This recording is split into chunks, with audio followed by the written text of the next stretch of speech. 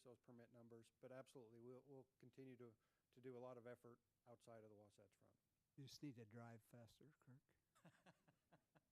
It's not our fault you live in Siberia, man. You probably do make it in an hour, Mike. Okay, so I think we have a pretty open-end discussion here, so I think we could probably come forth with a motion at this time. Make the motion that we approve as presented. Okay, motion by Mr. Bear, second by Kirk. Any other discussion? All in favor, aye, raise your hand. Aye. Any against? Motion carries unanimous. Second agenda item is a turkey transplant proposed list, and Jason has also got this one. Mr. Chairman, could I just take a moment and thank all of those who were involved in that turkey plan committee. There were a lot of folks, took a lot of their time away from family and work and other things to come be an important part of this process. So I do want to thank all of those volunteers and others, and as well as our employees who helped put that together. They did a great job, and that was long overdue. Thank you. Thank you. Jason, did you tick off Stacy? I mean, she put you 4 in a row here. She could have interspersed you with lucky me, else. Right? Or lucky you, depending on your perspective. All right, the next one I have for you is the wild turkey transplant recommendation that would go from June 2014 through June 2019. So a turkey transplant list is required by Wildlife Code 23-14-21. So we put together a list that was sent through the RDCC and local governments. Still trying to grow wild turkey populations here in the state. The management plan that you guys just approved, that's one of the main goals and the first goal. There is currently an approved transplant list here in the state. That transplant list expires June of 2014. We are recommending a 5-year transplant list, so that transplant list would expire June of 2019. The transplant list was developed at a regional level by local biologists. Moved to areas with low likelihood of conflicts is what we're planning on doing. And we also view transplants as a tool for reducing human-turkey conflicts, which, again, going back to the management goal B that you just passed, this is a helpful tool for addressing some of those complaint areas. So specific to the recommendation for the transplant list, we're recommending 235 total sites. 106 sites are new, so 46%. 129 sites are existing sites that will be supplemented. 3/4 of those sites are for the Rio Grande subspecies, and 1/4 of those sites are for the Merriam subspecies. Just to kind of give you a perspective on number of birds, this last winter, statewide, we captured and moved 805 turkeys within Utah. So it kind of gives you an idea of how many birds we're moving currently. So specific to the regional recommendations, you can see there each of the 5 DWR regions. So the first number of sites is total sites. That's new and existing supplemental sites. And then that last column there are the new sites, number of new sites, and then the percentage of the total recommendation. So what you can see from that graph is some areas in the state we have opportunity and room to continue growing our turkey populations. And in some regions, the northern region, for instance, they're only recommending 2 new sites. So most of their turkey habitat is now currently occupied. One of the things that came up during the RAC process that I thought I'd just address right up front, in the southern region RAC, they recommended an addition of 7 sites that you can see there. The division's recommendation is that we are unable to include these sites as proposed by the southern region RAC. And the reason for that is these sites didn't go through the Resource Development Coordinating Committee or local government officials like the other sites did, which is a requirement under that Wildlife Code 23-14-21. The Northern Region RAC recommended excluding 4 sites that were listed in the Central Region, and you can see those sites there. The division's recommendation would be to remove these 4 sites from the transplant list. These 4 sites are actually split by the regional boundary, so they're long canyons, and so the mouth of the canyon's in the Central Region, but a lot of the other part of the canyon is in the Northern Region, and we've actually released turkeys there in the past, so we were just recommending taking those off the list. Thank you.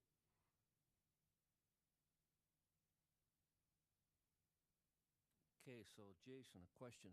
Explain that process. How do you go through your RDC program that you just mentioned? What we do is we put together the list of proposed sites, and then we send that out to the Resource Development Coordinating Council and through local governments, usually through the counties. And for this transplant list that we currently are proposing, we actually heard back from 6 different counties. None of them had any opposition to the plan, to the transplant list. And so what we do is we want to make sure that the local government officials are aware of this list, and it is, again, a requirement by code to do that. Okay. Any other questions from the board? Just one. Tell me again why those last 4 were excluded. So they were recommended by the central region because the mouth of the canyon's in the central region, but most of the canyon's in the northern region. We already have turkeys established in those 4 sites. And so the local biologists talked about those 4 sites, and because there's turkeys there, we didn't feel it needed to be included on this 5-year transplant list. Okay, so it wasn't that the northern region didn't want turkeys there. It was just that that was already being addressed or had Correct. been addressed previously. Those 4 sites have been on previous transplant lists. Any other questions from the board? John, you're pretty quiet today. I may have missed this earlier, but are all these transplants from captured turkeys in our state, or are you? Most of them are, but we do get turkeys from other states. If other states have a surplus of turkeys, we've gone to them and actually picked them up. Most recently, we've gone to South Dakota and picked up Merriam's subspecies of turkeys and brought them from South Dakota here to Utah. But usually that's around 100 per year. So again, the vast majority come from within the state. Second, tell me about the interaction between Merriam and Rio Grande. So they're subspecies, so they're the same species of bird. They just select different habitats. There's a little bit of feather coloring that's different, but they can and do interbreed because they are the same species. Wild turkeys are just one species. And so here in Utah, mostly the Merriams are in higher elevation, especially ponderosa pine forests. And the Rio Grandes in general are in lower elevation, river bottoms, cottonwood habitat. What we've seen here in Utah, as the turkeys have expanded, the 2 subspecies have come into contact with each other. And so we have some, what some folks call Marios, which are a mix of the 2 that are locally adapted. And that's one of the, I think, the big reasons turkeys have done so well in Utah is they now are becoming locally adapted to Utah's habitat.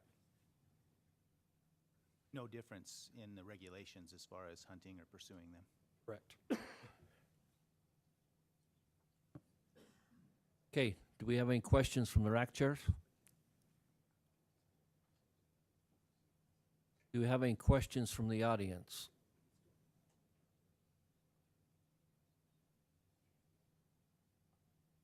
Okay, Kevin, we're going to start with you this time on the rack chair report. Okay, the proposed transplant list passed unanimous in the southeast region. Okay, Wayne? Turkey, yeah. It passed unanimously in the northeast. Okay, Gary? It also passed unanimously in the central. And Robert? Thank you, Mr. Chairman. The motion from the Northern Region was to recommend the Wildlife Board approve the turkey transplant proposed list as presented, excluding the units that were listed in the Central Region but located in the Northern Region. Motion passed 11-4, 1 opposed.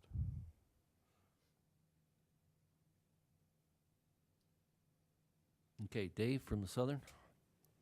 Mr. Chairman, the motion passed unanimous, but as mentioned, we did have 7 areas that we wanted to get on the transplant list. So I guess if it's not possible to get on this year, if there's a way we could track those areas so they come up for consideration on the next list. But those areas were specifically Marysville Canyon, Birch Creek, City Creek, Mammoth Creek, upper stretches of the Sevier, Minersville, and Cold Creek.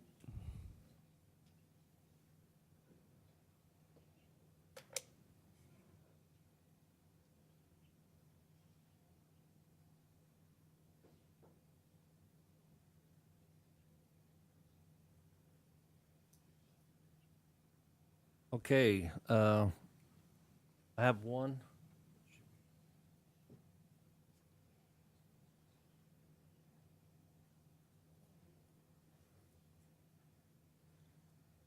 To get back with you, Dave, we'll answer that in a minute. It's one of my questions also. Thank you. I'm going to ask Troy to come up. He's got a comment card on this one.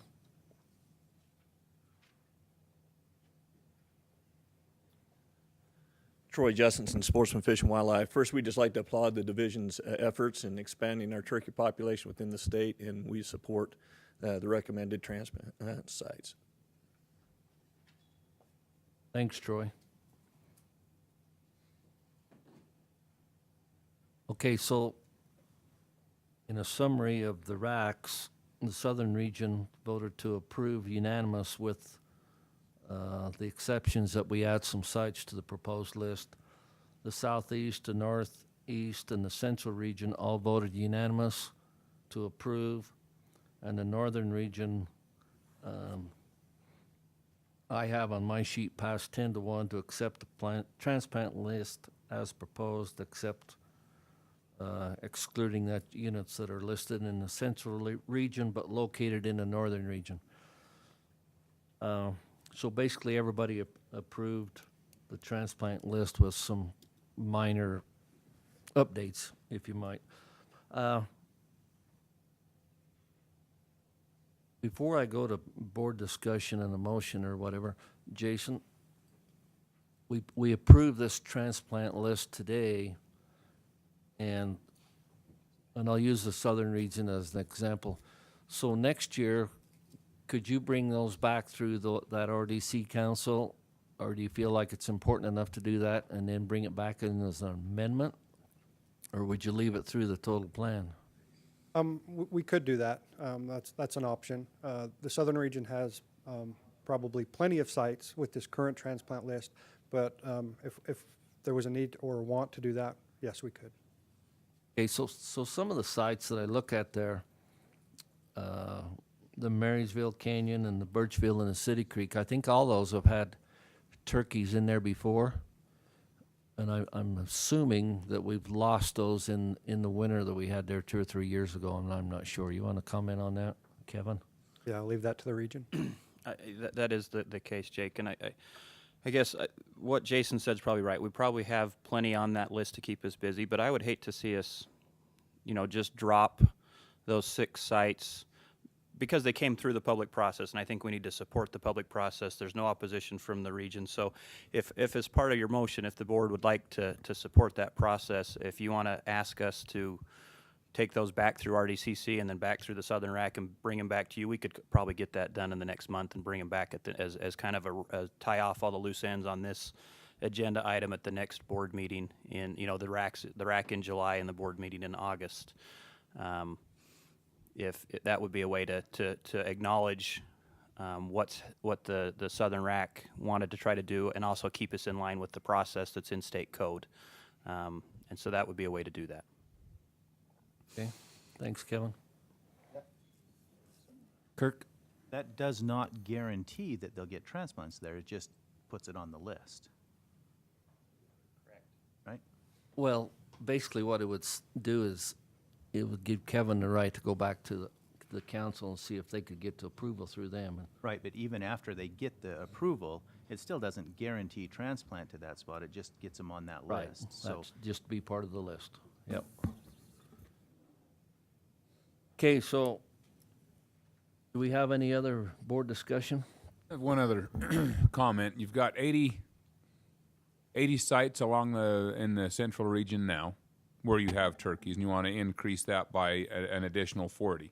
So you'd have 120, is that correct?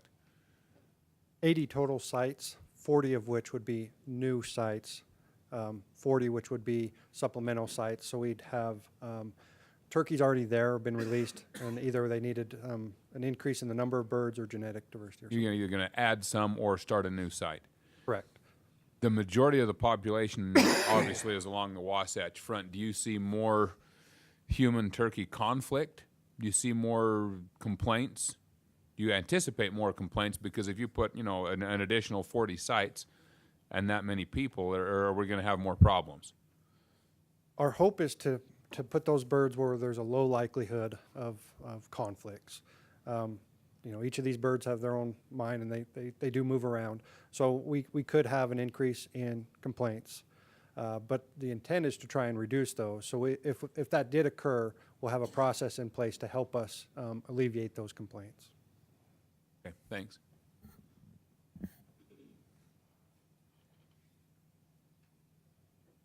Any other comments? Kirk, you got a motion? You bet.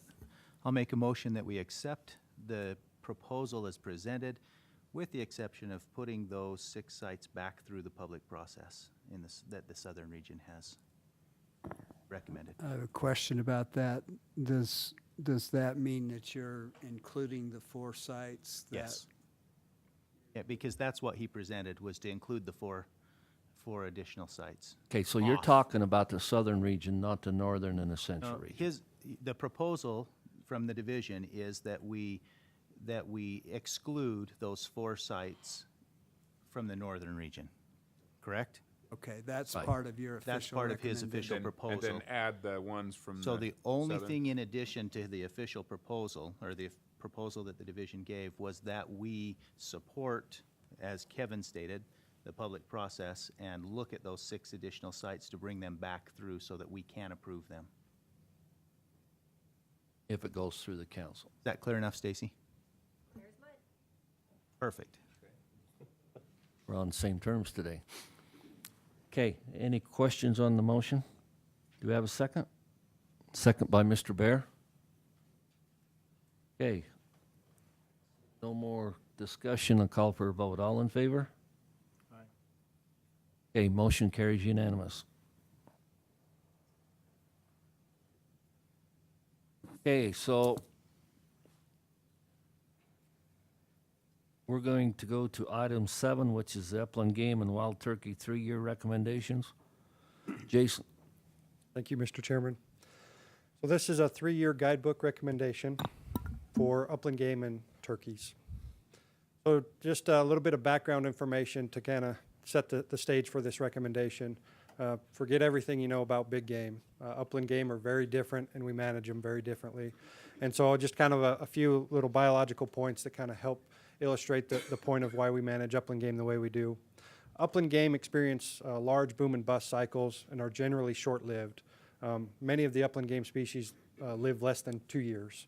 If you find a 3-year-old pheasant, he's ancient. Most of them, very few see their second birthday. Populations are largely dependent upon annual production and survival. So low survival and high production, so they have a lot of babies. Natural annual survival rates are low and can range between 10 and 40%. So in a natural, stable upland game population, 90% of the population can die each year, and then it's replaced the next spring. Hunter harvest generally accounts for 10% or less of the annual population. So basically, population cycle largely independent of hunter harvest.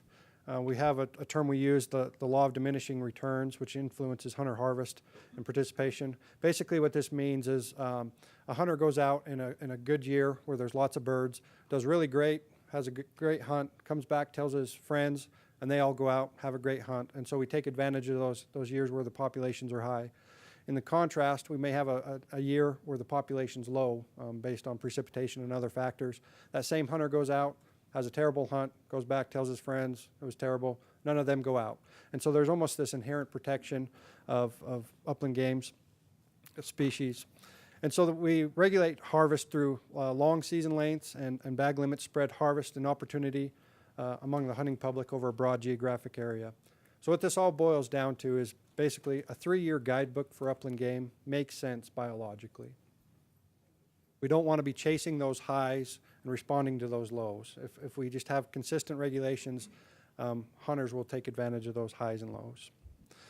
So moving into specific recommendations, throughout this presentation, anything that's different from the last 3-year guidebook, I've highlighted in that bright yellow there. So the first item here is we'd like to change the definition of youth to be consistent with the other programs. So youth would be defined as 17 years or younger on July 31st. Moving into species-specific recommendations, starting with quail. No recommended change for the area and season dates from the last 3-year guidebook. The one change we're recommending is we currently have a Saturday youth hunt for quail hunting. We would like to expand that youth hunting opportunity to be a Saturday, Sunday, Monday opportunity. And what that does is, a lot of youth are pretty busy with school, sports, church, other obligations. It just gives them a longer window to take advantage of that opportunity and for the parents or guardian to take the youth out. And when we talk about, we've got the same recommendation for pheasants. We're putting out a lot of birds, pheasants out there for youth to hunt. We'd like them to be able to take advantage of that. So that's the only recommended change for quail. Chukar and gray partridge. So one of the things we would like to do is gray partridge is the official name for what are commonly called Hungarian partridges or Huns. So we'd like to make that clarification to start using gray partridge. Again, no recommended changes from the last 3-year guidebook on area or season dates. And again, we would like to recommend a 3-day youth hunt, Saturday, Sunday, Monday, prior to the general season. Cottontail rabbits, we're not recommending any changes there. Dusky and ruffed grouse, again, not recommending any changes there. Greater sage grouse. So we would like to continue with a permit allocation system based on population estimates from LEC counts. A hunter could harvest 2 sage grouse per year if they have a permit. And just to kind of talk about sage grouse a little bit, most of the state is closed to sage grouse hunting. We have 4 areas open, and harvest statewide is less than 3% of the statewide population. So very conservative harvest in place. And no change to the youth recommendation of 15%. One change we are requesting is a discontinuation of the 10% allocation to falconers. So under the current system, a falconer can come prior to the draw and just get a sage grouse permit. And what we would like to recommend is that those falconers now apply for those permits and obtain them just like anyone else would. No recommended changes to the areas or season dates. Moving into ring-necked pheasants. We're recommending a couple changes here. The first change, the current hunt structure is we have a 2-week season that's open to all lands, including private.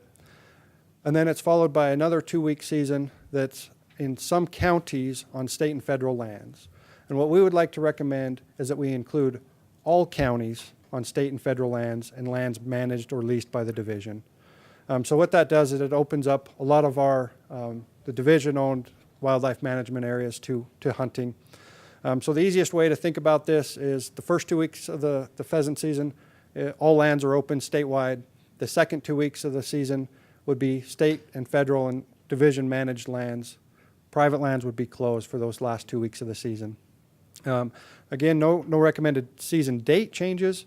We would like to recommend a 3-day youth hunt, again, a Saturday, Sunday, Monday for pheasants. Sharp-tailed grouse. Again, we'd like to continue with the current system of allocating permits based on the spring LEC counts. Hunter could harvest 2 sharp-tailed grouse per year if they're successful, and not to exceed 10% of the fall population with a 15% allocation to youth. Not recommending any changes to area or season dates. Snowshoe hare. Not recommending any changes to snowshoe hare. White-tailed ptarmigan. We are not recommending any changes to the white-tailed ptarmigan. Wild turkeys. So we would like to continue evaluating harvest hunter data in relation to performance targets. So we'd like to maintain hunter success above 20%, hunter crowding to be less than 4 on a 1 to 5 scale, hunter satisfaction of greater than 2.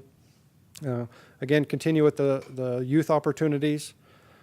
2 recommended changes we're bringing forward is to discontinue the limited entry landowner permit program. What we've seen with that program, once we went to the over-the-counter system, we've had very little utilization of that program. Of the 500 permits that are available, on average, 33 are being used, which represents 7%. And that does take a lot of time, both at the regional level to go and verify that habitat, as well at the state office to get those permits in order. And the landowner can actually get an over-the-counter permit cheaper than one of these, can get an over-the-counter permit cheaper than one of these limited landowner permits because there is an application processing fee. We feel that program, because private landowners have control over access to their private lands, they should still be able to have a good hunt. We would also like to offer a fall general season hunt in limited areas, and I'll talk about that in more detail. So again, no recommended changes to the limited entry season, which would be the second Saturday and to the last Thursday in April. One of the things we would like to do is implement an annual limited entry permit allocation system, very similar to the sage grouse and sharp-tailed grouse. So what we would take in is success rates and harvest information, population estimates, and then recommend a number of permits.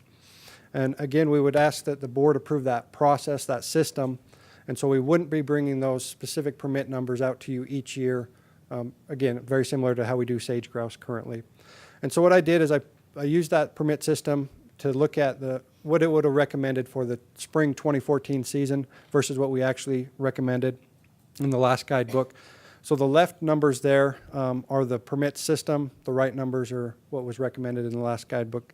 So you can see pretty close in the numbers, but in a few areas, I think there's additional opportunity.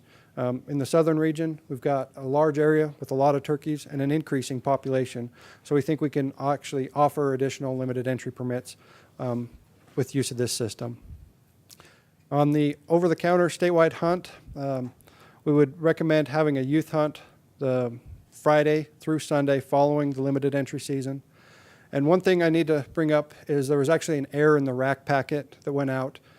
We wrote that it would be the last Friday in April, and within this 3-year guidebook, that limited entry season will actually take place in May so what we would like to change the language to is just the Friday after the limited entry to Sunday, and exclude that in April part that went out into the rack packet. And we apologize for that. We just overlooked that with the 3-year guidebook. And then again, followed by the over-the-counter general season that would last essentially through the month of May. So one of the big changes we're recommending is a fall wild turkey general season hunt. So the main objective of this hunt is to reduce human wild turkey conflicts. We're recommending this hunt in response to the bill that was passed a year and a half ago, Bill 342.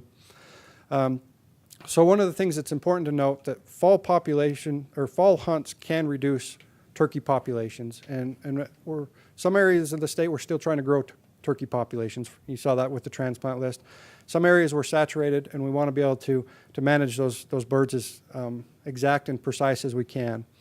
And so what we're recommending is a hunter would apply for a regional application, and then they would be able to hunt specific areas within that region. And what we would recommend is the region, DWR region, would determine the area, the permit numbers, and season dates within a framework of November 1st through February 28th. So that's the maximum, but they can be more restrictive if the region determined so. That would be determined annually, which would help us address these issues as they arose and gives us flexibility to help us manage turkey conflicts. Again, we would also use a permit allocation for this permit allocation system for this hunt as well. And again, we would ask the board to approve the process. We're not recommending any point system with these fall hunts because they'll be fairly fluid from year to year. It would be in any wild turkey permit, so either male or female could be harvested. 15% would go to the youth, and a hunter could have a permit for both spring and fall. So on that bottom end of the slide there, of the 5 DWR regions, 2 are recommending a fall hunt based on the conflicts that they've been dealing with. And that's the recommended permit numbers for 2014. So 293 total permits statewide. This is just an example of how the hunt would be structured. A person would go and get a northern region permit or southern region permit, and then any of those bright green areas there would be open to that hunter to go and hunt, but areas outside of the green area would be closed and other DWR regions would be closed. And the northern region's recommending a hunt from November 1st through December 31st, so being more restrictive than what we're recommending. And what that does is it allows them to deal with some of these problems before we get heavy snowfall and hunt some of these birds, but it also still allows for trapping to take place in January and February, so we can still fill some of those sites. So it's a good compromise and gives us a lot of flexibility in management. Moving into the falconry recommendation, a couple changes we're recommending. We would like to have the season dates from September 1 through February 28th and have the same season dates statewide, which makes it a lot easier for falconers. It simplifies the guidebook from what it is currently. Then we also are recommending allowing falconry on fall wild turkey hunts. A person interested in this must draw a permit through or purchase a permit and would have the same dates and hunt boundaries for all hunters. So falconers would have the same areas and season dates as the other gun hunters. So I have several board action items that I'd like to address right now. The first one is we do not recommend allowing falconry on wild turkey spring season, but allow for fall turkey season. So again, a falconer could go out and hunt turkeys in the fall, but not the spring. We recommend allowing 10 to 28 gauge shotguns. So that's an increase from, we used to cap it at 20 gauge. We would now recommend up to 28 gauge. We recommend allowing group applications up to 4 for wild turkey. Greater sage-grouse, sharp-tail, and sandhill crane are already in place, the group applications. We would recommend allowing youth hunters that are unsuccessful in harvesting a turkey during the spring limited entry hunt to then hunt the over-the-counter spring seasons. So if they didn't shoot a bird during that April season, they could continue hunting till they either shot a bird or the season ended May 31st. We don't recommend that for adults. And then we also would recommend allowing crossbows to hunt wild turkeys and upland game, which is similar to some of the other programs allowing crossbows. We had a couple of rule changes that we'd like to bring. So Rule 657-6, taking upland game. We made some minor adjustments in wording and corrections. We corrected species names. An example is blue grouse are now dusky grouse here in Utah, so we wanted to get those species names corrected. Adjustments to legal weapons and clarification, consistency on the use of dogs on wildlife management areas. We added American crow in the list of migratory upland game birds. I'm not going to talk specifically about crows. Blair Stringham, migratory bird coordinator, will talk about that. And so this would only happen if that was passed in the next action item. We would then add it to this rule to be included with doves and other migratory upland game birds. Rule 657-54, taking wild turkeys.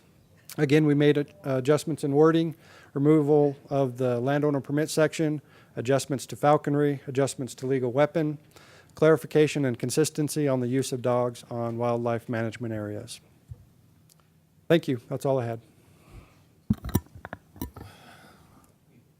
Questions from the board? Mike? I have a silly question. You have a gauge requirement for the shotguns used to take turkeys. Do you have a gauge requirement on falcons used to take turkeys?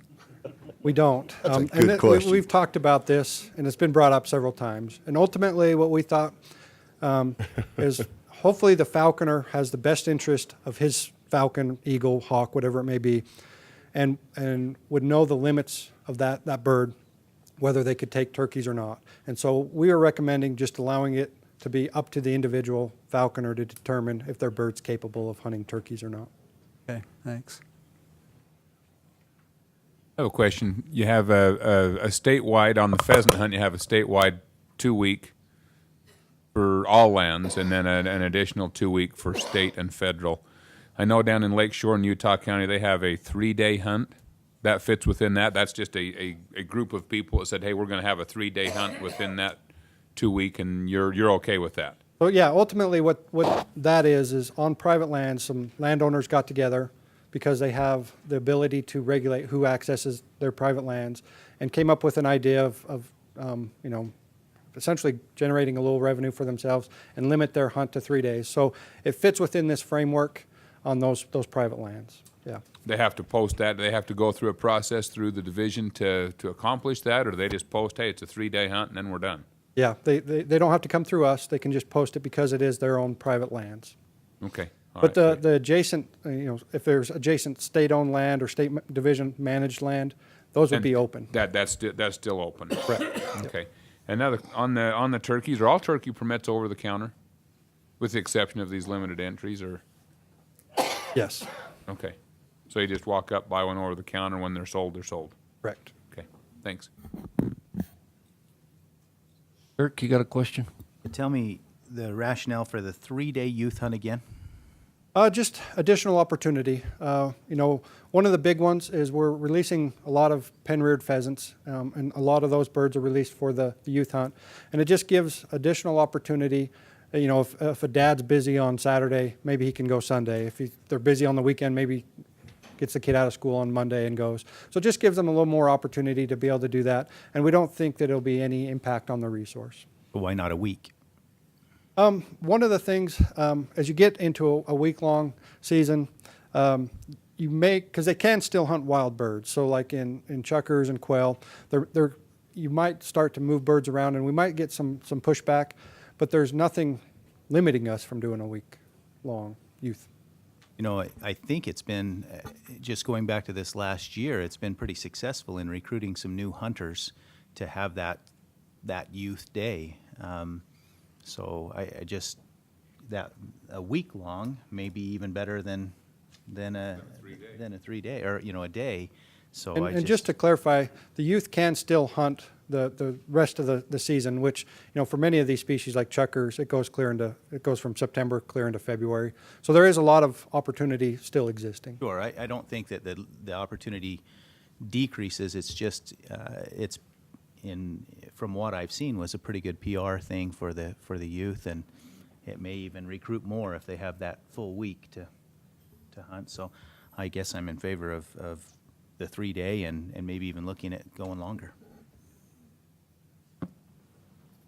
Any other questions from the board? Questions from the rack chairs? Do we have any questions from the audience? Please state your name. Buzz Marthaler, and because the agenda is hard to read, I'm just wanting to know for the depredation rule changes, which agenda item will that fall under? Specific to crow? No, the depredation changes in themselves. Yeah, that would be under the waterfowl Blair Stringham's agenda. Thank item. you. Any other questions from the audience? Okay, we'll go to RAC reports. Wayne, it's your turn. The Northeast region passed unanimously.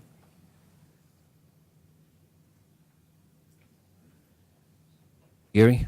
Central region also passed unanimously. Robert? Thank you, Mr. Chairman. We had 2 motions on this agenda item. The first, we did have considerable discussion on hunt strategies. So the first motion was recommend the Wildlife Board approve the upland game recommendations, accepting the turkey limited entry season and establishing the turkey general season throughout the overall recommended framework. That motion passed 10-4 to opposed. After some additional thought, we did have a second motion, and we wanted to make sure there was time allowed for the youth hunt. So the motion was to amend the previous upland game and turkey recommendation motion to allow the youth hunt as the DWR determines within the established framework. and that motion passed 10-4, 2 opposed. Okay. Dave? Mr. Chairman, we had a motion to accept the upland game plan as presented, the 3-year recommendation. And then we had an amendment to the motion, which was to increase the turkey youth hunt days to 5 days by having the general season hunt start 2 days later. The amendment passed 7-2, and then the main motion passed unanimous. Okay, Kevin? The Southeast region, we had a motion on the turkey and crane 3-year recommendation to accept the upland game turkey and crane 3-year recommendation as presented, except there be only 1 turkey permit per hunter per year. Okay. So, with that, we'll go to... Can I ask a question about that? Sure. I didn't get a chance to attend that meeting, and I read through the minutes and listened to it, but I don't remember exactly why the opposition was there to having 2 permits. And did that mean that if you went to any region in the state, were they opposed to having a spring permit and a fall permit if that was an option? So I'll do my best to Spit it out, dude. Come on. So a lot of this, some of this discussion came from the, there was a feeling by one of the members that this isn't a true fall hunt, is more a depredation hunt. And he felt that in calling this a fall hunt, that it would inhibit the chances of having a true fall hunt later if we had the turkey permit numbers to do so. And so part of this recommendation was due to that, and he also felt that just giving the hunters one permit for the year was enough, and that was spring or fall. 1 turkey per year was what they recommended, and it passed unanimous.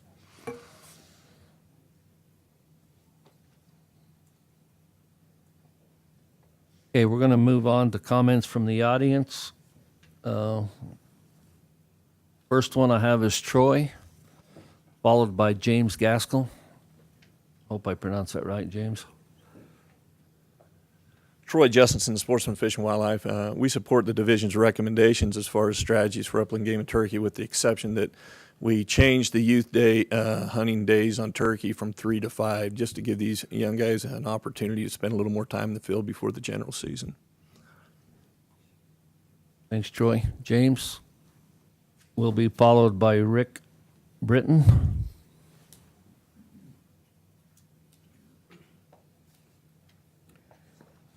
Jim Gaskill, South River, Utah. As I stated in previous comments, I'm opposed to the limited entry turkey regulation. It serves no biological purpose. It doesn't make the turkey population healthier or bigger, but it does give a distinct advantage to the lucky few that draw out. You have, over the last 3 years, about 18% success in the general over the counter, and 33% in the early season. So we're saying to the average guy who doesn't draw out, you don't have as good a chance of getting a turkey. There's no reason for that. Why not just open it up? Everybody can buy a tag, and everybody can hunt for the same amount of time. It doesn't generate any amount of revenue for the division, insignificant amount on application fees. But it limits both. If you draw out, you have 2 weeks to hunt. If you don't draw out, you have a month to hunt. Why not have 6 weeks to hunt for everybody? It just makes sense. It doesn't make any sense that no other state does this. All the other states open it on or about the 15th of April, and it works just fine. I've hunted in Idaho, hunted in Colorado, hunted in Washington State, and I've not seen any problems. It's a social issue, and some people say, well, I want to have the whole hunt to myself.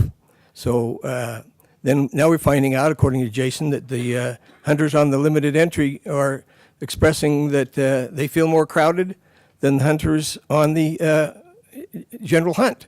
And that's been my experience. I hunted the same canyon on the limited entry with my son this year, and we had, 15, 20 hunters in that canyon.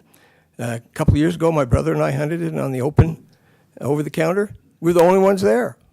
It's not achieving even the social purpose, let alone any kind of biological purpose. I think let's just let everybody go hunt turkeys, and if you want to not be crowded, take a little walk or wait a few days and don't go out on the opening day. And that's my proposal, and I hope that you'll consider it. Thank you. Rick will be followed by Buzz Marthaler.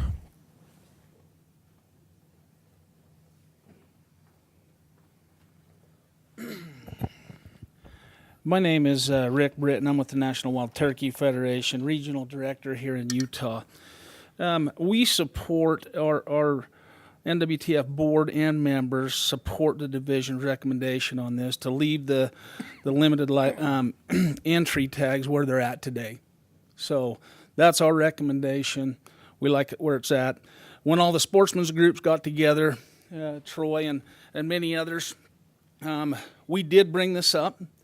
And we talked about it, and we decided as a group it would be best to leave it where it's at today. So those are my comments. Thank you.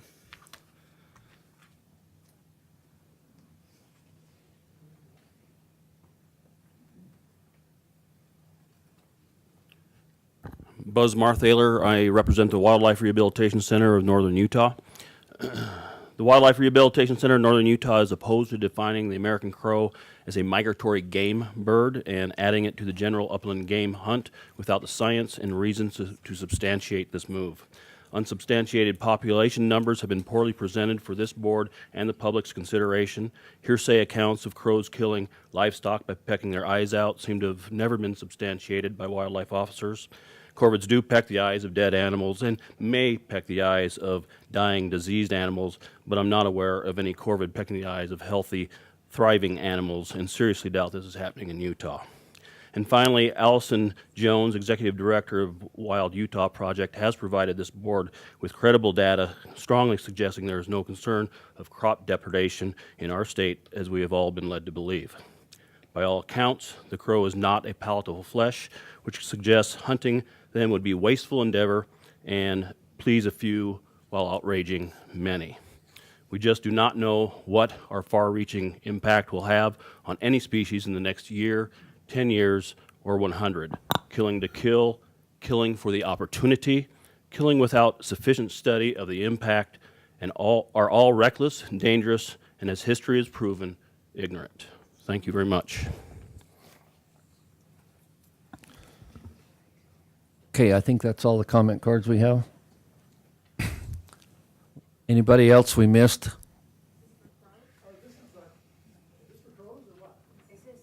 No, this has nothing to do with the crows, other than adding it to the migratory list.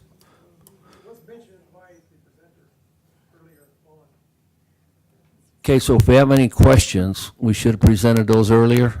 If you have any other additional comments, we need to fill out a comment card to come up.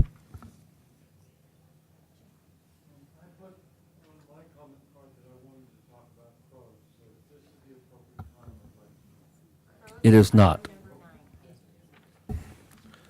Okay, so a summary of the upland game turkey and crane 3-year recommendations is the southern region voted to accept the upland game turkey and crane 3-year with an amendment to the motion to increase the turkey youth hunt days to 5 days and having the general hunt start 2 days later. That amendment motion carried 7-2, and then they voted unanimous to approve the rest of the recommendations.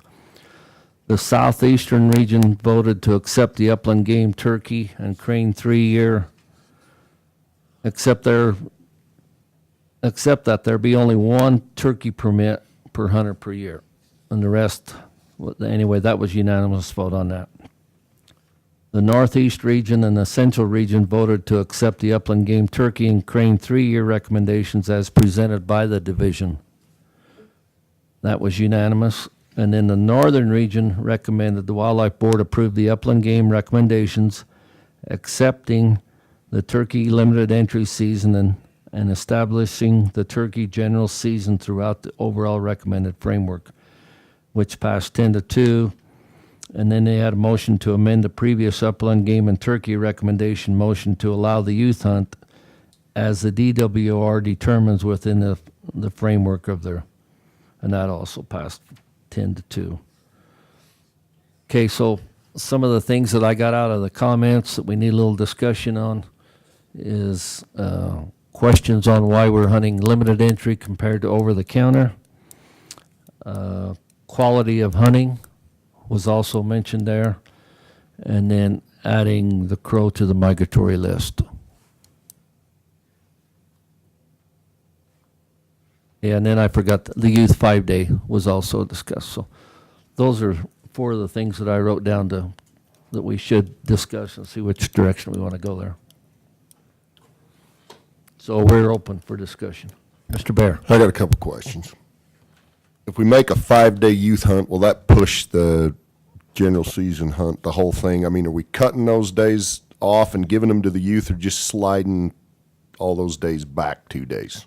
How do we do that? Recommended from the Southern Region was to shorten the over-the-counter season by 2 days. What we would recommend is not having the hunt go into June, so still ending on May 31st. So with that recommendation, it sounded like they'd shorten the over-the-counter season. How many youth hunters do we usually have on those 3 days? I don't know that number off the top of my head. I could find it out. Maybe Avery could look that up while we're having discussion. A lot or not too many? For the limited entry, we have 15% of about 2,700. For the over-the-counter, it's, I don't know. We usually harvest around, well, I don't dare offer guess. We can look it up and I'll give you the exact number. Okay. So that youth hunt then would go from Saturday through Wednesday? It would go 5 days? Yeah. It would, yeah, yep. So they'd have a weekend plus 3 days of school that they could miss? Correct. You got it already? That's fast. So the number of permits sold in 2013 to the youth was 1,088. Of that, 606 of them actually went afield. So every year we have people buy them that don't go afield. But so we had 606 youth out hunting. And how many general season, do you know how many just general season permits we sold? 6,588 total of, without the youth, 6,459. Okay.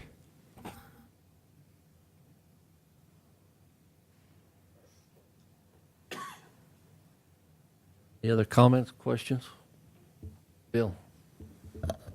Regarding the adding the American crow to the migratory list, could you respond to the gentleman who spoke from the rehabilitation group about the statistics and the justification that was used in putting together this recommendation? It seems that some are refuting that, and I just wanted to know kind of where the division is. Okay, so just to kind of clarify a little bit here, Blair Stringham will present the data and the hunt recommendation for crows.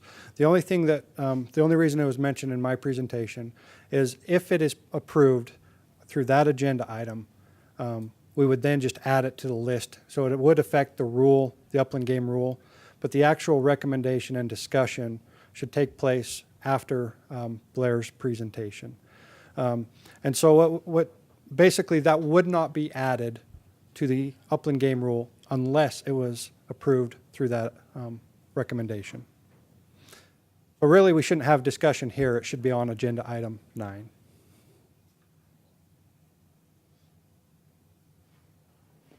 Mike? You mentioned the limited entry over-the-counter division. I guess I'm just curious about I've heard bits and pieces about the rationale for doing it the way we're doing it, but what's the idea behind that, rationale behind that from the division's perspective? So, you got to go back in time a little bit as we're increasing turkey populations. We had a completely limited entry season, but as turkey populations grew, we saw additional opportunity being available. And so essentially a kind of a compromise was thrown out as having a limited entry hunt that would take place in April, and then an over-the-counter hunt. And what that did was allowed those folks that were interested in waiting a year or two and applying and having first crack at the birds, first opportunity to hunt, they could do that. But if a person was interested in hunting turkeys every single year, then the over-the-counter season allowed them to do that. And so it was essentially a compromise as we transitioned out of as the turkey populations have grown, we've kind of adapted our harvest strategy to offer as much opportunity as we can. So if you get a limited entry turkey permit, then you can't hunt every year? Is there a waiting period after that? There's not, but just the way the odds work. If you're lucky, you might be able to, but in general, it's usually every other year or every third year. So that's just looking specifically at limited entry opportunities, Correct. of drawing a limited entry tag the next year. Correct. But you could get an over-the-counter permit every year and hunt. And so the way those hunts are structured now, you have the limited entry hunt that's the first, how many days of the season? It's generally 2 weeks in the middle part of April. And then when that season is over, whether or not the hunter has harvested a bird or not, his season is over, or her season is over. Is that right? Correct. And then after that season, you have the over-the-counter or general season open, and that then is open for 4 weeks or so. Is that right? Correct. And same thing goes there. You hunt if you get a bird, great. If you don't, then that's the way hunting always is. And so right now, the limited entry folks don't have the option of moving into the general season hunt to hunt, right? Is that correct? Yep.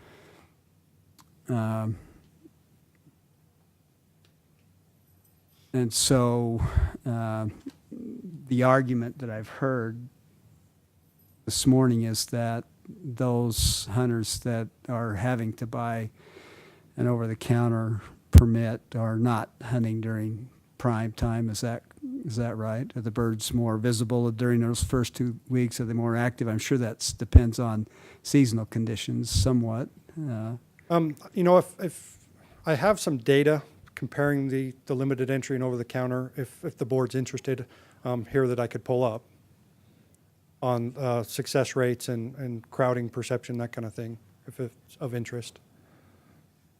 I guess I'm curious about how dissatisfied the turkey hunting population is as a whole. Sounds like National Wild Turkey Federation says they think it's fine the way it is. SFW thinks it's fine the way it is. So what about the individuals that don't belong to those groups? I'm sure there are some of those out there as well, but it just seems like that there's a little bit of dissatisfaction with the way it is. How do you see it moving in the future? Do you see it always having a limited entry option, or do you see it potentially moving to a point in time where you do have an open season for everyone?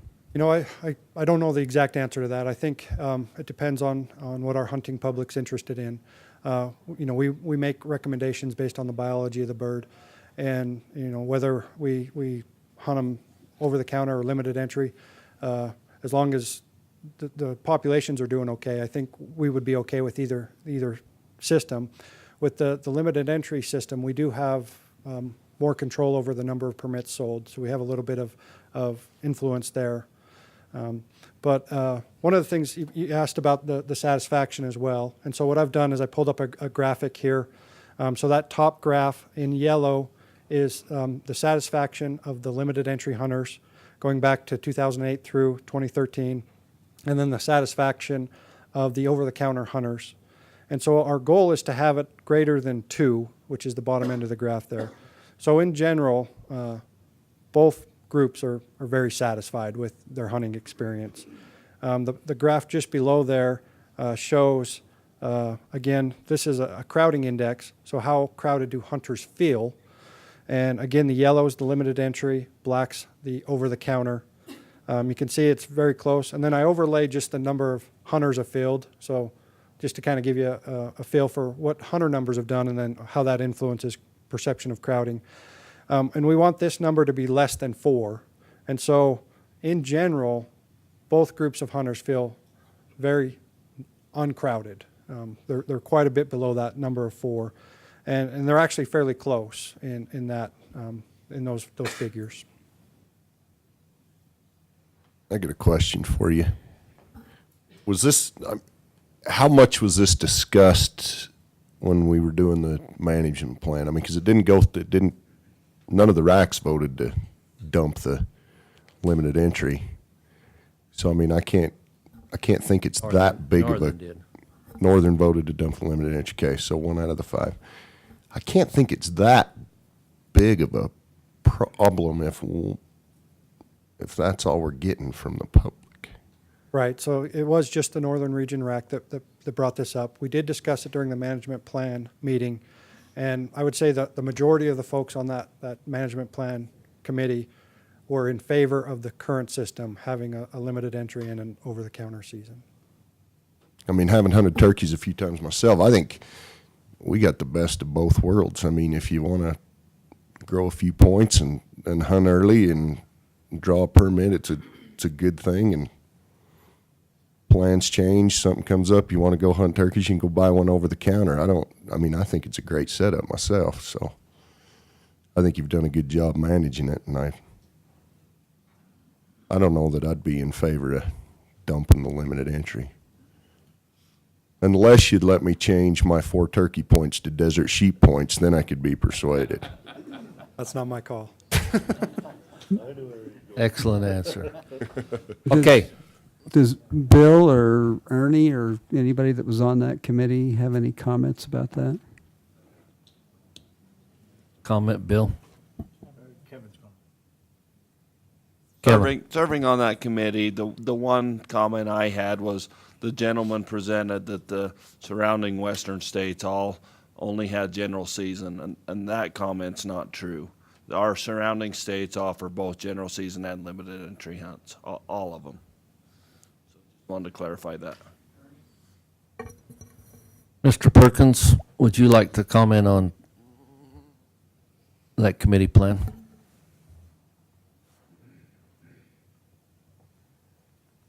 I think I'll comment that multiple times during the meetings, the topic came up and was discussed. And I agree that the majority of the participants wanted to continue the current system at least through the life of this plan. There was significant interest on the part of many, or at least a good sum, in going to a open season at some point, getting there, which has been the plan for years, and eliminating the limited entry. However, it didn't seem worth trying to push that through at this point, but rather just continuing the transition. I also note that the division did a superb job of bringing forth an alternative on how turkey permits are determined in each region, limited entry permits, that generally increases the number of permits and probably will continue to do that in the future. One of the main objections to the limited entry system is if you have a ridiculously large period of time compared to a ridiculously low number of permits in an area. And part of that was resolved through the current system that's being proposed. Thanks, Mr. Perkins. I appreciate that clarification, Ernie, because that was a question I had about those number of permits. I was probably reading it backwards, and it looked, what's happening, though, and what you're proposing is that those limited entry numbers will increase as the populations increase. Is that right? Yes, that's Oh, correct. Okay, thanks. Any other comments, questions, board members? Okay, so in looking at this, and part of the motion is whether you need to decide whether you want to split and go just completely away from the limited entry and adding the youth from what the division's recommending up to 5. Got another question. Have we had complaints on the youth hunt that it's just not long enough? I've only heard it from a couple of individuals, SFW specifically. I haven't had any public call me with concerns about it. The youth just hunt during the youth hunt and then over-the-counter hunt? Or can they're eligible for a limited entry opportunity as well, but? So a youth could put in for the limited entry, which we set aside 15% to go to youth. Under the past recommendation, if they drew that permit, they could only hunt that limited entry season, then they were done. What we're recommending for this, with this recommendation is if they're unsuccessful in harvesting a bird, they could then hunt the youth over the counter and then the general over the counter. And then with the current system for youth over the counter, any youth can buy a permit, hunt those 3 days prior to the general, and then through the rest of the general. Okay. We're giving plenty of opportunity there. They're just asking for the youth hunt for 3 to 5 days. Kirk? Clarification there also, they give 15% to the youth, and the general number of people that put into the draw, that's disproportional. There's less than 15% of the people who put in for limited entry that are youth, making it a better chance for youth to draw a tag. Correct? I don't know the number specifically off the top of my head for the number of youth applicants.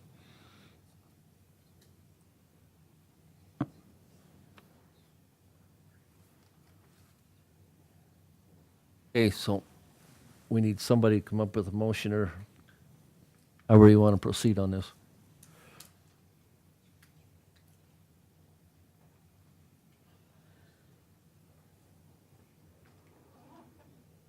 Go ahead, do it, Mr. Bear.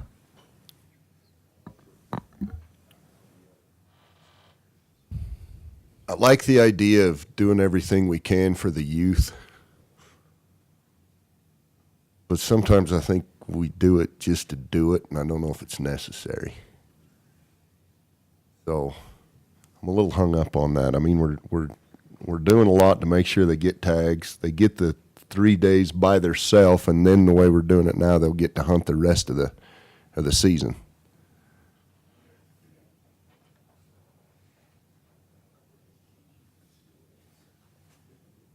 I guess I would Yeah. be willing to make a motion that we just accept the division's recommendations on the upland Mike game King, and is wild that your tur- motion? That's mine. Okay, we have a motion by Mike King to accept the division's recommendations as presented. Am I correct? That's a motion by Mr. King. We have a second? So currently, we have a 1-day youth hunt? 3 days. 3. But there's been some floating out there that we may need to go 2 more days to a 5. Yeah, the Southern Rack and the Northern Rack both made that recommendation. We have 3 days youth only, and then they get to hunt the rest of Then the they can hunt hunt. the rest of the Yeah, hunt. so really what we're doing, if we go to 5 days, is we're cutting everybody else out 2 days. That's also true. I'm going to second Mike's motion. Okay, we have a second by Mr. Bear. Any other discussion or questions? That would also leave in the limited entry as it is now proposed. As the division presented today. Okay, I'm going to call for a motion. I have one. What? Mr. Fenimore. Just to clarify, so this motion would include the adding American Crow to the migratory list, so that later when we have the rest of the discussion, if that were to be contrary to the way we vote, can we go back and vote on this? Oh, you wouldn't need to? Okay. Approved, That it's point a couple added. of times. If it's not, it's not added. Okay, all in favor of the motion, please raise your hand. Motion carries unanimous. We have a 10-minute break, and we'll be back.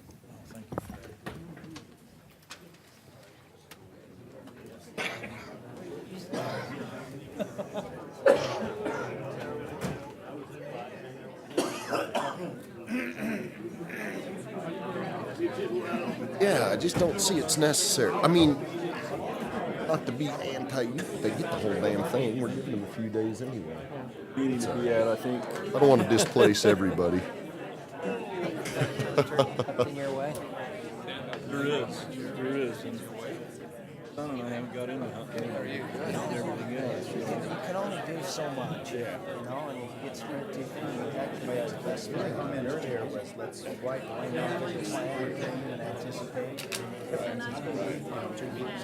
That's really Yeah, 5 days. Because That's 5 days, cool. all that does is Tuesday and Wednesday. Yeah, so we can't fit it all in as it is. No, you can't, yeah, that's, Like you said, you only get across so much.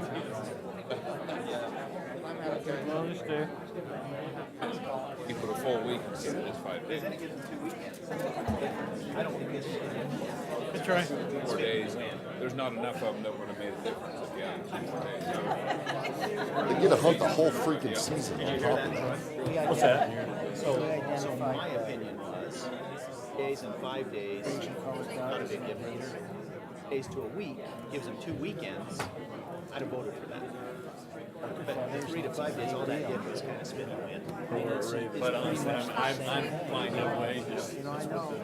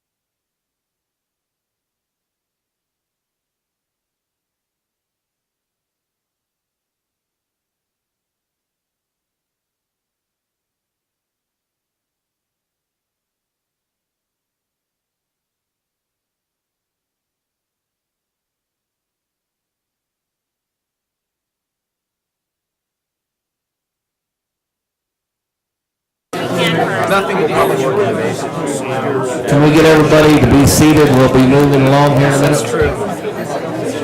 Be consistent and put the basic.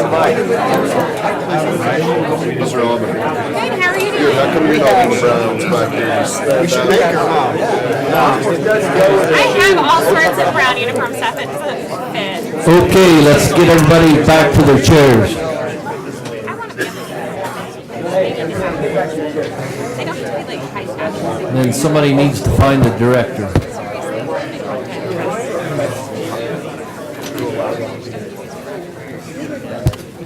Want me to go get him?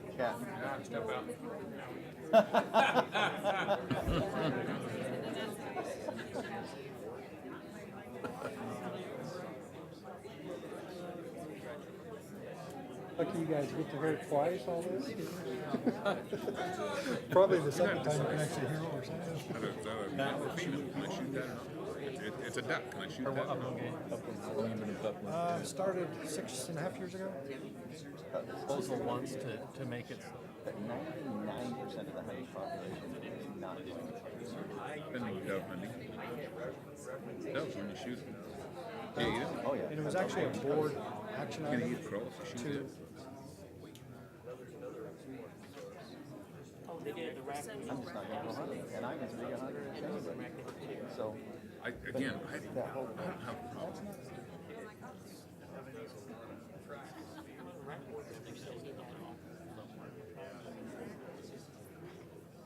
Okay. We are ready to get started with item 8, which is use of game birds rule amendment. Jason? thank you, Mr. Chairman. So my last item for the day. Rule 654-46, the use of game birds in dog field trials and dog training. This is an existing rule in place, so we're just asking for a 5-year extension to this rule with a couple of minor corrections. So again, we wanted to correct the language for species. Again, blue grouse is dusky grouse. We want to change Hungarian partridge to gray partridge, just making sure all the species names are correct within this rule.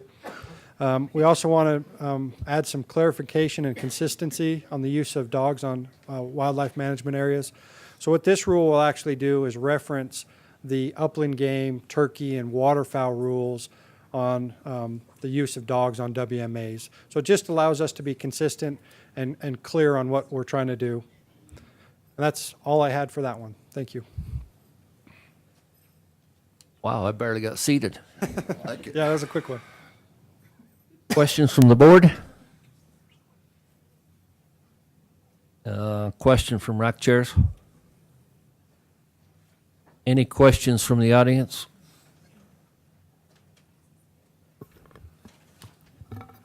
Okay, rack chair reports. We're going to start with you, Gary.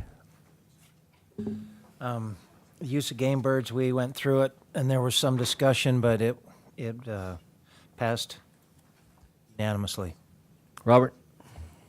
Thank you, Mr. Chairman. The recommendation, or the motion from the Northern Region was to recommend the Wildlife Board approve R 657-46 use of game birds rule amendment as presented. It passed unanimously. Dave? Mr. Chairman, the Southern Region RAC passed this motion unanimous. Kevin? The Southeast Region passed this unanimous. And Wayne? Northeast Region passed it unanimous. Okay. So I have a couple of comment cards from the audience. The first one is Troy. All right, okay.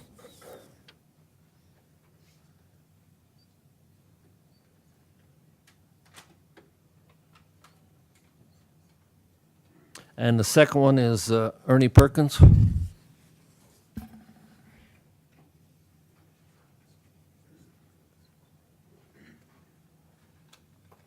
Just one moment for another compliment, which is well due.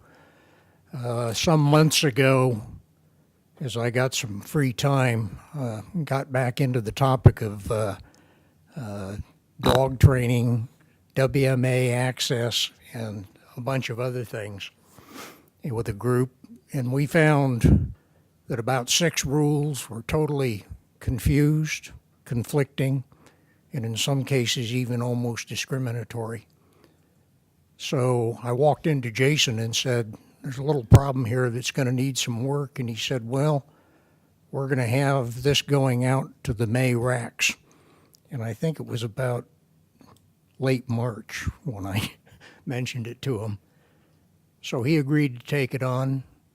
Between the northern region in particular, I believe, Jason, and several other sections in the Salt Lake office,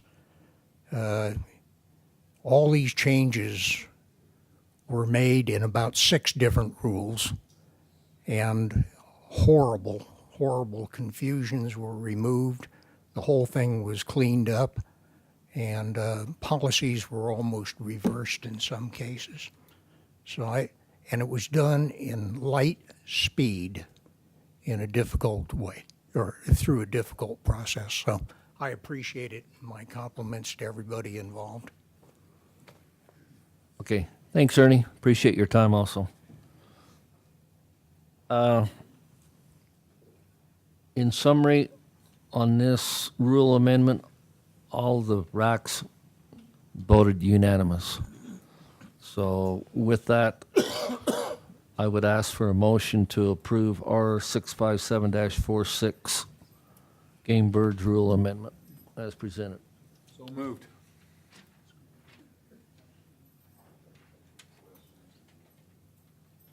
We didn't go through that? You have any other? Issue with the name change in these, I can't remember if it was this one or the previous one, but it was a question raised about Wilson snipe instead of. That'll be in the migratory game bird rule. Okay, we have a motion by Calvin to approve. Do we have a second? Mr. Bear? Any other discussion? Seeing none, all in favor? Motion carries unanimous. Thank you. Thank you. Have a nice day. Thanks, Jason. Great job. Item 9 is waterfowl recommendations. Blair Stringham. All right, thank you, Mr. Chairman. I'm Blair Stringham. I'm the Migratory Game Bird Coordinator for the division, and today I'll be presenting the Migratory Game Bird recommendations for the 2014-2015 seasons. So first, I wanted to just go through why we have moved the waterfowl regulations up from July to the May RAC and board process. It comes down to the U.S. Fish and Wildlife Service making a regulation change in the way that they are doing things. Typically, what we do is we meet with them in the summer, go over some of the data that's collected in the May-June time frame, and we talk with the other flyway states and present some recommendations. They go on to the Service Recommendations Committee, and ultimately, if they're approved there, they go on to the Federal Register. Typically, this process occurs the end of July, and they aren't published until about September, mid-September. And so they're not official until they're actually published in the Federal Register. And so at that point, if you have a waterfowl season or any other migratory bird season before it's published, then it becomes an illegal season. So the feds have been concerned about that for some time, and so they want to move their process back into the spring. And so that also moves our process back. We anticipate those being aligned sometime, probably in about the spring of 2016. So what that does for us is it allows us additional time to publish our guidebook, make sure everything's correct in there. It also allows us to sync everything with upland game regulations so that we have one essential bird meeting for all of our regulations. And so the caveat right now is that we don't have any of the current data for our frameworks for this upcoming waterfowl season. And so what's kind of been our typical MO for many years now is that we just go with the most liberal options that are provided us. So the longest season date as well as the largest bag. And so that's kind of what we'll do until we actually have that data from the Fish and Wildlife Service. So as a way of just some information updates on habitat conditions and populations, right now we're looking at pretty good breeding conditions across the prairie pottle region where the majority of our waterfowl come from. Things have been pretty dry in our neck of the woods, but we don't really get a ton of waterfowl in this area that's produced. And so for the most part, we should have some great fall flights this year, because most of the birds come from areas north of us. As far as the duck breeding populations, and this is for the last 40 or 50 years now, last year was the second highest count ever on record for ducks. And so should be similar to what it is this year. We're seeing some pretty good counts come in so far, and so I'd anticipate another great fall flight for ducks. For geese, we've seen a steady increase in the Rocky Mountain portion of the Canada goose population for some time now. We've seen that increasing really since about the 70s, and they continue to do great here in Utah and as well as in the northern portions of their range. Lastly, tundra swans, they're kind of a similar trend as the Canada goose populations. We see them increasing since the 60s, and they continue to do really well here in the Pacific Flyway. And so the way that our packages are based each year, for waterfowl, they're specifically based on the western mallard model. And so we take into account mallard populations all across the western portion of the North American continent. And then we're given several different options. Whatever the population is doing, we'll be given, we'll base our season length and our bag limit off of that. I would anticipate this year that we'll have another of the liberal packages, which is a 107-day season and a bag of 7, but that won't be official until the surveys are done being conducted this month. There are several other species that have species-specific harvest recommendations for them. Those are pintail, canvasback, and scaup. Last year we had a 107-day season and 2-bird bag for pintail, and pintails seem to be hanging in there fairly well, and I assume that'll be similar to what recommendation we'll see from the Fish and Wildlife Service. Canvasback season, it'll likely be another 107-day season, but the bag could vary between 1 or 2 depending on what that population does. And last year the scaup back or season was 86 and bag was 3, and so I imagine that'll be similar to what it is for last year as well, but it could change, depending on what that survey comes back like this month. And so for the season frameworks, I'm recommending our general season waterfowl hunt begin on October 4th and close on January 17th. The stop season, should it be reduced, would be October 4th through December 27th. And the bags for ducks, mergansers, coots, snipe, and falcon are all similar to what they have been in the past, and they will be modified if there are any changes that come from the Fish and Wildlife Service, but I would expect they'll probably be what they were last year. So for our Canada goose seasons, we did make 2 small changes, both for the northern zone and the urban zone. The northern zone, we included Locomotive Springs Waterfowl Management Area. It's on the far left side of that blob up there, the light gray one in Box Elder County. Just makes it a little bit more convenient for us, a little better logistically, just to include that in the northern zone. For the urban zone, we've modified those boundaries a little bit to coincide with major interstates and roads. Last year we had them as county boundaries, and so there were some areas that were a little bit arbitrary and hard for people to identify, so we've changed those a little bit this year. And I've also excluded Washington County from that because there wasn't a huge increase in harvest in that area like we had anticipated. Season dates are similar to what they are last year. And the other change for dark geese we're recommending is an increase to 4 geese per day. That is a 1-bird increase, but it shouldn't have any problems given that the Rocky Mountain population of Canada geese are doing so well. For light geese, we're recommending similar season dates and bags as last year, so no major changes here. Same for swan, similar season dates, similar permit numbers, and that's still that Great Salt Lake Con area, which is what the Fish and Wildlife Service allow us. We are recommending to keep the youth age at 15 this year. We've changed that to 17 for most of the other wildlife programs, but because of some complications with the Fish and Wildlife Service, we'll leave that at 15 for now and explore additional opportunities in the future to increase that. One of the changes we're making this year, and it's for the shooting times for opening day. In the past, we've had a delayed opener along the Wasatch Front just because of concerns with identifying birds and hunter crowding. It's really led to a whole lot of law enforcement issues in the past, and so we've discussed this quite a bit internally and felt like it would probably be easiest just to make things consistent across the state for every single day. And so we're not recommending any delay in the waterfowl season opener. And so that would occur half hour before sunrise, just like it does every other day of the waterfowl season. So moving from waterfowl to the upland migratory birds, this year we do have a change for the mourning dove hunt structure.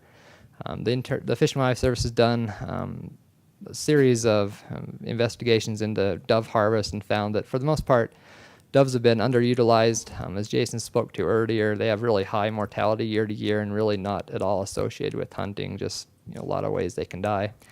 And so they've increased the bag limit to 15 birds and 45 for the possession, as well as extended the season date 30 days here in Utah. And so that'll be our recommendation, to move the dove hunt from September 1st, which is the first day the Migratory Bird Treaty allows us to have the dove hunt open, to October 30th, as well as increase the bag and possession limit. We also are seeking to open up several of our waterfowl management areas to dove hunting. They have been closed in the past, but we found that there would be additional opportunity for people to participate in dove hunting on some of these areas, and so we'd like to ask the board for that as well. For band-tailed pigeons, we're not recommending any changes for their season structures or bag limits this year. A sandtail crane, similar hunt areas and dates and bag as well for these. Just a reminder that the permits are set annually through the Fish and Wildlife Service process, and so just asking the board to approve that process as we have in the past. So lastly, probably why the majority of people are here today is to talk about crows. So I wanted to give a little bit of background information. Some of the data sets that are out there for crows, we have several of those, as well as some of the reasoning behind the hunt, what we can anticipate if a hunt is implemented. So the first data set I wanted to review is the breeding bird survey data. This is collected annually in Utah, typically between April and June. And it's just a transect that's done in multiple locations across the state to count the number of birds that are seen. We've seen that on these transects, we really didn't pick up crows until about early 1990s. We started seeing these become more abundant on these transects. And so what this data is just shows a trend in the increase of crows through time since about 1990. It's not a population estimate. It just kind of shows that we have been seeing crows more frequently here in Utah for 20 or 30 years now. The other data that we have is the Christmas bird count. This is the count that's done around Christmas time each year across the state. Really, for the most part, this data doesn't show much of an increasing trend across the state, just a gradual increase. It's probably nothing significant. When you do pull out three of the key areas along the Wasatch Front, and those being Logan, Ogden, and Salt Lake areas, you see the pretty significant increase in crow numbers. Between 1990 and 2012, last year we have data for this, there's about a 320% increase in the number of crows that were detected in these areas. It kind of exemplifies what's happening across the state. We're not seeing crow expansion really in a lot of areas, but along the Wasatch Front, specifically in the Ogden, Layton area, we've seen a huge increase in number of birds. And that's where the majority of this data is coming from, as well as that Ogden area. But there have been pretty substantial increases in Logan and Salt Lake areas as well. We haven't seen a whole lot of increase to the south of us, though. Utah County's been relatively few birds picked up on that transect, or in that area, I mean. So for some background on where crow hunts do occur, Utah is one of 4 states in the lower 48 that currently doesn't have a crow season. The majority of other states do have a crow season, so having a crow hunt isn't something that we're inventing here. It's something that really is done across the nation, and it's something that is offered to us by the Fish and Wildlife Service in a pretty liberal framework. Some of the issues that we've seen with crows and what has kind of led us to actually looking at doing a hunting season and depredation rule, we have seen some damage by crows to corn, grain, nut, and fruit crops across the state. It's not a substantial amount, but for a few key local areas, there are some issues that are occurring with depredation. As has been spoken to, corvids are notorious for picking out the eyes of livestock. It's been well documented in crows and ravens. Here in Utah, we haven't seen a whole lot of issues with crows doing it, but ravens are a huge issue with picking out the eyes of young cows and lambs. We've also seen or have noted crows as being an efficient nest predator for upland and waterfowl, as well as passerine species and many other bird species. And one of the more significant problems that we do have here in Utah are associated with the roosts. Some of these colonies will be 1,000+ birds at times. It leads to a lot of noise, a lot of droppings, and very significant tree damage where these roosts are occurring. And associated with those roosts and their feces in particular, there are several diseases that can be transmitted or linked to crows. TGE is a digestive tract disease that has occurred in swine that's been documented to be transmitted from crows. They do carry avian cholera, which is a concern for us because we do have significant avian cholera outbreaks every year along the Great Salt Lake, and that's where the majority of crows are at this time. And histoplasmosis is also a disease that has been linked to crows, and it's a respiratory disease that comes from the fecal matter of crows. We do have many bird species here in Utah, and we have 400+ species, and of those, we hunt a relatively small number of them. It's really about 8%. And so we also want to get out there that we're not declaring war on every bird in Utah. We're not out there to try to kill them. We're really trying to deal with some issues that we are seeing with crow problems. And lastly, just some hunting statistics. Talking with several of the other states around us, they haven't seen really a huge harvest from crows, as well as it hasn't been much of a hunt that a lot of people have participated in. These come specifically from Nevada. Over the last 6 years, they've seen their average crow harvest to be a little over 600. In comparison, if you look at some of our other bird species, we shoot about 100,000 mourning doves in the state each year, about 30,000 geese, and 200,000+ ducks every year. So really, 600 birds is probably going to be fairly insignificant as far as the hunter take. And also, interesting thing, speaking with some of their law enforcement agents, they don't have any documented cases of any law enforcement issues ever occurring, whether it be illegal take of raven or overharvest or anything like that. They've never issued a citation, nor have they really ran into hunters very often in the field. They say it's rare to ever see a hunter in the field hunting crows, just because it isn't a wildly popular thing with most people. I would assume a lot of that would be similar here in Utah as well. So the recommendation that we're proposing for the crow hunt, it would run from September 1st through September 30th. That's the major time frame where we see fruit being impacted by crows as it becomes ripe. That's when they've been documented to go to the orchards. And then there's a gap in the season. It resumes again on December 1st and goes through February 28th. That would be consistent with the time period when we see the most crows in urban areas and the most crows in Utah. A lot of them tend to start migrating into Utah around October and winter here for several months. And so that's when we have the most crows here in the area. Crows would be listed in the migratory game bird rule with the migratory upland bird. So similar to doves, cranes, pigeons, all the rules that apply with them would also apply to crows. You'd be required to have a valid hunting license to participate in the hunt, and you'd also be required to retrieve and remove the crows from the field and use those. The depredation rule, this is something that's completely independent of the hunting aspect. We're also seeking to put crows on a depredation rule to allow landowners a little more leniency in how they can remove crows if they do have issues. There are no season dates associated with that. It would be statewide, and it would also be specifically to address depredation and nuisance issues. And so it gives the landowners an opportunity, if they are having issues with crows in their specific location, to address those. It doesn't require a permit from us or the Fish and Wildlife Service, but they are required to report to the Fish and Wildlife Service on January 31st of each year the number of crows that they have taken, and so that is a requirement from the Fish and Wildlife Service. So to summarize the list of changes that we're making to the rule this year, we're seeking to allow crossbows as a method to take, as we have for all the other things the last couple months. Also looking to make things clarified and more consistent with the dog use, as Jason talked to earlier. To address the name change with common snipe, to change that to Wilson snipe, and we're also addressing that. And then lastly, the Utah Mitigation Commission has asked that we include Utah Lake Wetland Preserve as an area that's not used for only non-toxic shot. This is something that we hadn't taken through the RAC process, and we hadn't caught it in time, but have spoken with the Central Region, and they didn't have any issues about it. And really, the way that this preserve works is that the Utah Mitigation Commission has ultimate jurisdiction over the land, and so they are just asking us to include this on our rule, which then allows us to put it into the proclamation and for it to be enforced. And so we're just honoring what they had asked us to do. So that would be a change for the waterfowl rule as well as for the upland game rule. And lastly, the collection, importation, and transportation and possession of animals. The modification of this rule would just be to allow crows to be put onto that list of species that we have currently for depredation and nuisance issues. And that's all I have. Thank you.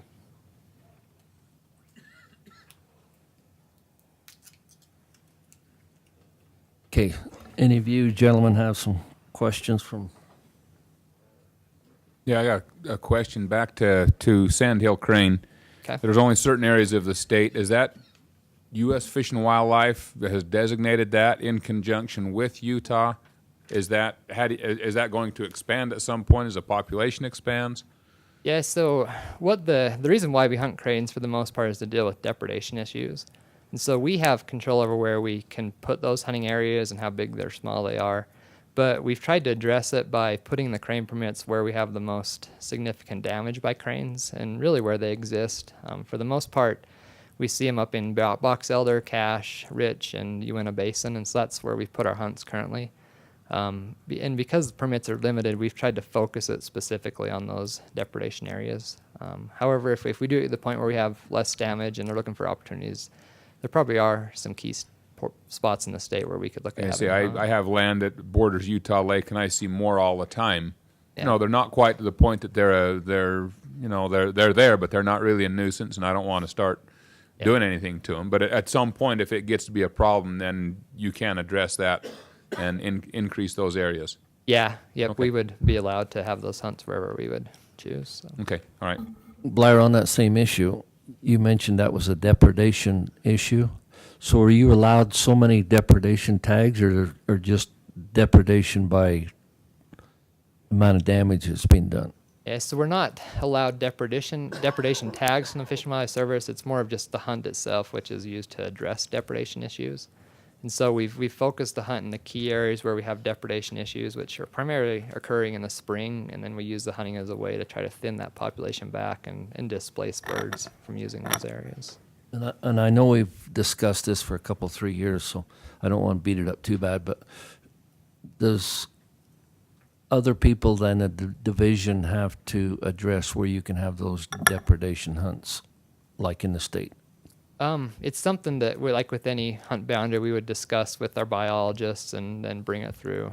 But Fish and Wildlife Services or nobody like that? They have criteria that you do need to survey a specific area you wish to hold a hunt for 3 consecutive years. And we've actually begun doing that for some time now in some of our key areas. We usually do one up in the Heber area. We do them down in your neck of the woods around Richfield, Loa. So some of those areas where there has been some interest, we have started surveying. And so if it ever came to the point where we needed to have a hunt in those areas, we likely could do it quickly. Okay, back to depredation on crows/ravens. The process for that, if they're bothering, harassing, can I take them out? Do I need to get permission to do that, or just report it after the fact? Just to clarify, it is only specifically for crows. Okay. So it's not for ravens. We have within our rule that there are certain criteria that you would need to adhere to. So first, you would need to try to address it using non-lethal methods. At that point, if you still were having problems, you would need to follow the criteria within the rule. But aside from that, you wouldn't need to get a special permit, COR, or anything like that from us. You'd be able to do it, but you would need to report that to the Fish and Wildlife Service in January. And that's for crow? Yep. Okay, what about raven? Raven are also protected under the Migratory Bird Treaty Act, but there's no specific criteria for allowing for take of them through hunting, depredation, or anything like that. And so there's really no way for us to address damage from ravens within the state, just because we aren't offered any options. We do have wildlife services with Mike Linnell and his folks over there who do address raven complaints to some extent. Well, basically, if the ravens are bothering things, I can go out there and wave my arms and do whatever, and that's about it, and then report it back to Wildlife Services, and then they'll address it. Yep. Okay. All right, thank you. Do the raven dance. Been there, done that. Calvin, to clarify, if these rules pass, you can do that depredation on crows, but right now there are no provisions. I do my raven and crow dance, and that's about it. But if this passes, then I will have some options. Okay, thank you. Mr. Fenimore. Back to the slide where you were showing the number of hunters afield, and that we're taking in some of the, 635 average harvest, and you rarely see hunters in the field. What does the division expect if this passes happen here? I would imagine it's not going to be much greater than this, perhaps less. My observation has been, as you mentioned in your presentation, the biggest part of the crow population is in the Ogden-Layton area. And it's urban and suburban, where you're not allowed to hunt. So how would we impact those crows that are in areas where you can't go out and shoot a gun? It's largely a timing issue, and so where hunting becomes a tool for us at this point is that a lot of these birds will roost in the cities at night, and then they'll go out into the fields during the day to feed. And so a lot of those areas along the eastern shore of the Great Salt Lake are sovereign lands and areas like that where people are waterfowl hunting that are outside of city limits. And so there are a fairly decent number of crows in that area where they would be able to be taken. And so how that would aid us is that it would allow us to remove some of the crows, just to keep those roost colonies from getting crazy big. A lot of cities to the east of us in the Midwest and on the East Coast have significant crow problems, and so it's one of those things that we'd like to start to begin to address now, so it doesn't get completely out of hand at some point in the future. The in WMAs and areas like that, would steel shot be required? Yep, it would be. So, and another concern I have is shooting a black bird. Ravens are all black, crows are all black, red-winged blackbirds, especially in the fall, are all black, and there's lots of red-winged blackbirds out in the marshes and places like that. I worry about the dark morph hawks and things like that. The last couple of years up in Cache Valley, we've had a lot of concern with hawks being shot, and unfortunately haven't been able to catch anybody. But I worry now about more youth, especially out there, excited about hunting and seeing a dark bird, and this unintentional take perhaps is a concern. right. So the way that we would deal with that is that it would be considered a migratory bird. It would be considered in our rules to be, a game species, and so any illegal take of any of those other species would require a citation. So they would be enforced by our law enforcement agencies. And we plan to address that by providing a lot of material to people, both to show the morphological and behavioral differences. It's something that most of the other states around us have done. They've provided pamphlets and things like that to kind of explain the differences between the two.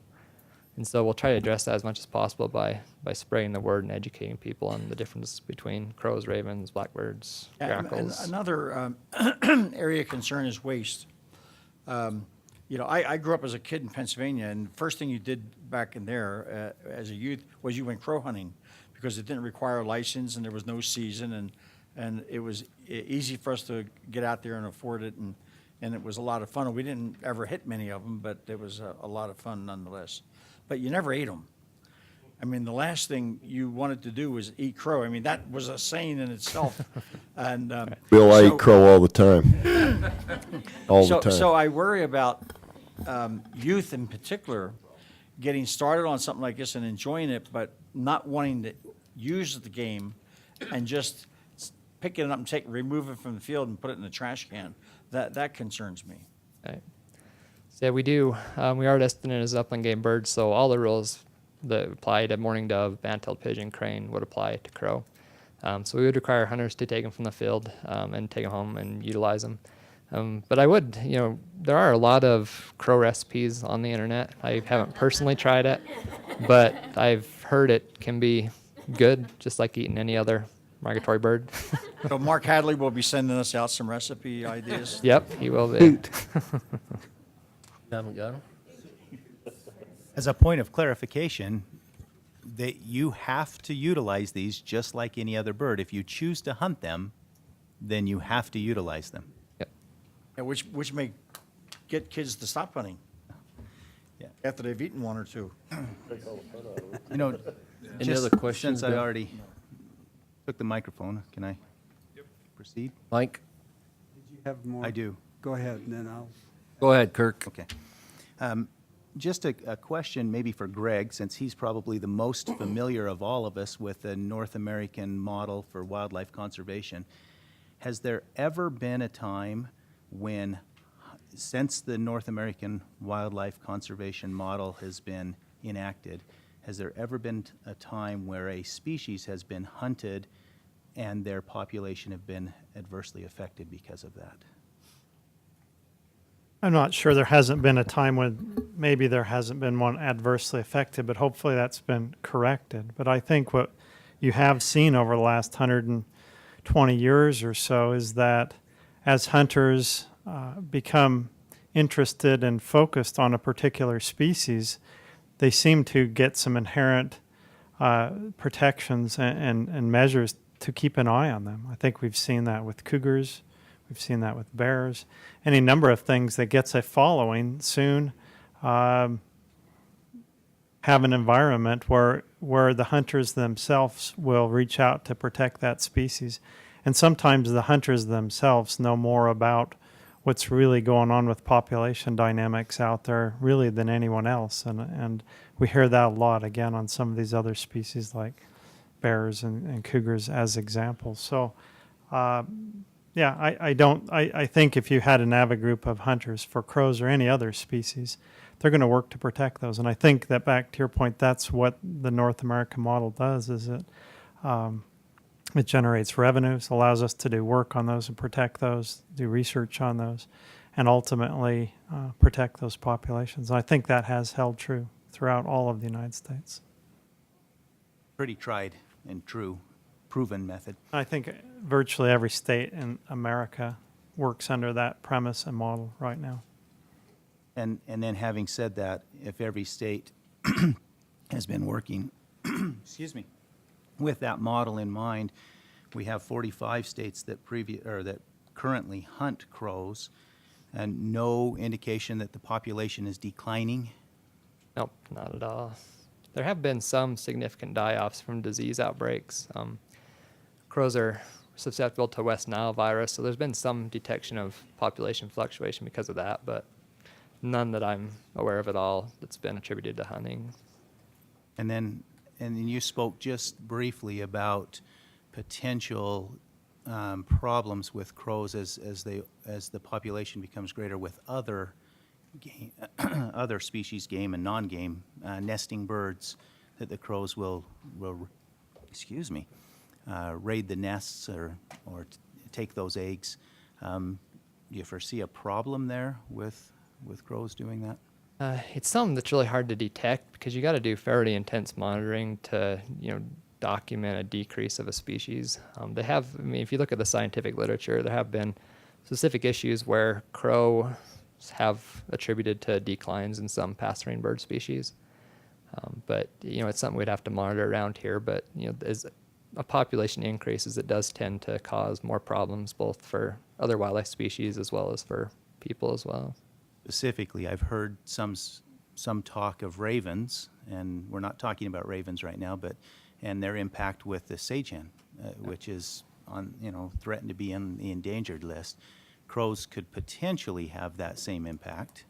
Is that true? Yeah, crows are very efficient nest predators, just as ravens are. Probably the biggest difference between the two is that ravens tend to occur out on our rangelands in areas where sage grouse are at. And so there isn't a lot of documented evidence that crows have been affecting sage grouse populations just because their range and habitat doesn't really overlap. Thank you. Mike? I've got several questions. The first one is, what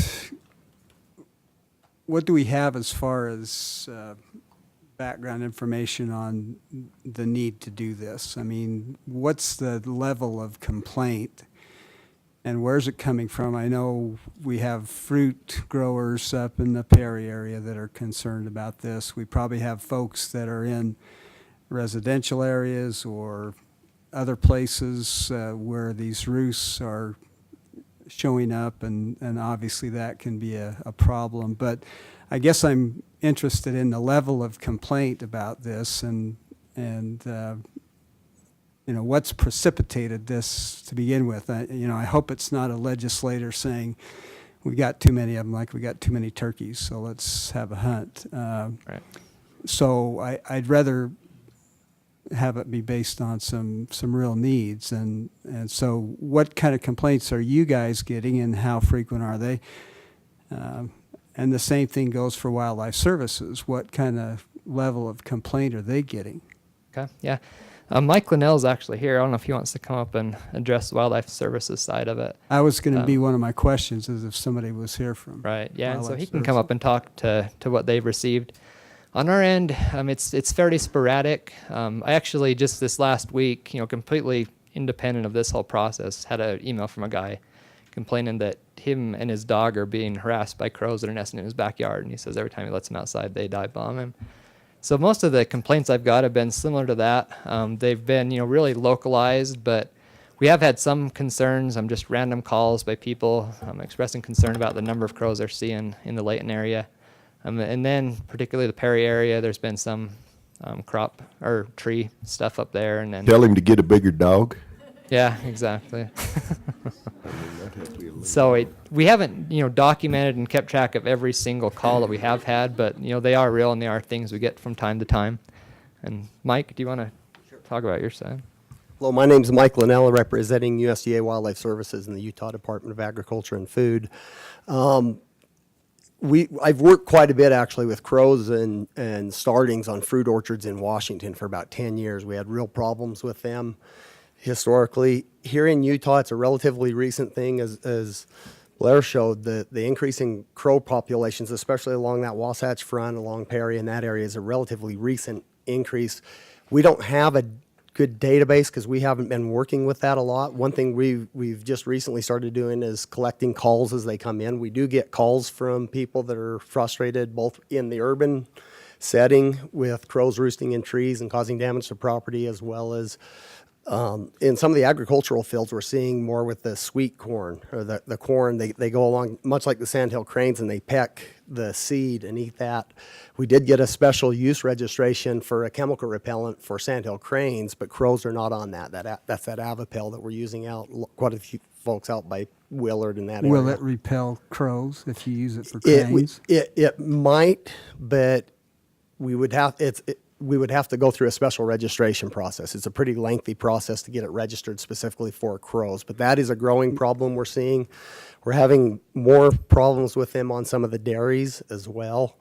And as Blair said, they go into the urban areas to roost at night, and then they're heading out into those fields in the daytime. And I mean, humans have been trying for centuries or millennia to try to build a better crow, a scarecrow. And one of the things that having a crow hunt would do, especially during that critical springtime, would help to augment non-lethal efforts from people in the urban areas where you cannot fire a firearm.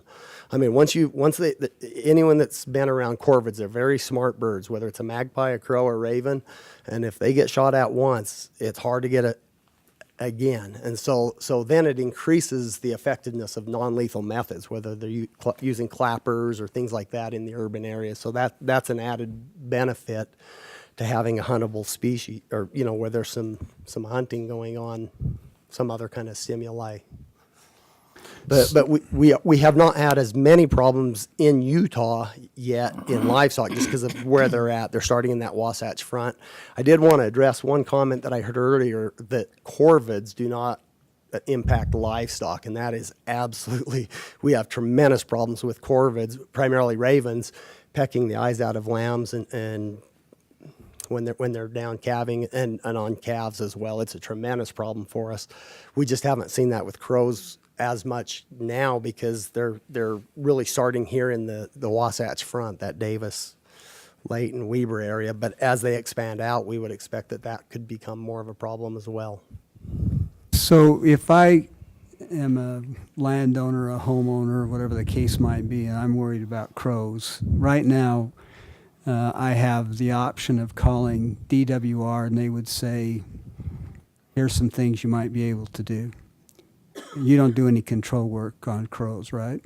We don't. Okay, so I would call Wildlife Services if I wanted somebody to come out and actually do something. No, and currently we do not. We are a cost recovery program for that type, and that's why we don't have a good record of the problems. We're getting more calls coming in, but currently we don't have a program where we will come out and respond if somebody's having crow problems. Does Wildlife Services anywhere have a program where they respond to crow calls? But and where would that be?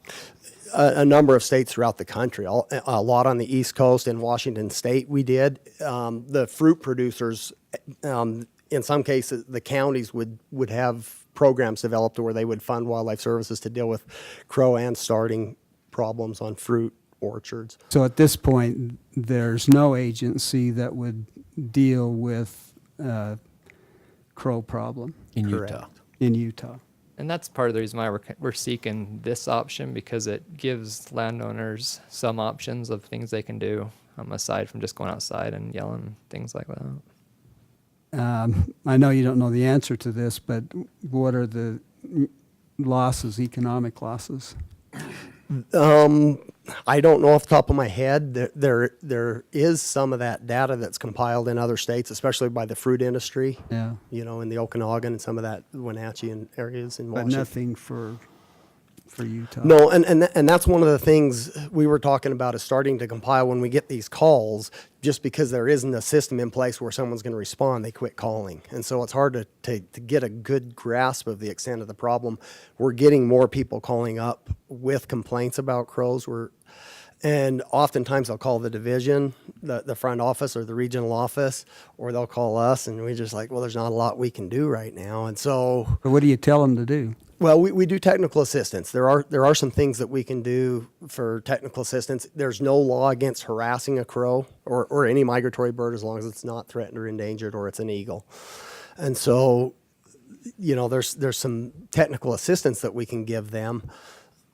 In some cases, you know, if you have a roost tree, I mean, your habitat solution would be to go to cut down your tree, but that's not really a viable option. And so, they do respond. I mean, crows will harass, but and you kind of can push them around from spot to spot, but dispersing roost trees and things like that, we have done a little bit of work using. We have lasers, not like a pointer laser, but it's a big laser where we've used that on some other birds.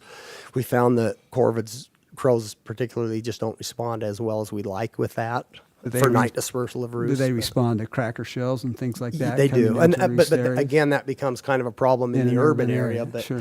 and we do that with and more of the calls that we've been getting have been with seed corn, and we've used cracker shells. We've used mylar tape. It's a flash tape that we can hang from the trees, but it's very time consuming. You can net your trees, but again, on the fruit orchards, there's kind of a cost benefit, you know.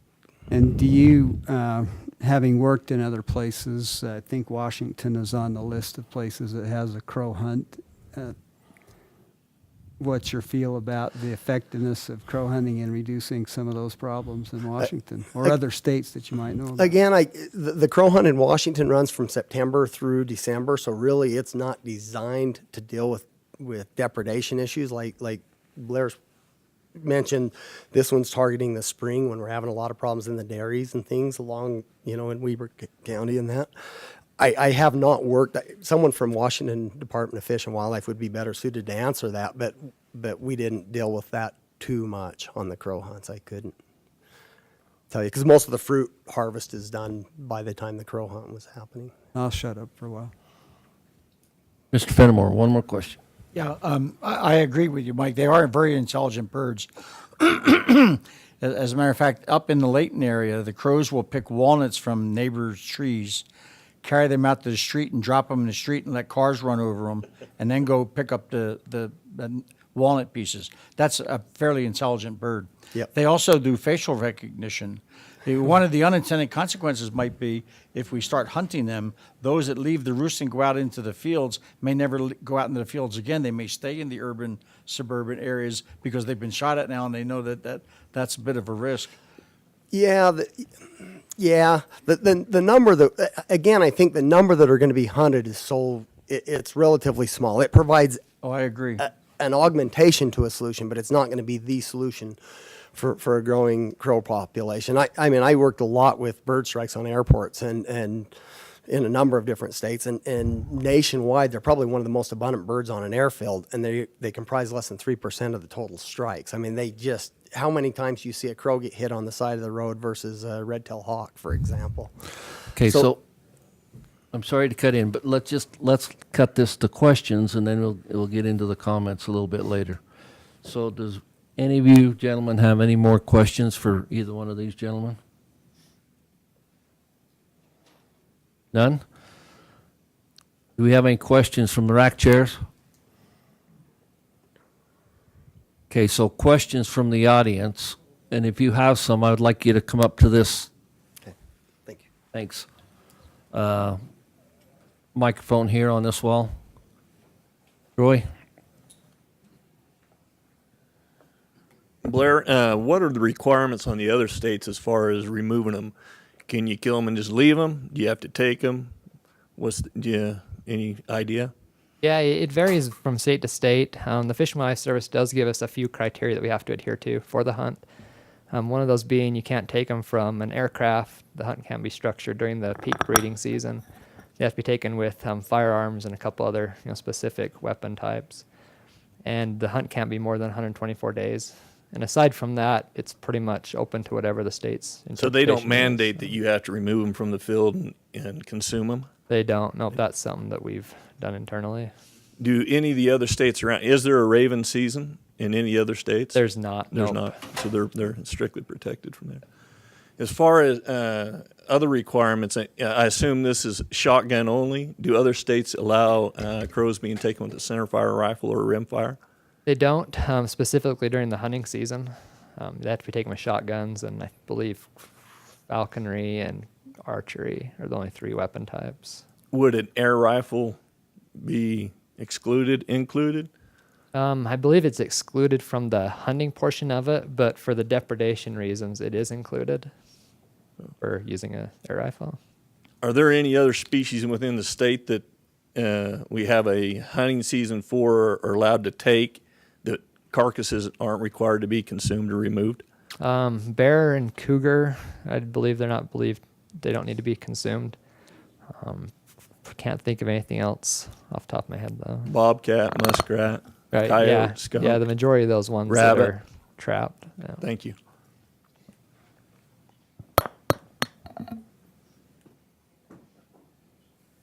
Please state your name for the record. Margaret Wynn.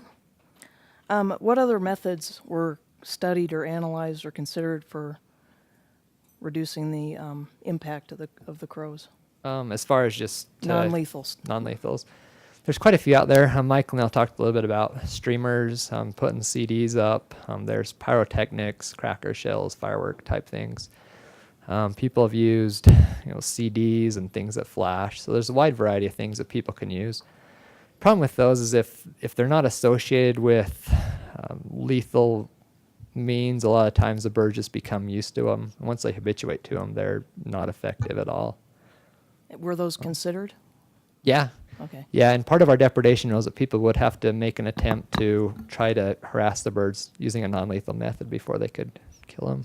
Okay, so and then from, I guess what I'm hearing is the data for the fruit crops impact and general complaints and nest predation is largely anecdotal. Yeah, it's based on, you notice, limited number of calls, and it is site specific. I mean, there are areas that do have major problems. Okay, very good, thank you.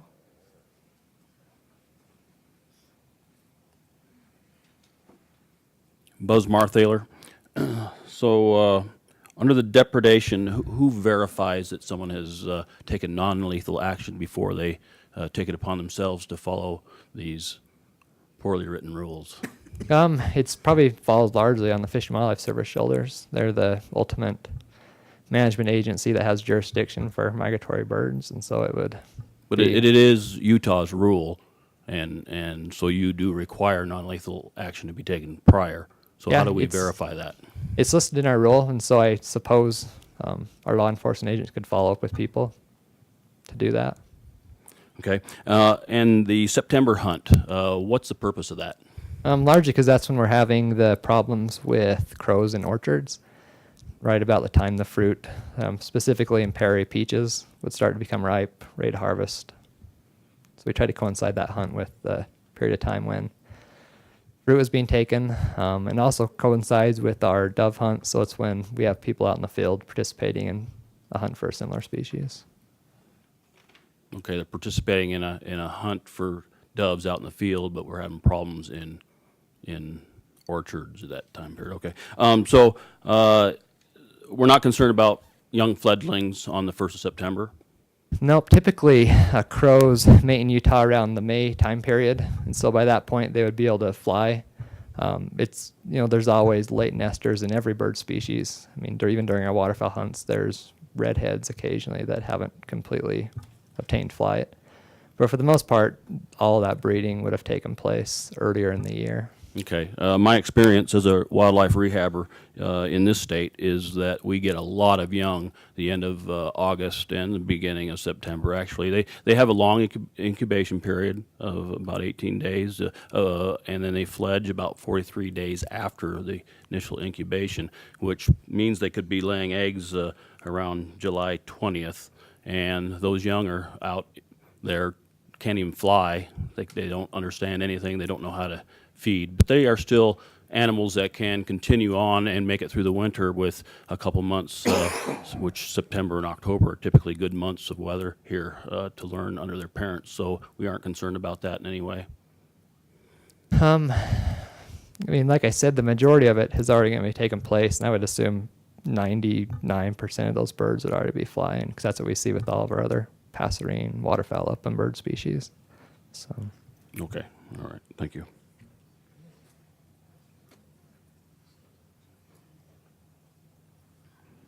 My name is Wayne Whaley. As far as the roost problem, it's mainly a wintertime thing, isn't it? For the most part, yeah. Mostly migrants? Is it 100% migrants? No, I mean, we have resident crows. It is not 100% migrants. It's we have resident populations that would be mixing in with that occasionally. They do come back to their normal Did you have a territories question, frequently, but not all the time. At BYU, they had a big problem with that in the 70s. I was there then, and they solved that problem by putting dummy owls up. And I think it was high-frequency sound that they used also. And they moved. Wayne, we need you to talk into the microphone. I'm sorry. And they moved apparently out towards Utah Lake, down where the Utah Lake State Park is currently. And that solved the problem with them. So there are methods to move those. I've heard Leighton Mall is the problem, to move those out without any kind of harm being done to the crows. The other thing is, if you don't mind me bringing this up, I have talked to you recently about the depredation problem, and quotes that I'm reading in the mass media imply that this is occurring across the state. But yet, when I've talked to you and others in the division, especially you, you referred me to Mr. Linnell at Wildlife Services, and when he spoke to me, he didn't mention the things that he mentioned today. I'm wondering if there was a little bit of confusion here. He may have been talking about some things that were occurring in other states. When he was talking about the grain problem, there has not been much evidence about a grain problem anywhere in the country, maybe a little bit. Do you have a question for this, or are we going to give comments? I just want to, the question is now, why wasn't I given more information then than that I'm hearing now? I was referred to Mr. Linnell, and he referred me back to the DWR, which controls those things. He didn't even mention any of the things, depredation problems in the fruit at all. I guess because, I mean, I've talked with you multiple times on the phone, communicated, and I mean, I've been consistent every time telling you there are complaints that we've heard. But I've asked specifics, but yet I've never received any specifics on anything about where is the problem. I mean, Nothing. 2 days ago, you had called me, and I specifically told you Perry. I told you Ogden, Layton areas where all the roosts are occurring. So, well, those would not be roosts in those areas. They stay in their territories when they're nesting. So, when the fruit crop is on, the migrants wouldn't be here. It would be resident crows, and they're not going to be in roost at that time. They'll be back in their territories. They don't roost in massive roosts in the breeding season, sir. but I mean, So- they're still here. We're still on the questions, not comments. Well, I'm asking questions at the same time, I think, but maybe not. There's just a lot of confusion here I'm seeing from. Do you have a from- comment card later? Well, I like to get things straight, so I'm getting mixed messages. Thanks. Okay, remind the public this is the question part, not the comment part.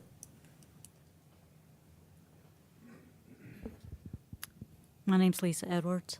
I have a question about your Christmas bird count slide, Sure. because I was part Then of, you need to I speak was into the part of mic. that. I have a question about the Christmas bird count slide. Okay. I noticed I actually participate in the Christmas bird count. That's why that captured my interest. But I noticed a big spike that was part of the justification for saying that the crow population had grown significantly in recent years. was there any consideration taken to how many more people were actually participating in the Christmas bird count? Because more eyes on the ground equate to higher numbers, not that that some of those crows weren't there before. They just had more people watching them this year. Was that taken into consideration when you were using that to project the population growth in the state of Utah? Yeah, I mean, as you look through the data, there's typically, I mean, depending on the survey, but at least 10 to 20 people participating in a lot of those surveys, and we're specifically, along the Wasatch Front. Right. And so, it kind of coincides with what everybody has seen who lives along the Wasatch Front, that the birds have started increasing within the last 10 to 12 years. And so, I mean, that data just is data that also verifies the anecdotal evidence. Right, but it does, I agree with that. But do you see any correlation between if 100 people are out surveying and they're each seeing 10 in their areas, right? And then all of a sudden you have 1,000 people out there surveying because there's a greater interest and they're all seeing 10. Is there a potential for, I live along the Wasatch Front and I'm a fruit grower, so I have a vested interest in this. I'm curious as to whether those statistics were based on how many per person that was out in the field. Right.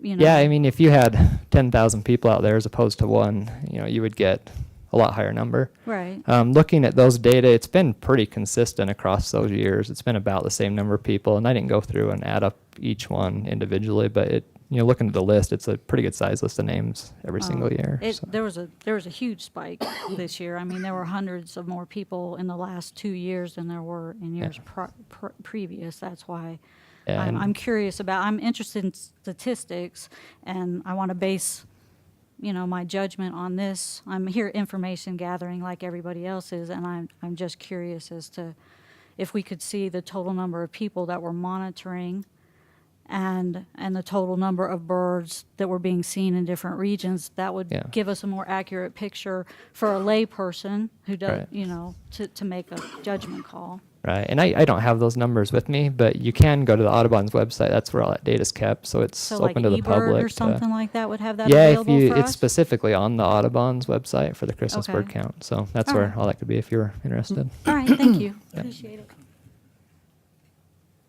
Mr. Chairman, I'd like to tell the gentlelady that the crow populations have increased dramatically. And the way we run Christmas bird counts through Audubon, you count the same 15-mile circle every year, and only the birds that you see inside that circle. And that list is vetted by the people running the counts and such. So it's not just a lot of different people saying how many birds that they thought they saw. It's much more. It's a citizen science project, but it's much more scientific and statistically valid. The population is up. You stated that crows are diseased. Could I get your name, please, for the record? Angela Mueller. Thank Sorry. you. Is it really safe to eat diseased crows? I don't know. Do you know? Would you know the complications of eating or up to a human consuming a diseased crow, and how can you tell if a crow is diseased?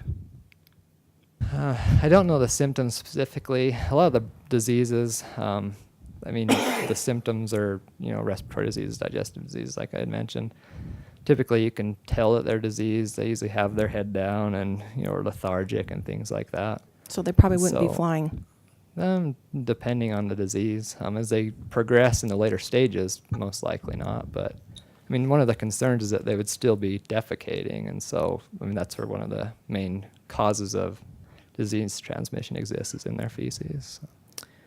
Okay. Also, you've stated that you've had many complaints, but and you have statistics on the crow population. What about complaints statistics? Do you not have numbers for those? For just the number of people that complain? Uh-huh. We haven't, but it's many agencies get complaints about things all the time. Our Frown County receives hundreds of calls every year about everything under the sun, and so Some of those are documented specifically for like big game damage or if, lion and bear sightings or depredations, things like that. But a lot of the other ones we don't document just because we don't, I guess. Okay.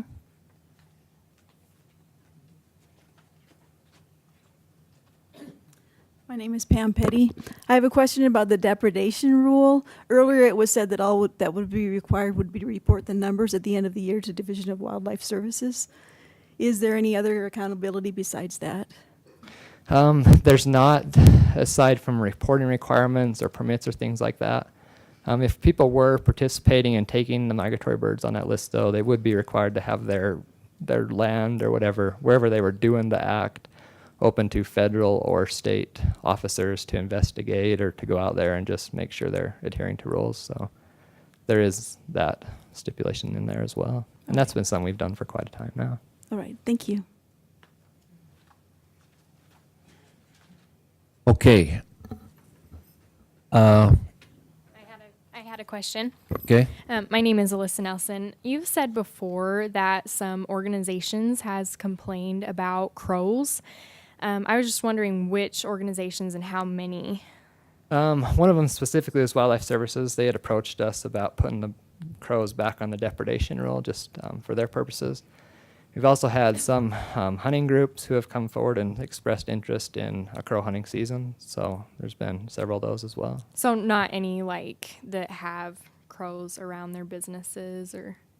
None of those specifically that I can think of offhand. I mean, many of the ranching businesses, fruit growers, things like that, when they would complain, they could be lumped in the same group.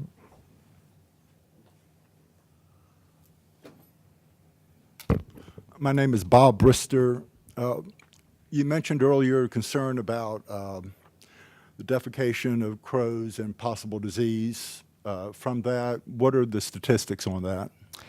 I don't have anything specifically. It's just, the lists of diseases that have been transmitted by crows, but I don't have any specific numbers.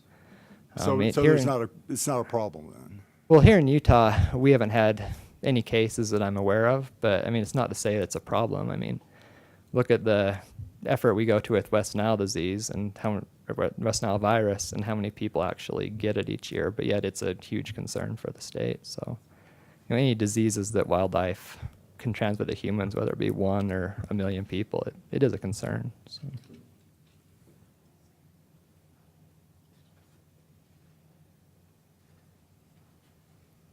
Carolina Roa, Tracy Aviary. I would like to ask you what are the lethal methods that are considered for crows, and if are those specifically selective for crows and won't affect other wildlife? For the depredation aspects, it would be primarily firearms is what would be the lethal methods. Not poisoning? There are specific people in the state that can administer poison for wildlife. Wildlife Services is one of those, but you have to get a special permit from the Fish and Wildlife Service to do that. So it wouldn't be anybody just going out and throwing poison out.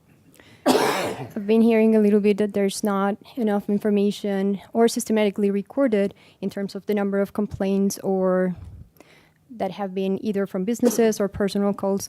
What is the approach that the division will take to compile better statistics and from then make a better decision? It's definitely something that we could do. Most of our front counters are taking a lot of these questions, and so all we would need to do is just start documenting it.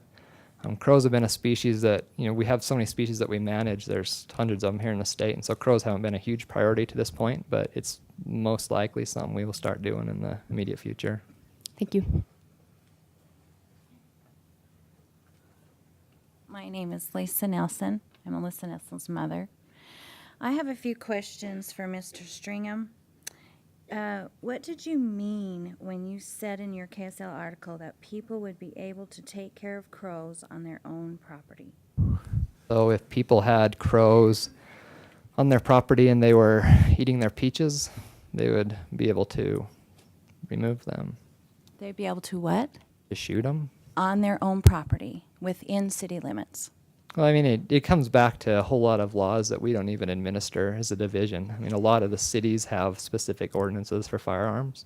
So you would have to adhere to those, and there's no way that, we could specifically list every single city, town, across the state, and their specific I could rules see in our that law. being a problem.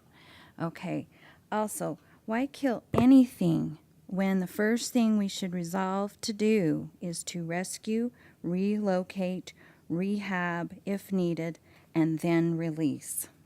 It's, I mean, that's part of the reason why we put in our depredation rule that you would have to first use non-lethal methods. The purpose of that is to move those birds to a new location, but, you know, to realistically go in and catch every single crow in Layton City and take them to Nebraska, I mean, it's not realistic at all. But with your depredation, you're saying that these people don't need to get a CLR permit and take pictures and document and then be given permission to kill crow? Correct, and that's because that's specifically what the Fish and Wildlife Service requests of us, and so we refer back to their rule because they're a migratory game bird, or migratory bird species. And so, you know, ultimately the Fish and Wildlife Service has jurisdiction over that, and so we're just adhering to the rules that they've established. So if they chose to be more restrictive on any of that stuff, then we would follow suit and implement that as well. Okay. And then also, why kill, let's see, that was, I already said, okay. Don't we have a treaty with Mexico in place that we will not kill their crow that crosses our border, and they will not kill crow that crosses over to their border? No, we don't. It's called the Migratory Bird Treaty Act, and so it's the three-country treaty, Canada, United States, and Mexico. And so within that are specific rules for each bird species. So for instance, waterfowl, we hunt ducks in Canada, United States, and Mexico. Crows, the treaty specifies that we can kill crows here in Utah and in the United States, and so that is what we do. And that's specifically in the CFR from the United States government.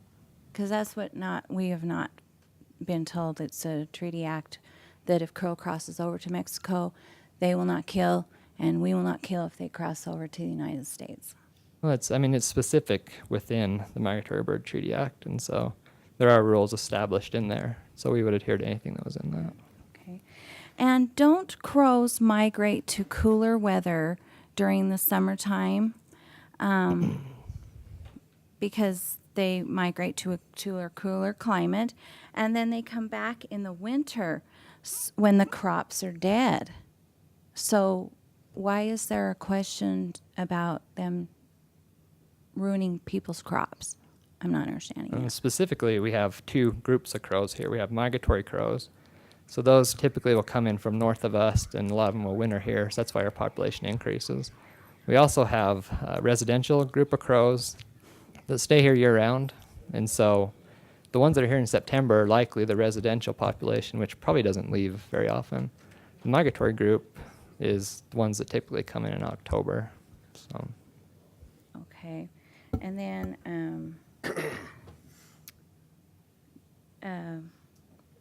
did you know that crows do not die with parasites in their body, but magpies do? Crows can live with parasites in their bodies, so why would we want to eat crow? I mean, it's specific to any living organism can live with parasites. You know, Not magpies. So. Magpies die, but crows can live with parasites. I mean, it probably depends largely on the parasite. I don't know if he's here, but there was a U of U ornithologist that spoke with my daughter, and he was unaware of this whole crow hunt. And maybe he's here, I don't know. But he said that we have finally got a good group of nesting pairs in this state, so why would we want to kill them? And part of wildlife management is just to deal with issues that wildlife are causing, and we deal with that all across the state with many, many different wildlife species. And so crows in particular are causing an issue, and so we're looking to address that as the wildlife management agency in the state. But he said it's taken us a long time to get some good nesting pairs, and I don't know if he's here. He had a lot of meetings ornithologists didn't even know about this happening at the University of Utah when my daughter called and talked to quite a few of them yesterday, and they were pretty upset about it. So that's what I'm not really understanding is that why wasn't this put out 3 months ago, giving people more information and more time to be able to come forward and present their questions? We tried to make it, as convenient as possible. We sent the information out probably around mid-April or so, so it's been about 2 months people have had the information. And this is also the 6th public meeting that we've held across the state to try to gather any input the public would like to express. So. Okay, so I'm going to interrupt in here. And with our questions and then with our comment cards, we're probably going to be here 2 more hours. So we're going to take an hour lunch break, and then we'll be back. We have over 30 comment cards, and if all of you take 3 minutes, that's an hour and a half. So so there's nobody else that has any questions before we move on to comments? Okay. So we will reconvene at 20 minutes after 1. Mr. Or they're Chairman, can I close. make a comment as well? Before we get into comments right after lunch, I can start to see some of this morphing of the discussion, and there's 3 things everyone needs to keep in mind when we talk about the harvest of these birds. One of the proposed rules here is for sport hunting, right? For hunters to go out and shoot them. The second one is the depredation rule. So if people are experiencing crop damage, what efforts are they allowed to undertake to protect crops? And the third is what ability does Wildlife Services, a federal agency who's housed here in Utah, have to take care and manage those birds? Under each of those 3 scenarios, we've got different circumstances and different abilities, seasons, and authorities. So as comments are made when we talk about where can you shoot these, or why do I talk to Wildlife Services and then DWR, let's try to make sure that you're specific about which one of those 3 you're talking about, what Wildlife Services can do, what an agricultural producer can do, and what sportsmen can do. And I think that will help this afternoon go a little bit better. So thank you.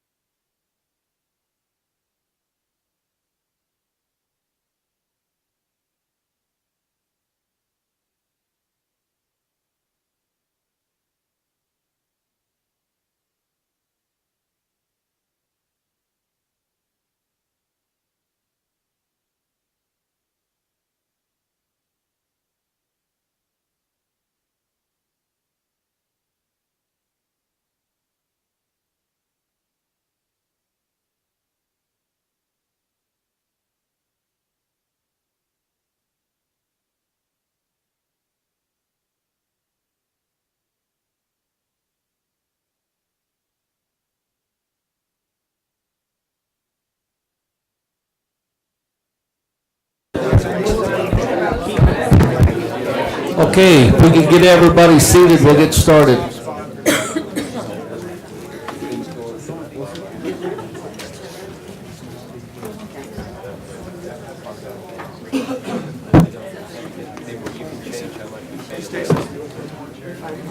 First of all, I want to excuse Calvin Crandall for the remainder of the meeting. He had some other issues that came up that he needs to take care of.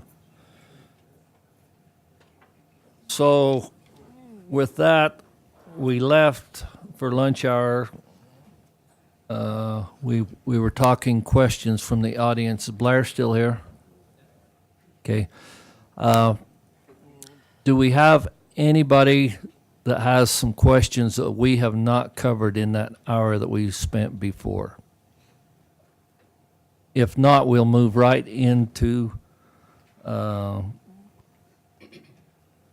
the rack chairs report. Thanks, Blair.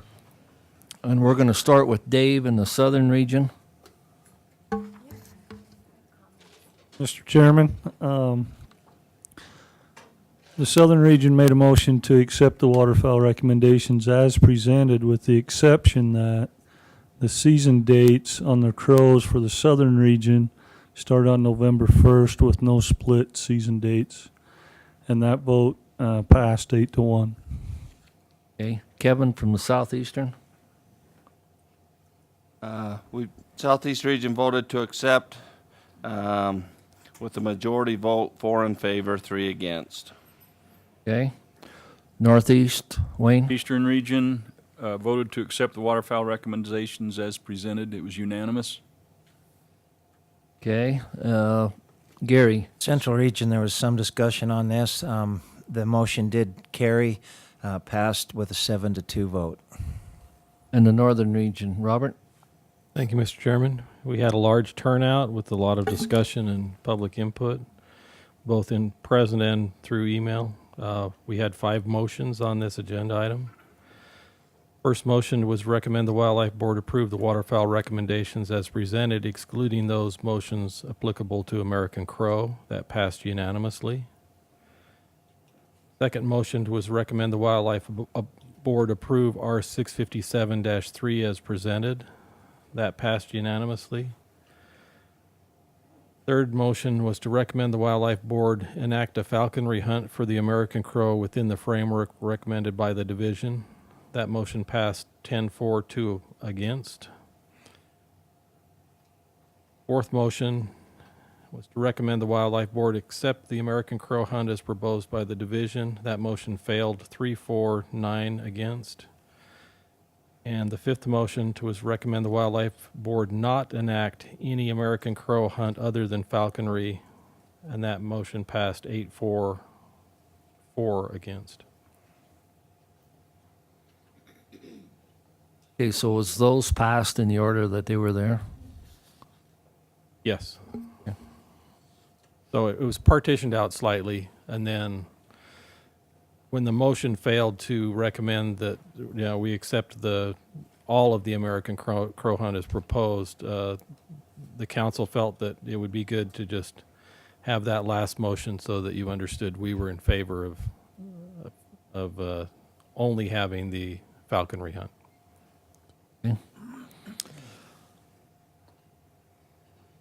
Okay, before I go into comments from the audience, when there were some questions being asked, it seemed like there were some issues that came up there that people were confused about whether we have a treaty right to do a crow hunt here in the United States like against Mexico or whatever. So I'm going to ask Marty Bushman, who is our attorney for the division, to come up and give a brief summary that he has prepared there. And then before we go into public comments, I'm going to turn the time over to Director Sheehan for a couple of comments.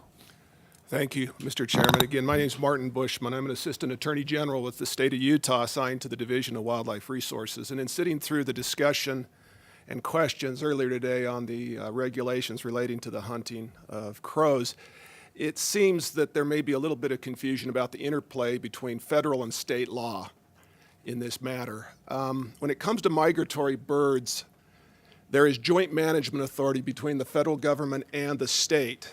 However, the federal government's authority is supreme to the states, and that's by virtue of an act that was enacted in the early 1900s referred to as the Migratory Bird Treaty Act. And within that act, it was an international agreement between adjoining countries to conserve migratory birds. It wasn't an agreement to prohibit hunting or take of those birds, but it was measures designed to conserve them and manage them.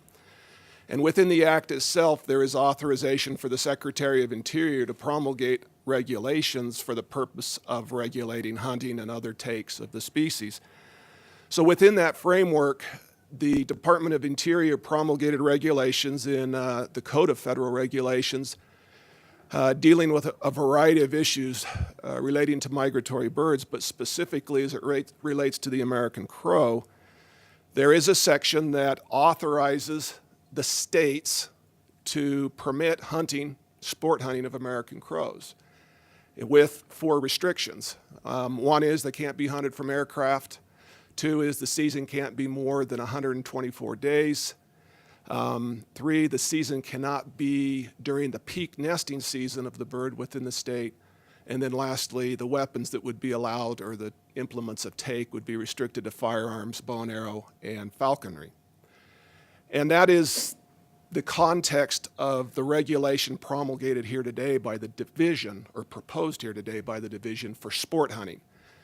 And that proposal for the sport hunt for crow is consistent with the Code of Federal Regulations and the limitations that it has placed on it.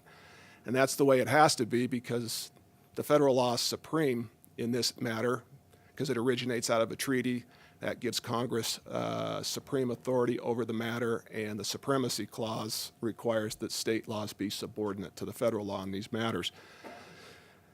So the second issue is dealing with depredation issues by crows and other birds. And again, in the Code of Federal Regulations, there's provisions provided that a person does not need a federal permit to take an American crow and a variety of other birds if there are damaging ornamental shrubs or trees, damaging agricultural crops, livestock, wildlife, or causing human health and hazard issues because of the number of birds that are congregated in a given area. Then an individual is authorized to go ahead and use lethal methods to remove the birds, but they first have to use non-lethal, and that's reflected in our rule as well. And the federal regulation places a couple of other restrictions with respect to it. You can't use poisons, explosives. You got to use non-toxic projectiles, with the exception of a .22 rimfire or a pellet gun. You can use lead shot or lead projectiles there. That you submit an annual report to the Fish and Wildlife Service, and you also allow federal or state law enforcement officers the ability to come onto your property and inspect, the areas where these birds have been taken and causing problems. And so that's the federal framework, and the rules that are being proposed here today are simply mirroring what the federal government already authorizes states to do. It's just a matter of the state authorizing it, because states can be more restrictive than what the federal government authorized. They just can't be more lenient in these cases. So hopefully, as the discussion pursues, we can narrow it to the issues of it's not really a legal matter, it's that the state and these rules are consistent with federal law, and we're square there. The issue is really as a matter of policy. Is it appropriate, or should the state allow a sport hunt for crows and or depredation hunts? Hopefully that, and I'd answer any questions if there's still confusion. Thanks, Marty. That was really helpful. Thanks. Thank you, Martin. Thanks, Marty. I just wanted to take a moment and, first of all, thank all of those who attended today, spent time away from home, family, jobs to come and participate in this process. I guess I have a core belief that government works best when decision makers address matters openly and publicly with all the constituents involved, and additionally with media presence there so they can share those deliberations with the world. And I think we have that today. I think we've got a good group of folks. to talk about this. I think myself and all of the board members have received many emails on this, some in support, probably more in opposition to this hunt. I believe a lot of the arguments have been well articulated or brought up out there as far as mating patterns, confusion with ravens, any number of other things that many of you addressed in your emails to us. And I want you to know that we considered most of those, I think, pretty thoroughly. Some of those, I think, have been brought to our attention more clearly through some of your emails. But at this point,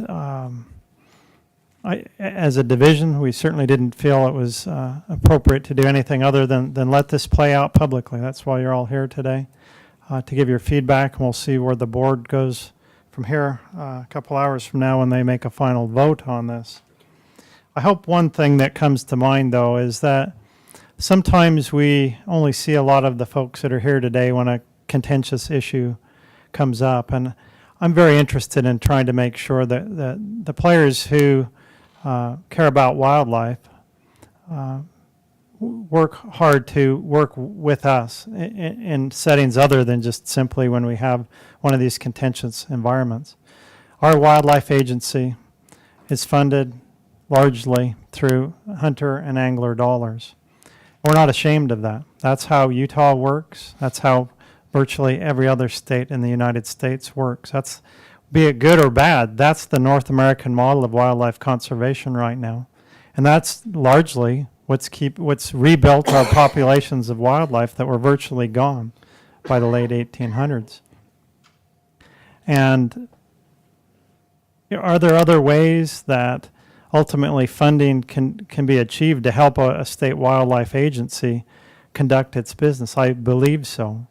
But for now, we can't be shy about the fact that, yes, some things that we do for hunting may have some opposition, but they also help create opportunity that helps us keep folks employed that are doing a lot of things for wildlife. And I could tell you, the vast majority of species in this state are not hunted or fished for.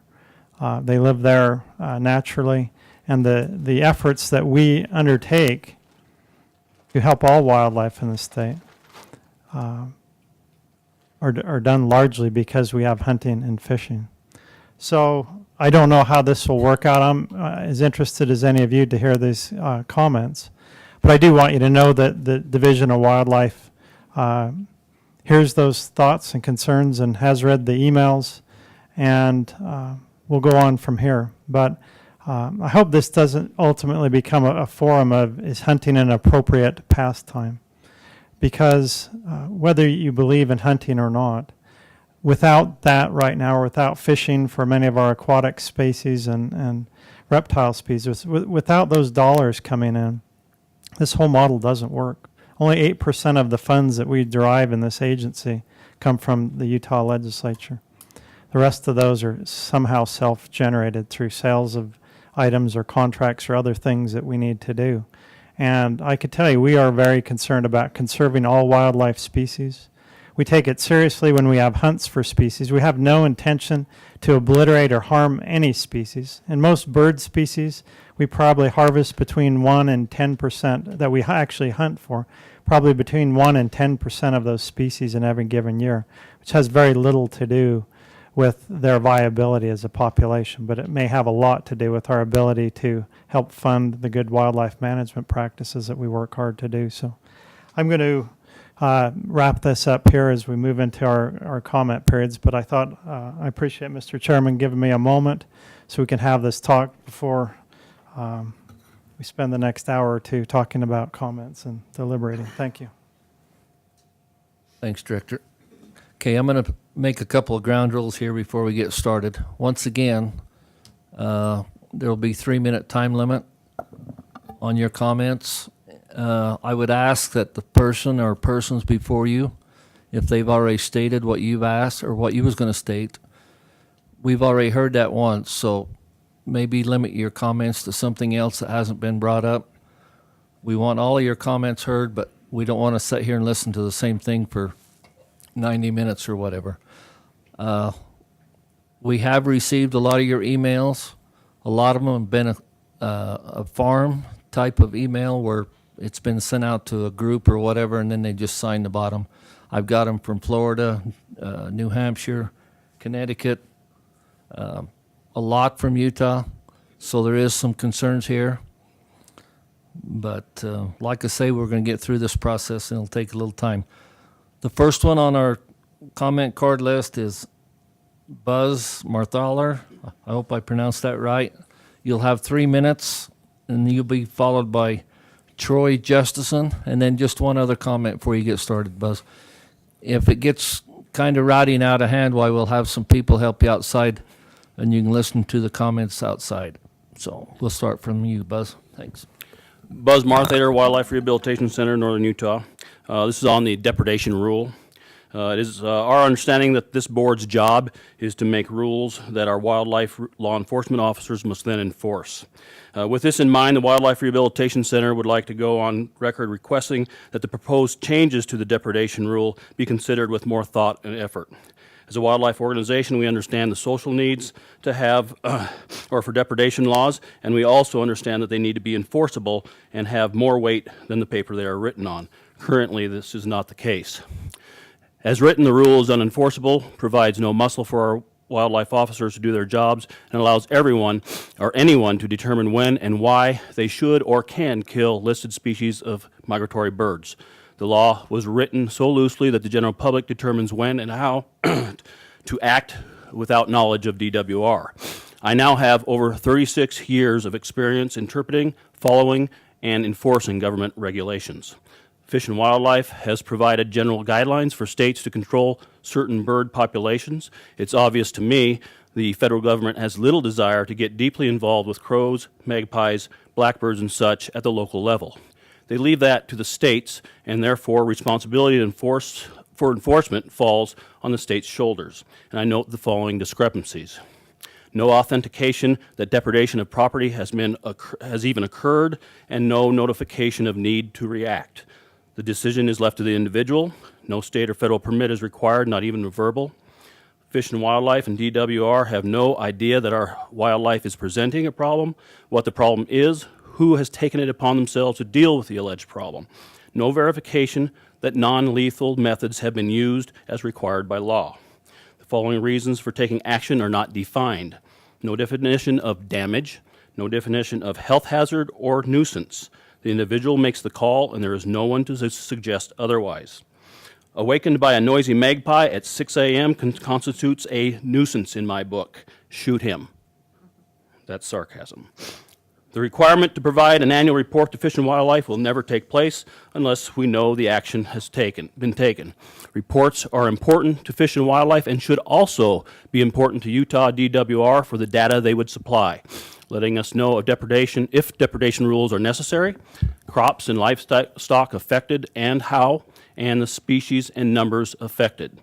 Please put accountability into this rule. Thank you very much. Appreciate it. Troy will be followed by Nancy Matro.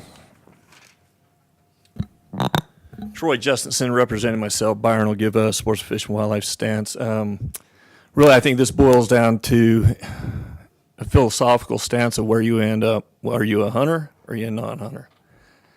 I don't think there's any scientific evidence that believes if we institute a crow hunt here that we're going to diminish the populations beyond control for people to enjoy that, like to go out and enjoy seeing them and viewing them. You got 45 other states that have a crow season. I'm quite sure that they still have the ability to go see crows. The key thing that this does, it does give the people that are having problems with agriculture, livestock, whatever, a more clear path to handle that problem. So on behalf of myself and as a sportsman, I would support the division's recommendation to institute a crow hunt. Thank you. Nancy will be followed by Sharon Joan, I think. Hi, Nancy Matro. Thank you for the opportunity. I guess my concern is I'm going to direct this to the sport hunting, not the depredation. I can't speak to that. But For the hunting itself, it seems that we may be trying to put a bomb on an anthill at this point. I'm not sure that we have the data to really support the need to hunt this bird at this time. I would be very interested in seeing a lot more data collected on the number of crows, where these crows are, how much damage are they really causing. It all seems so anecdotal at this point that I think better data is definitely required before you make a decision, and I would request that you defer this decision until you have more information to support it either one way or the other. Thank you. D.D. O'Brien will be next. Hello. Thank you for allowing us to make comments. I'd just like to mention a few things. I'm opposed to the crow hunt, and I feel that this is a new species to Utah. We don't want to follow the other states because Utah is a separate state. It has its own laws. This is a very poor reason, saying that all the other states do this, that, or the other. And I feel that there are several very serious consequences that we need to consider before approving something like a crow hunt. It's completely new to Utah. Crows have not traditionally been hunted in Utah. They're different from the other species that are hunted. They're different from ducks. They're different from water birds. The point about the ravens and the crows being very hard to distinguish could result in a great many ravens being killed. I was a licensed wildlife rehabilitator before I retired for 18 years. And I know personally how difficult it is. The ordinary person without training simply cannot tell the difference. You can spend years and still be uncertain if you're seeing a bird at a distance and you're shooting and the light is poor or the bird has his mouth open, he looks different. It's almost impossible at a distance. As you may have noticed, I think some of you received some photos asking you to tell which is a raven, which is a crow, and inevitably, even assuming that most hunters are very conscientious and go to the trouble to study the difference, there are going to be a significant number who are killing ravens. And a raven is a protected species. The reason we have protected species in the United States from the Migratory Bird Treaty Act is because people care about these birds. These birds are not something we should just, as if they were nothing, just kill them for no reason. People care about birds, and they particularly care about those birds who have never been traditionally hunted. And they're songbirds. There are millions of songbirds. And we don't want to start hunting these birds. So there's a reason for that. There is a reason not to hunt ravens. It's not legal, okay? They're a protected species nationally, and the American public as a whole recognizes this. About the point of depredation, the things that have been mentioned are specific areas and specific problems, like the fruit grower in Perry. Now, these can be addressed as a depredation problem. It does not require, and there are the means to do that. It does not require a statewide crow hunt. I'm from southern Utah, in Kanab, and I have lived there for 20 years. In my particular area, even as a wildlife rehabilitator. You need to wrap this up if you can. Okay, I'll wrap it up. I have never seen a crow. We only see ravens. So anybody who's going to hunt crows is going to be killing ravens. Thank you. Thank you. D.D. O'Brien, be followed by Margaret Wayne. Okay. She actually took my major point, the difference between ravens and crows. I've been birding for more than 15 years. I'm an intermediate average birder. I love it. I go out all the time, but I cannot always tell a raven from a crow. And the idea that you can train someone who isn't a birder, who isn't used to looking except at waterfowl, distinguishing the differences, it'll be like looking at this field guide that lists a crow on one side and the raven on the other. And I'd respectfully like to just pass this around and have you all look and make up your own mind as to whether you think you could do this in the field. and I'll pick up my book after the vote.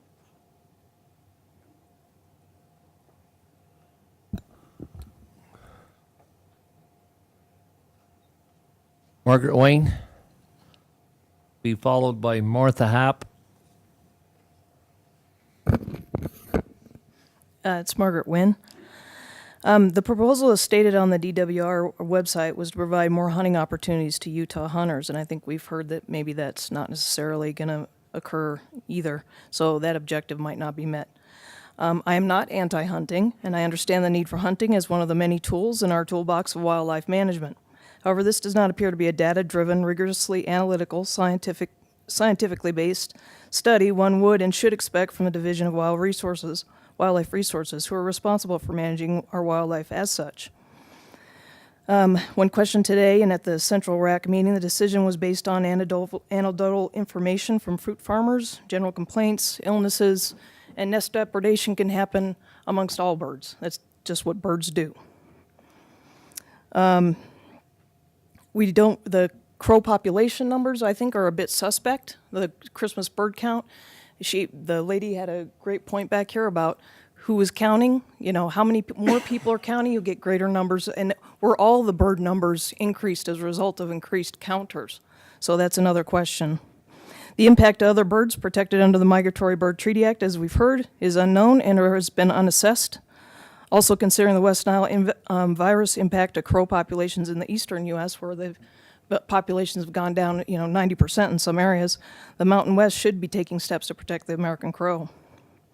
And with regards to the depredation regulations, CFR, where non-lethal methods have to be taken first, I think that there needs to be additional or alternative methods to be examined, and can they be applied in a systematic manner so that we know whether or not they really are effective, and we can do some different things. We have some different approaches there. And also, if we could consult some of those other experts outside the system, like these ornithologists at the U of U, get them involved in what some of those other non-lethal methods might be. So I would suggest the DWR take further steps to collect and analyze the data and put forth alternative methods of control in targeted areas where they say, pinpoint, this is the area that we have a problem in, not a statewide hunt, as they just stated, if that is indeed what is required. That's it.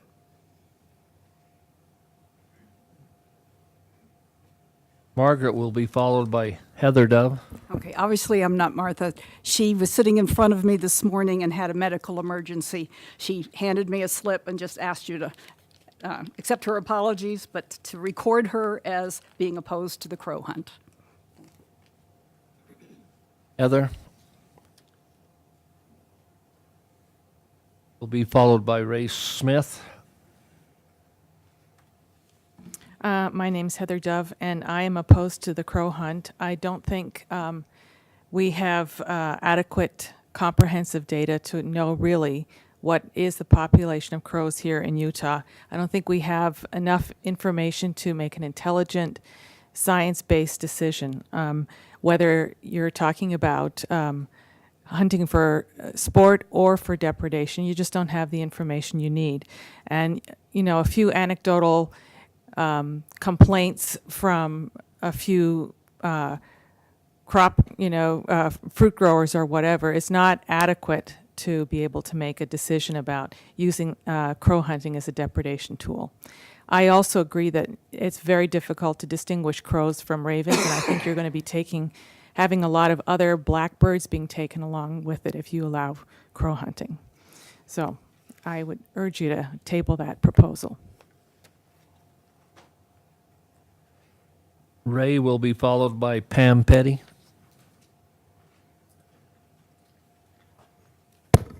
Ray Smith. The crow hunters will kill any large black birds they see. Ravens, turkey vultures, dark hawks, and golden eagles. A dumb idea and supported by dumb people.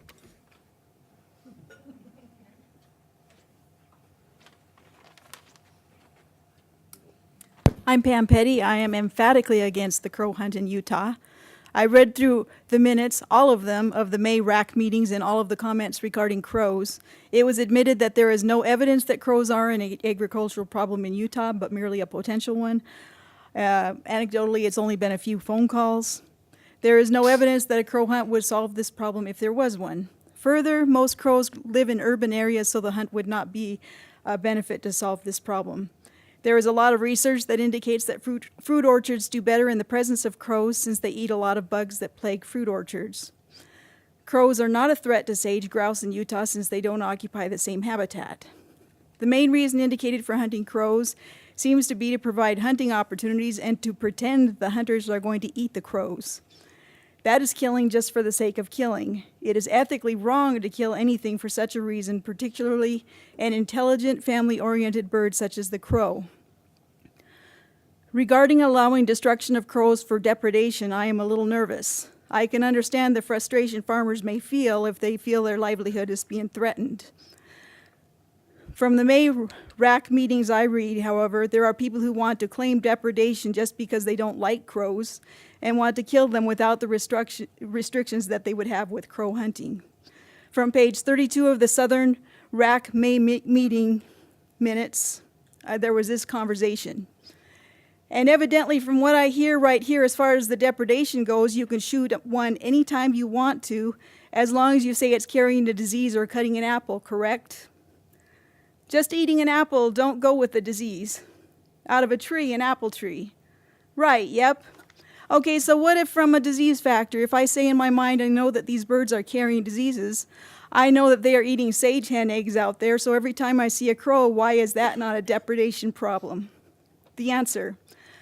If you said they were on the way to eating your tomatoes in your garden as well, then you'd be fine. And this conversation was between a DWR employee and an RAC member. Depredation is the same as killing a crow anytime for any reason, apparently. After reading this conversation, I am not convinced there is a crow depredation problem in Utah.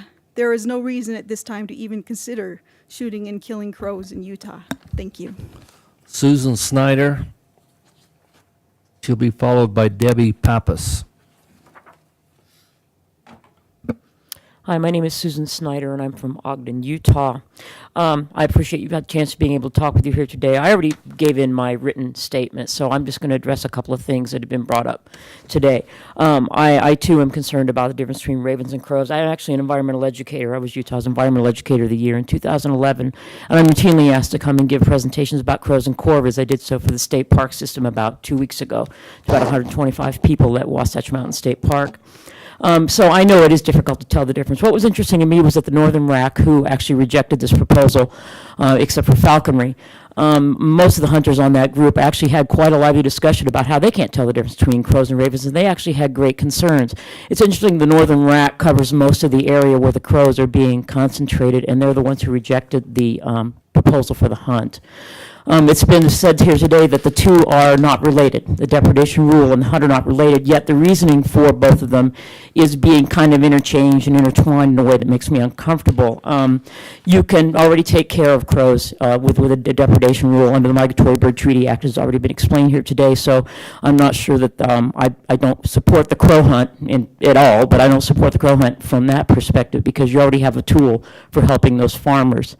As far as the sport goes, the hunters on the Northern RAC weren't that supportive of it. They didn't think it would be that much sporting, actually.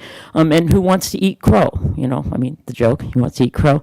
I do think Northern RAC came up with a decent compromise because I see that, you know, sport hunters, they have rights in the state. They have a right to pursue their sport. And I think that the falconry only rule was a good compromise to that. It would be something I think would open up an opportunity to a hunting group that doesn't have as many. Maybe opportunities, I may be wrong in that, but it may give them some added opportunities, and it also might help disperse some moose. If you have a falcon going in there regularly, crows are going to be smart to that. So anyway, so I don't support the crow hunt, and I do support more accountability in the depredation rule. Thank you very much.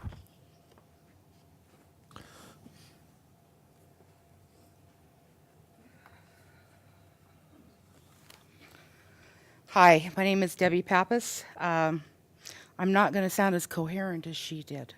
I'm a wildlife rehabilitator. I founded and run Second Chance Wildlife Rehabilitation in Price, Utah. I appreciate everybody on this board today, particularly those that I can read their body language that are really paying attention to this.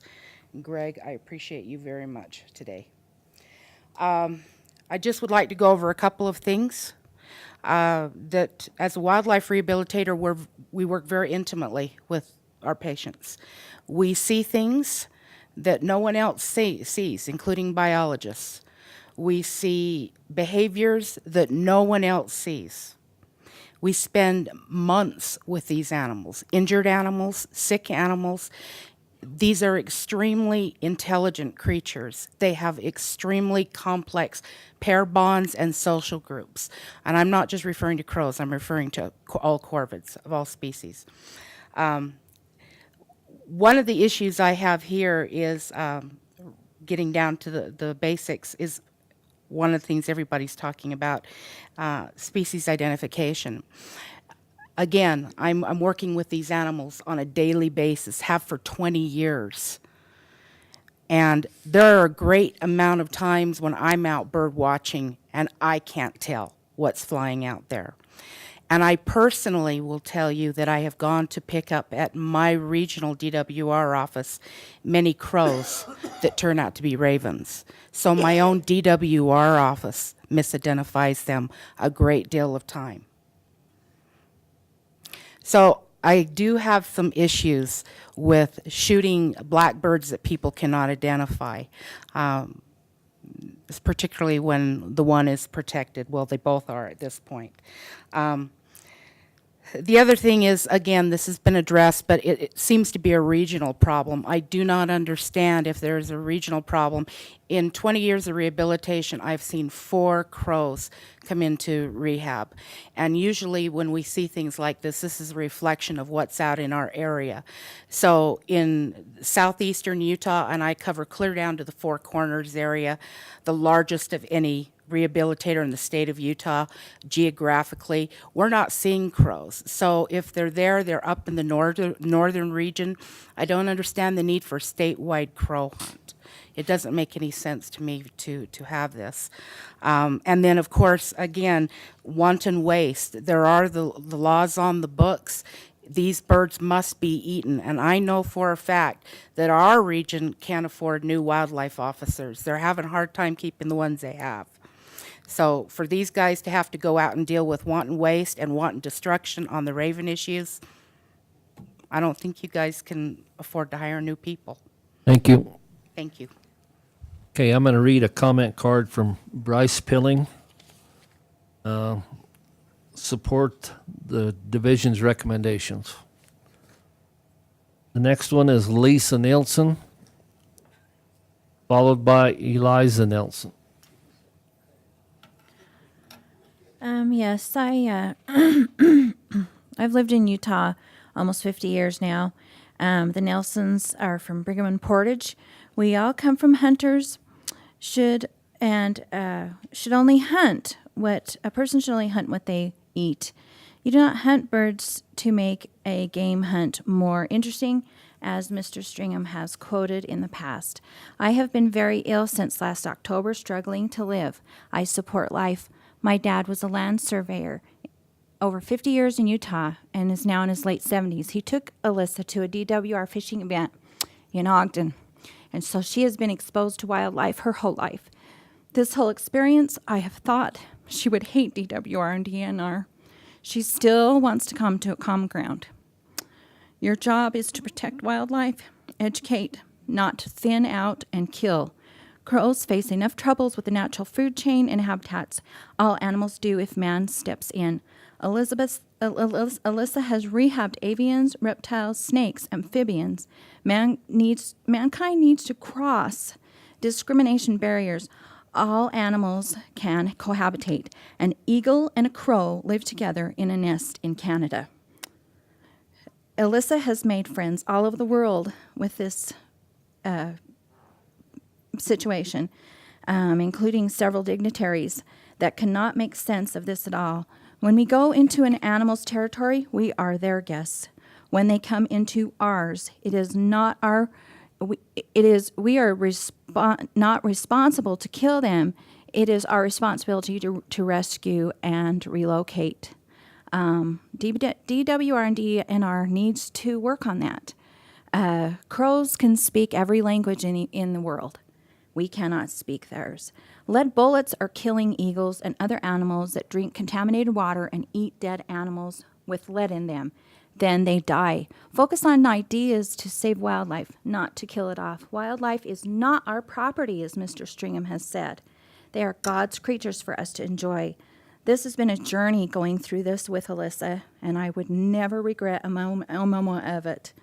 I've had 2 parakeets, and we have a bearded dragon. We do not breed. I have been around Keats for almost 30 years now and enjoy animals.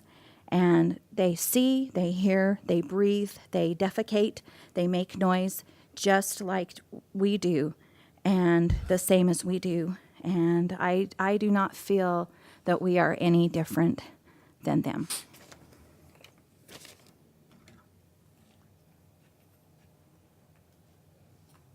After Elise, it'll be Angela Muller.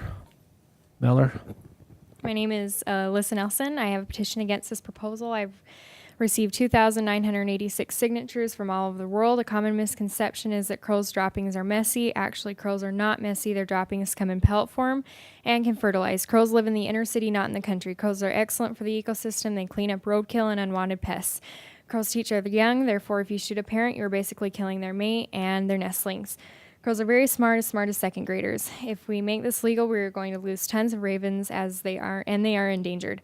Utah is a religious state and crows are honored in religious sectors. If any bird is bothering you, take some nonviolent actions and hang some CDs, as this has been proven to work, or have a family project and make a scarecrow. Crows lead predator prey. Without crows, predators would starve. Crows mate for life. No one would eat crow. A lot of hunters think this is ridiculous. We do not have an overabundance. Mr. Stringham says that most other states have a crow hunt. This is not entirely true. Every state has their own regulations. Mr. Stringham data is not backed up by anything. Do we really want to pass anything with no data? Mr. Stringham says that there are too many crows in Layton. I should know. I live in Davis County. They have migrated in the middle of April. None of the businesses around them have a problem with them. In fact, I spoke to Alex, the manager of McDonald's, and Emily, the manager of Garcia's. They like them. They don't care. They've been migrating there for up to 4 years. If we pass this law with depredation, then we should make it so people have to get a permit and fill out paperwork like we used to have it. We need to find a common ground that everyone can agree on. Crows have learned to put up with us. Now we need to adapt to them. Hope you all consider my thoughts and the 3,000 people's thoughts that say they will never come to Utah if this law gets passed, and not let all of the people that are depending on all of you down. Also, one more comment. Crows are not always just black. They can be white. They can be speckled. They can be brown. So there is another misconception there. But I have my petition with the 2,617 signatures, and I will submit that right now. While you're right there, is that petition email petitions? Yes. So they weren't like signed locally or anything? No. Okay. There are some signed locally, but most of them are out of the country. Turn them over to Stacy if you would. Angela?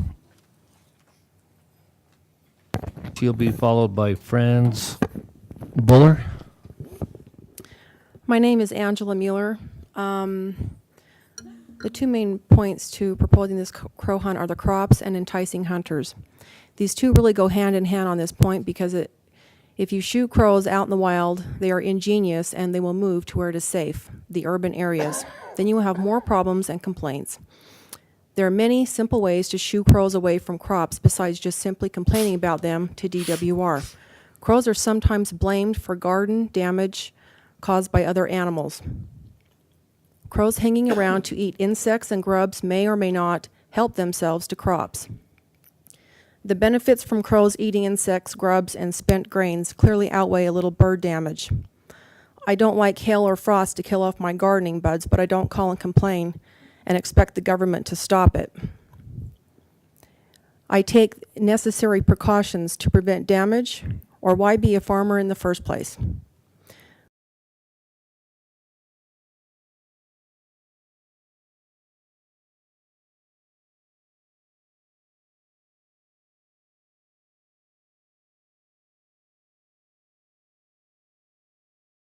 not try to adapt around theirs? Are we not the more intelligent species? I wonder. Your answer to this question is to kill. Is that really adapting or just destroying? Community concerns about people running around with guns while out hiking or camping with their families and little ones is also an issue.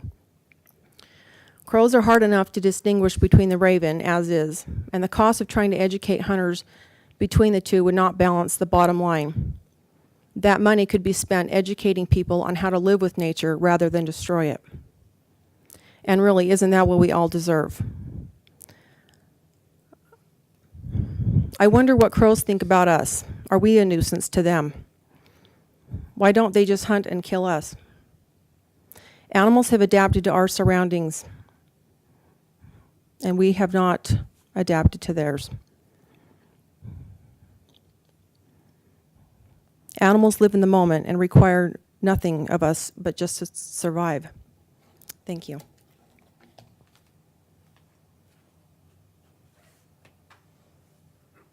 Brance Buller. Okay, Bob Brister.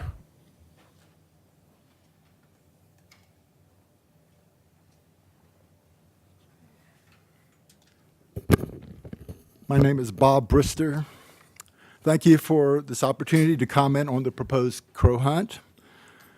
I'm an organizer for Wild Earth Guardians, an organization working to protect and restore the wildlife, wild places, wild rivers, and health of the American West. I work in the Wild Earth Guardians Utah office here in Salt Lake City. Wild Earth Guardians urges the Wildlife Board to reject the proposed legalization of crow hunting. Crows are not a traditional game species, nor are they commonly eaten by humans. Utah's wild birds belong to all of us, not just hunters. Dozens of bird species can already be legally hunted in Utah. There is no compelling or biologically sound reason to add crows to this list. Crows play an important part in the balance of life. They control disease vectors by eating insects and rodents. By scavenging carrion, crows also clean the environment and prevent disease. Crows are long-lived and highly intelligent with complex social relationships. They mate for life and have strong ties to their family and flock. Ravens, which look very similar to crows, are protected species. Allowing crows to be hunted will invariably result in accidental killing of ravens. Setting up a crow hunt that you know will result in the widespread killing of a protected species is bad wildlife policy. Killing crows just for the thrill of killing is unethical as well as inadvised. I'd like to briefly share my own personal crow story. While camping on Vancouver Island in British Columbia in 2008, I was toasting some bread for breakfast. A crow was in a nearby tree and I didn't think anything of it. While the bread was toasting, I turned around for 10 or 15 seconds to retrieve something from my car. When I looked back at the toast, it was gone, and so was the crow. I quickly realized that the crow had swooped down and took my toast when I wasn't looking. Was I angry at the crow? Did I want to kill it? No. I admired the crow for being so quick and intelligent and giving me a fun story to tell my friends when I got home. You know the expression, to eat crow. It means you have to humbly admit a mistake. Please do not put yourself in the position of having to eat crow because you made the mistake of allowing the crow hunt. Thank you. Ernie Perkins, and he'll be followed by Allison Levitt.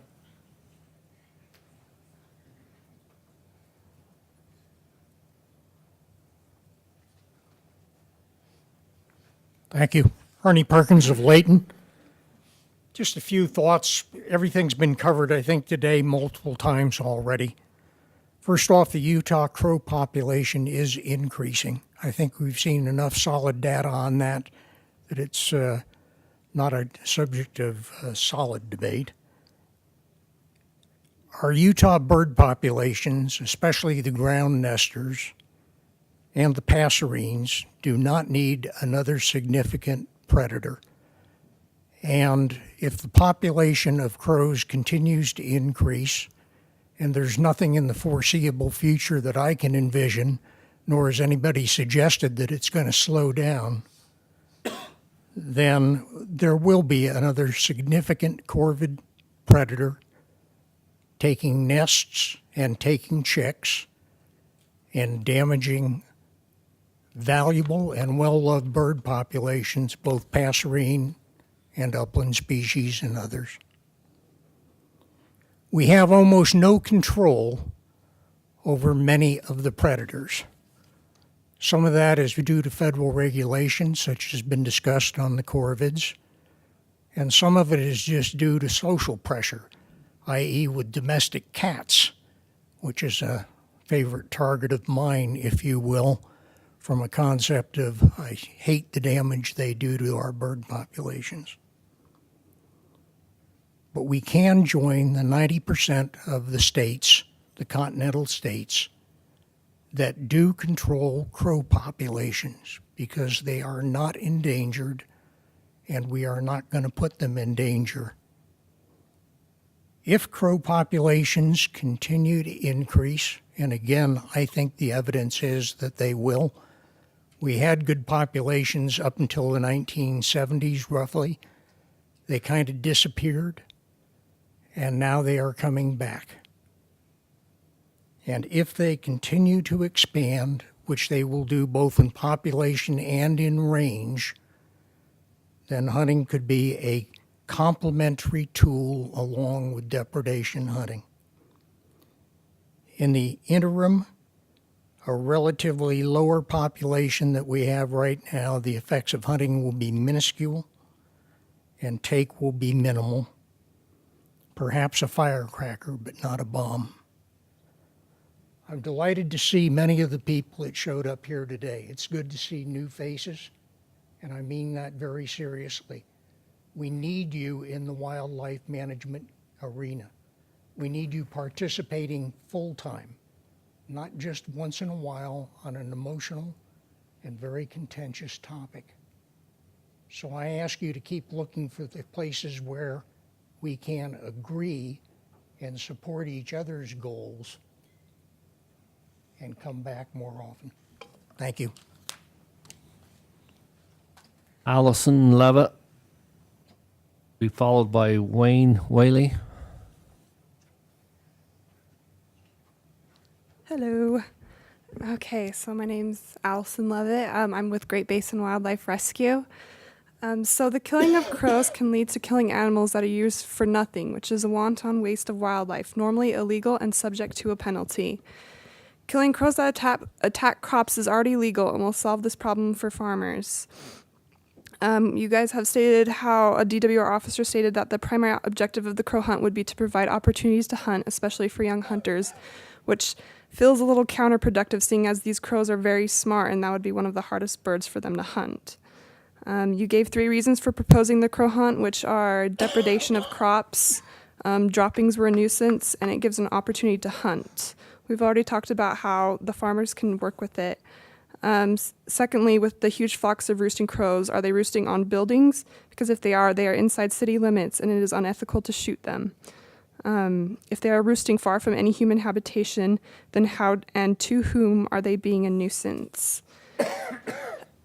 As for creating an opportunity for hunters, it doesn't do anything for the farmers' crops if they're already dealing with it in different ways. There are already dozens of bird species that provide ample opportunities for hunters of all ages.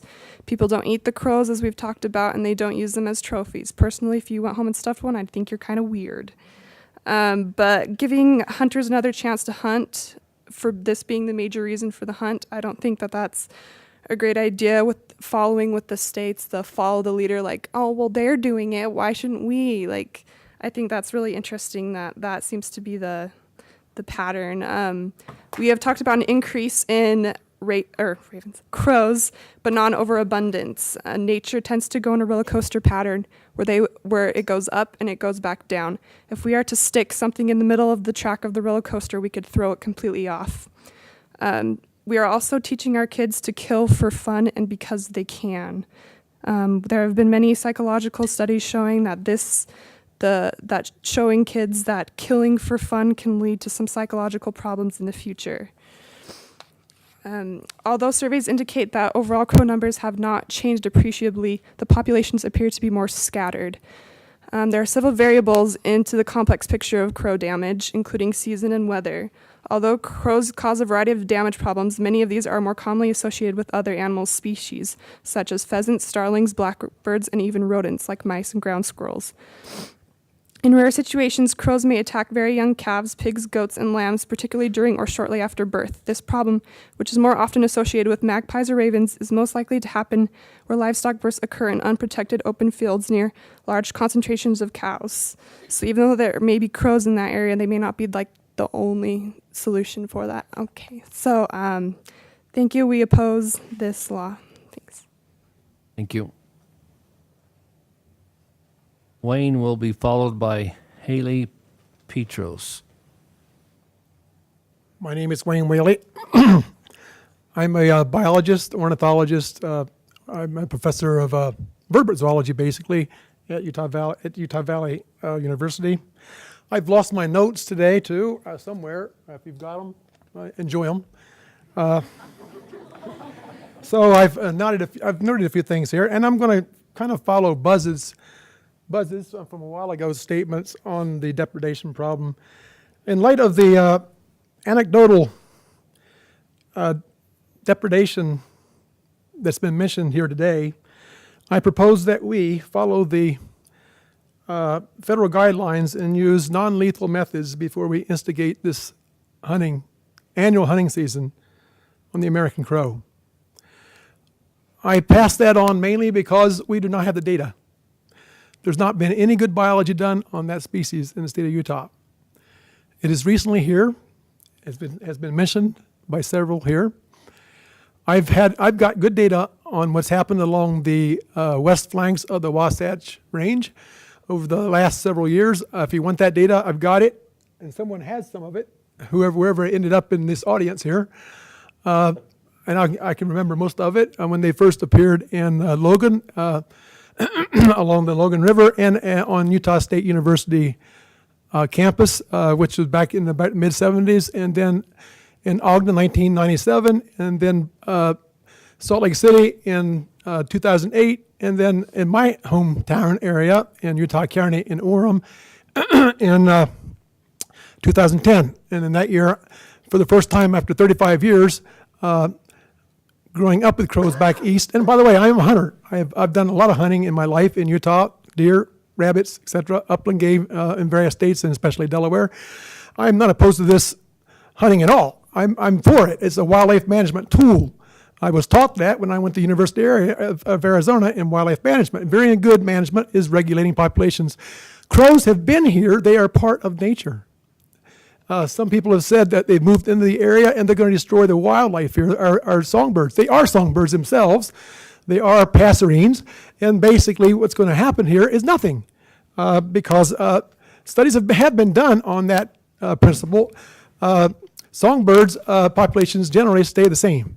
They've been around for many years before white man even ventured into this continent.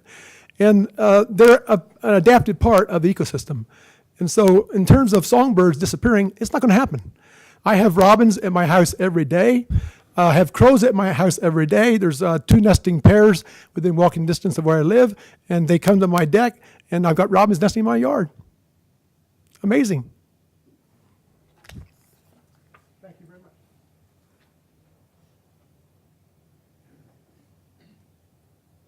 Matthew Wallace will be next after Haley. All right, my name is Haley Petrus. I'm also representing Great Basin Wildlife Rescue. Our director is Patty Richards. She regrets that she couldn't be here today, but she has us, so hopefully it'll be okay. In the 10 years that she's been doing rehabilitation, she's only had 1 crow come in. And as Debbie Pappas mentioned, that tells us a lot about the crow populations. And we believe that Utah is not ready for a crow hunt. The crow population is not ready for a crow hunt. And obviously the public has spoken that they're not ready for a crow hunt. We recommend that more time is given so that more data can be established and that more documentation can be found and followed, and that the public may have that data that they may be satisfied. And I feel like this is a jump to conclusions and that we definitely need more time to figure this out and work together. Thanks. After Matthew, it'll be Byron Bateman. Good afternoon. My name is Matthew Wallace, and I'm a resident of Salt Lake County.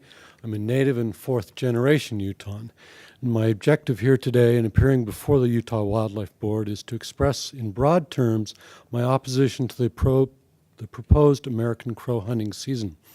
I feel that sound science needs to be in place regarding any alleged negative impacts that crows have on our natural environment or on the human environment. That includes the aesthetics of their noise and droppings, plus any impacts on agricultural crops and livestock. The question is, are any negative impacts actually occurring to a degree that warrants a hunting season to effectively control the threat that crows may pose to humans? Anecdotal evidence of native impacts is not sufficient. Sound scientifically based evidence is needed in order to warrant a crow hunting season. According to DWR Wildlife News, April 24, 2014, with all due respect to Waterfowl Coordinator Blair Stringham, he says, crows damage fruit crops in Utah, but giving hunters another chance to hunt is the major reason for wanting to start a crow hunt, unquote. This belies the truth that the proposed hunt is nothing more than an excuse for another sport hunt. American crows are allegedly damaging fruit crops, pecking the eyes of newborn calves and lambs, and causing nuisance issues with noise and droppings. Well, if the noise is a problem, then please consider for a moment the noise made by leaf blowers and loud ATVs. We don't shoot people if they make that kind of noise. Please don't shoot crows for that reason either. As far as damage to agricultural crops or livestock, well-documented, scientifically based evidence must first be in place before considering any kind of remediation effort. Then, non-lethal means must be attempted first. Then, as a last resort, hunting can be considered. I submit that the Utah Falconers Association proposal of using falcons to hunt crows would work well, as it does near airports and golf courses with various bird species. I'm not opposed to hunting per se. I am too a hunter, albeit with a camera, but not a firearm. I'm opposed to the so-called sport hunting for the sake of killing or target practice. I support hunting and fishing as long as the meat is consumed. Hunting can afford people various benefits. Hunting can be used as a form of wildlife management. Hunting provides opportunities for commerce and economic development for our rural communities. Hunting can afford a greater appreciation of our natural environment, and it can be a beneficial source of food. Wildlife management ought to be based on sound science, not anecdote. I'm not convinced that the alleged threat posed by crows has been sufficiently established to warrant a crow hunting season here in Utah. If depredation can be shown, then deal with those case by case, but please, no open hunting season. Thank you. Byron will be followed by Jan Ellen Burton, I think. Not sure. Byron Bateman. I'm the president of Sportsmen for Fish and Wildlife and representing all hunters here today. But a crow hunt is needed. It's long overdue. I've hunted crows before in this state, and it's a great sport, and it's a great opportunity. It's a great learning experience. But we need to put the crow back on the hunt and the conservation of themselves. Everything we hunt, everything we take care of with the hunter's dollars, you have to excuse me for my throat today. I've got a little bit of an allergy going on, but anything we've hunted, we've shown in the past that we've protected them, we propagated them, and we're taking better care of them now than we ever have. Crows would be the same way. But we're also facing a real, crisis with sage grouse, sharp-tailed grouse, and other sensitive species in the state of Utah. We're already spending west-wide tens of millions of dollars to try and keep sage grouse from being delisted. This is just a proactive measure to help protect sage grouse, sharp-tailed grouse, and like I said, other sensitive species. Ernie said it very eloquently, is all ground nesting birds and other birds that, a crow is a robber. I mean, it was very well illustrated, but he's still a piece of toast. You turn your back on, what's he going to do? But the population is increasing. We got to look at that. All the things that we've been managing over the last 30 years since the early 70s, we don't want to go back to the 70s. Let's be proactive and make sure that we don't allow the crow population to get out of hand. If we've got 45 states out of 49 contiguous states, or 48 contiguous states, that's a super majority of people that realize and already know there is a problem with the crows, and they're addressing that problem. So I ask you today that you just take the proactive approach, that we start a crow hunt, and like everything else, like I said earlier, that everything we hunt, everything we manage, everything we conserve, we take better care of it if we're hunting it, manage it, because we all love nature. Everyone here that's in the room today has a very, passionate aspect as to what they think nature should be and what their life should be. We're fortunate that there's warriors out there protecting us on a daily basis, that we have the right to come here and say what we think and, speak freely about our passion. We all want wildlife, to continue to be part of our lives and increase the quality of our lives in the state of Utah. So I ask that you don't discriminate against any one group, but you look what is best for the whole state of Utah, and that is that we manage crows starting right now through a controlled hunt, so we can learn more about crows and just make sure we don't do any more damage to the sage grouse, sharp-tail, and other ground nesting birds. Thank you.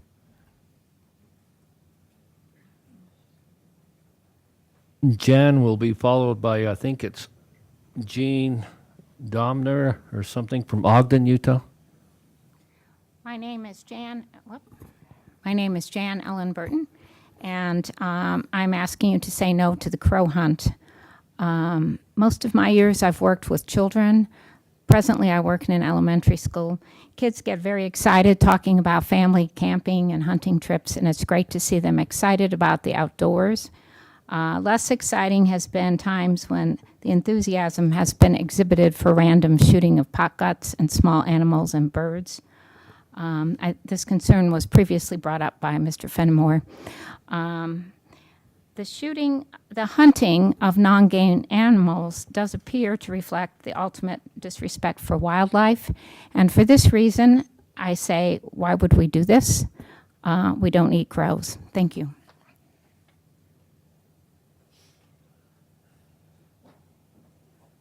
Jean will be followed by Cam Vogel.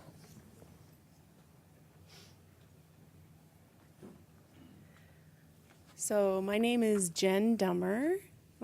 I have chicken scratch writing, so I'm really sorry.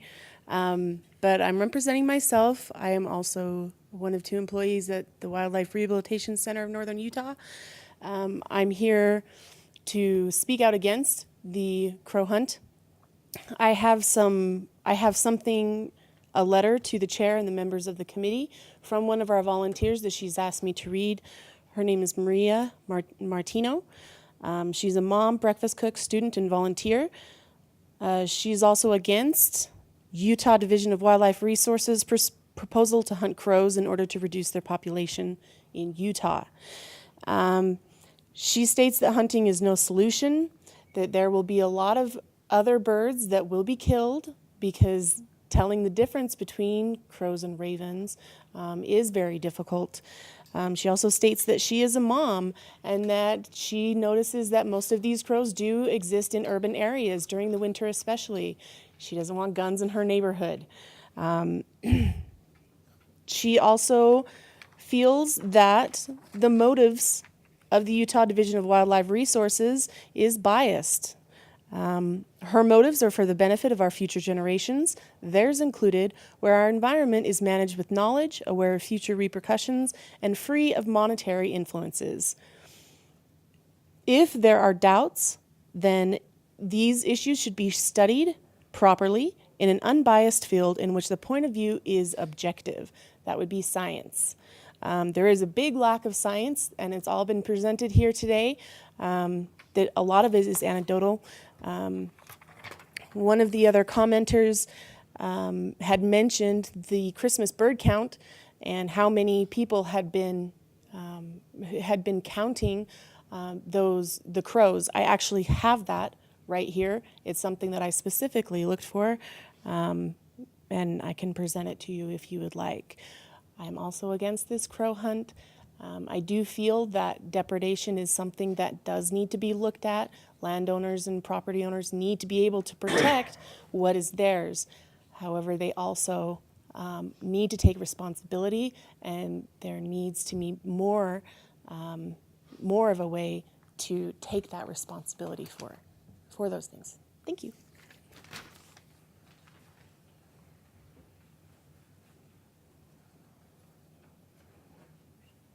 Cam Vogel, and then we'll be followed by Carolina Ron, I think.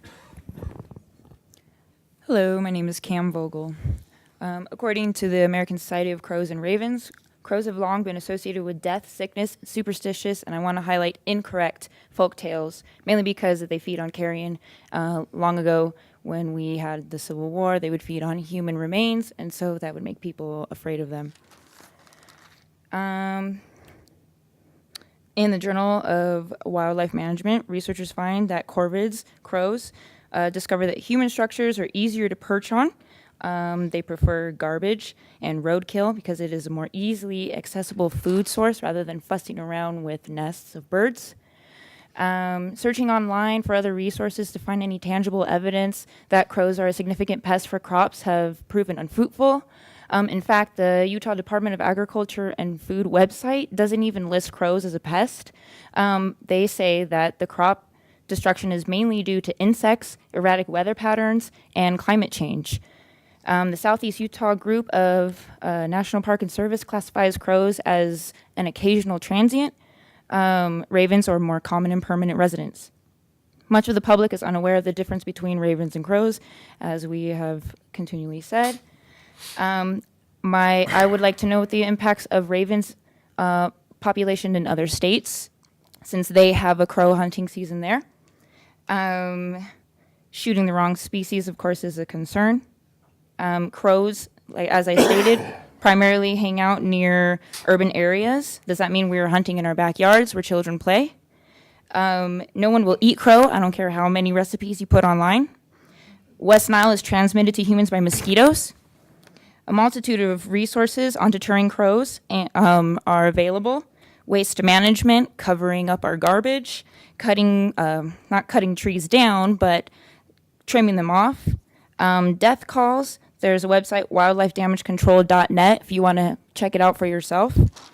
45 states have crow hunting, and I, for one, am not willing to jump off that bridge, especially if there is no statistical evidence to support a reason for it. Why should we shoot something because a few people don't like it? Why can't we save it because many of us love them?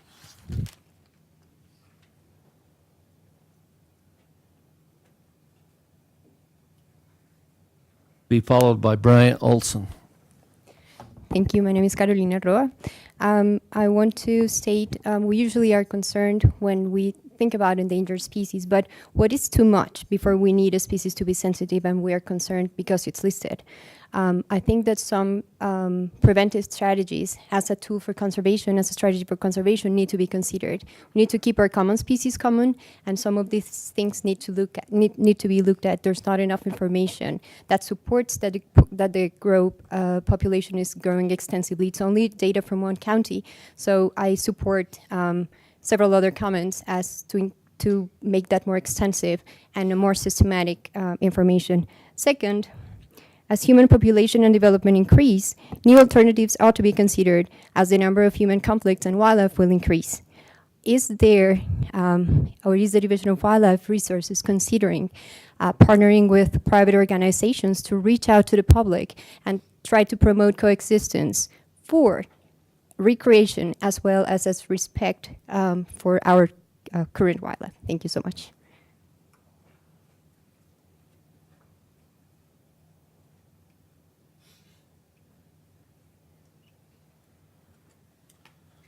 Hi, it's good to talk to you today. My name is Brian Olson. Excuse me. I'm an active member in the local Audubon Society. I've also done volunteer work for the division doing bird surveys. So there are those who would say that this is about hunting versus non-hunting. I strongly disagree with that. This is about bad science. There's no data. Everything that they have presented to us is is unfounded. It's just hearsay, and there's no data to really back up any of their claims. And I don't have anything against hunting, but if we're going to hunt a species, we need to monitor the impacts and monitor that species and understand what is going to happen to it. You don't just go out and say, go shoot them and let's see what happens. That's bad policy. And I strongly oppose this measure. Thank you.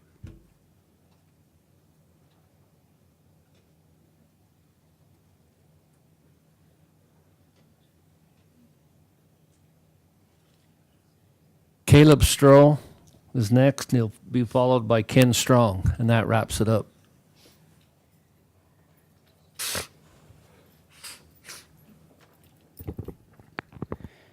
My name is Caleb Stroh from Kaysville, Utah, and I'm here representing two groups, the Utah Chucker and Wildlife Foundation and the Utah Falconers Association. On behalf of these groups, I would like to thank the Utah Wildlife Board, the distinguished members of the RAC, and all others invited in on these discussions. In short, both the Utah Chucker and Wildlife Foundation and the Utah Falconers Association are in favor of and support the proposals as outlined by the division. Both organizations are in favor of the streamlined and simplified format of the new upland game and migratory bird regulations. We appreciate the hunting opportunities given to us by the division and find these recommendations are based on solid, peer-reviewed science and biology. We believe it's the division's responsibility to manage populations and not individuals, and these proposals reflect that ideology. Both organizations are also in favor of the division's recommendations to open a statewide American crow season. American crow populations are increasing in Utah, and there is good, verifiable data to back this up. American crow populations, according to the division's research, as well as the Utah bird counts, or the December bird counts, have shown that there may be an increase as much as 100% over the last 20 years, from almost no birds, or literally no birds, to 178 birds in a transect. Doesn't matter how many people are counting them, it's in a transect. But let's see here. While many populations are of an urban nature, we still feel that the proposed hunt is a sound option that not only increases hunter participation, it adds opportunity, and it still allows for nuisance control. Simply put, we are in favor of the ethical sport hunting, even if a very small specialized group of sportsmen are the only one to benefit from that.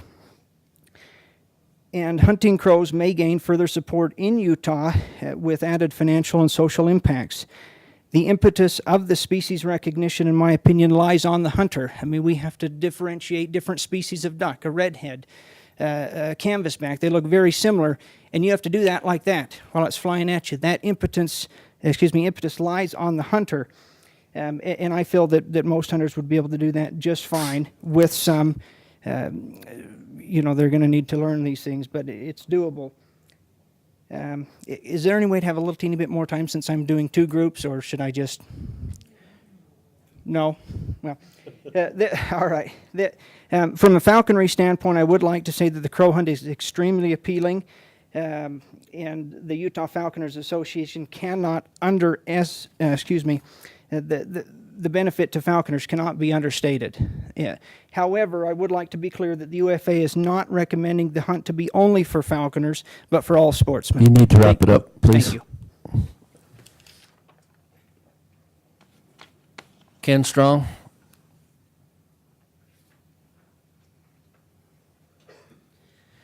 Ken Strong, representing myself.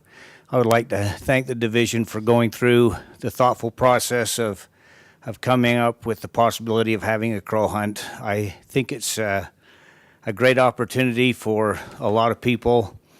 I think it's a great way to keep the crows in control, and I am very supportive of it. Thank you. Thanks, Ken. Okay, so that wraps up all of our discussion cards that we have here. Before I do a little discussion on what was brought up in those comments, I'm going to go over the racks and how they voted one more time with you guys. All of the regions except the northern region voted to approve the recommendations. One was unanimous, the other was 8-1, 4-3, and 7-2. The northern region recommended the Wildlife Board approve the waterfowl recommendations excluding the American crow, and that passed unanimous. They also recommend the Wildlife Board approve rule number 657-3 as presented, and that was unanimous, and that deals with depredation. Then they had a motion to recommend the Wildlife Board enact a falconry hunt for the American crow within the framework recommended by the division, and that was passed 10-2. And then they had a motion to recommend the Wildlife Board accept American crow hunt as proposed by the division, and that failed 3-9. And then they had one recommend not enact any American crow hunt other than falconry, and that passed 8-4. So that's kind of a summary of what happened at our RAC meetings. Some of the things that I collected out of the comments today is some of the people said that they would be okay with the depredation rule if we didn't have the crow hunt. Data collected, they thought they needed more time. Ravens to crows, most people probably couldn't tell the difference. Some people thought there was additional methods of removing crows. And ground nesting chicks and predator control was brought up a couple of times. The last one also mentioned that. And then a gentleman thought there were some non-lethal methods that we could probably come up with. So those are kind of some notes that I took through there. And excuse me.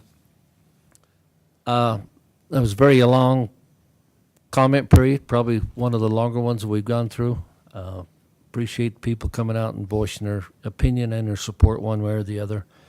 And I'm going to turn the time over to the board discussion for.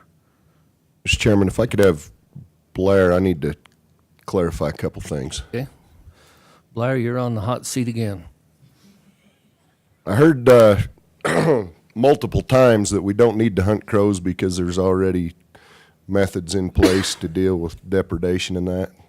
That's not necessarily the case, is it? Isn't that the purpose of modifying R657-3 so that we can put something in place? Right now, there's nothing. Correct.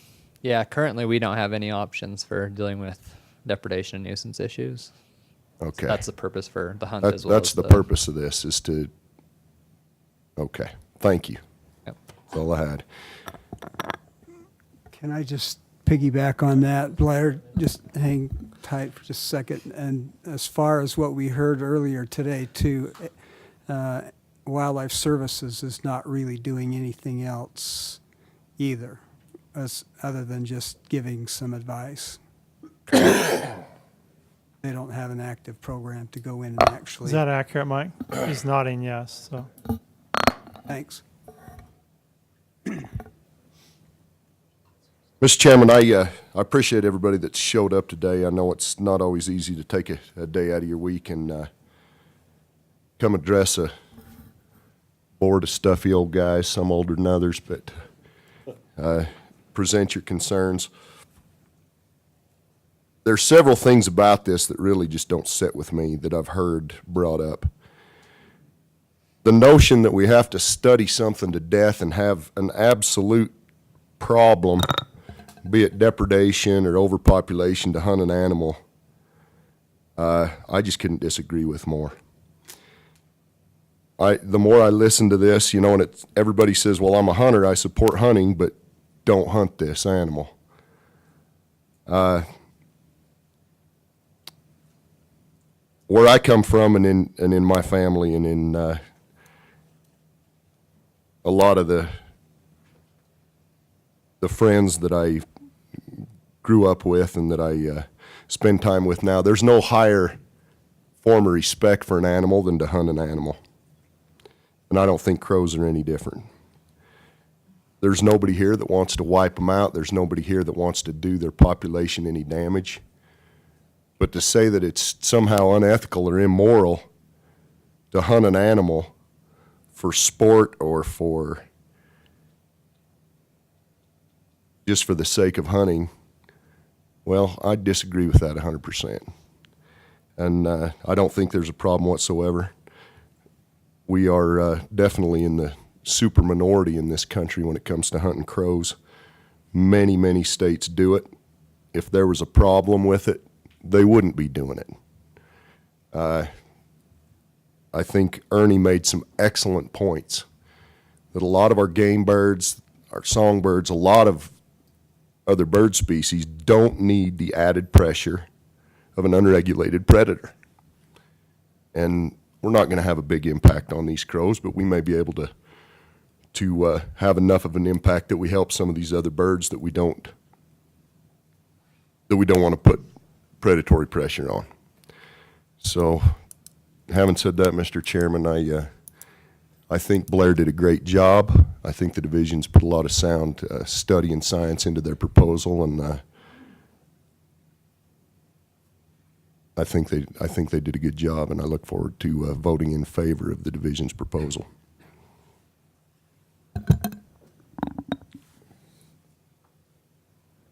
Comments? Bill? Mike? Comments about what John said? No, just or- you got any comments? We don't want to hear what John said. Yeah, I've got a couple of questions. Along the depredation lines, I'm just curious about how that works and how it would work in a real situation. If, for example, it goes through the way that it is proposed right now, a farmer, a landowner, whoever that's having these issues that they deal as nuisance would have the opportunity to solve the problem. And there's no recommendation or no requirement that well, I guess I want to know who determines what action needs to be taken under this proposal. And will it be something that the division will say, you do have a problem, you don't have a problem, you do have a problem, here's what you do non-lethally to try and address that problem. You got a real serious problem that requires some lethal methods, proceed that way. Is that part of the process, or is it up to the landowner to just do this and then self-report? The way that it's written is it would be largely based on the honor system. The way it's worded is to attempt to control the birds using non-lethal methods prior to using lethal methods.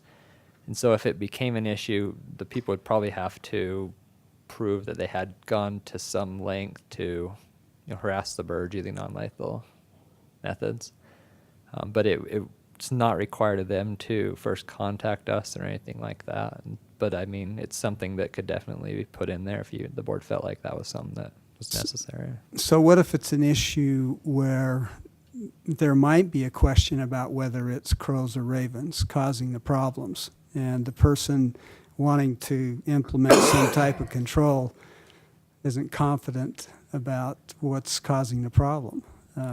Would that be something that the division would verify and say, don't do this, don't start shooting those crows because in reality they're ravens?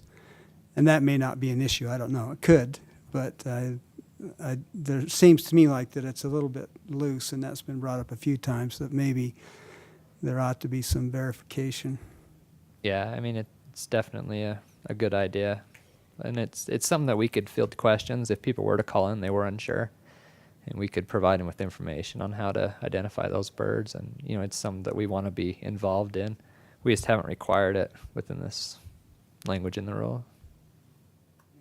Here's another question that goes along with that. The division is going to be responsible to deal with those kinds of questions, is that right, based under this new depredation rule? Yeah, it's something that we will put into our rule, and so we will take any questions people would have. And where they are a migratory bird species, I mean, we would share some of that responsibility with Wildlife Services as well, and they would continue to take calls as well, I would assume. How are you going to pay for your time to go out and check these calls if you do have to verify something like that? Where does the money to do that come from? Does that come from a state allocated out of the 8%? Do you pull that money from dollars spent by that you get back in PR or DJ money, or how would you handle that? It hasn't been an issue to date because we haven't really done a whole lot of it. Typically, our nuisance issues are funded by our general fund money, so we don't use PR money on it. But in this specific instance, if we did begin hunting crows, then they would be a PR eligible species, just like any other species that we hunt. That's probably something that internally we would begin to discuss. Greg, you may have more idea on that than I do. Well, as I mentioned earlier, we help manage hundreds of different species in the state. We perform law enforcement on those. Addressing calls on ravens and crows wouldn't necessarily be anything new. And how do we pay for that now? We mostly pay, our law enforcement's generally covered by hunting and fishing dollars, whether or not we're out helping protect desert tortoises or Utah prairie dogs or other species that are not game species, or maybe even endangered or sensitive species.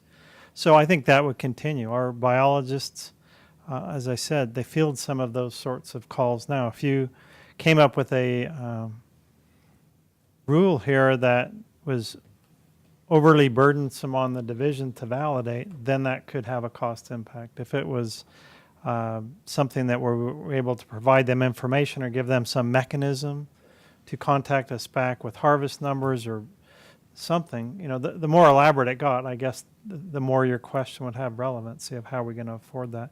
But right now, I think we would deal with that much the way we probably do with a lot of the calls that we already take on these species.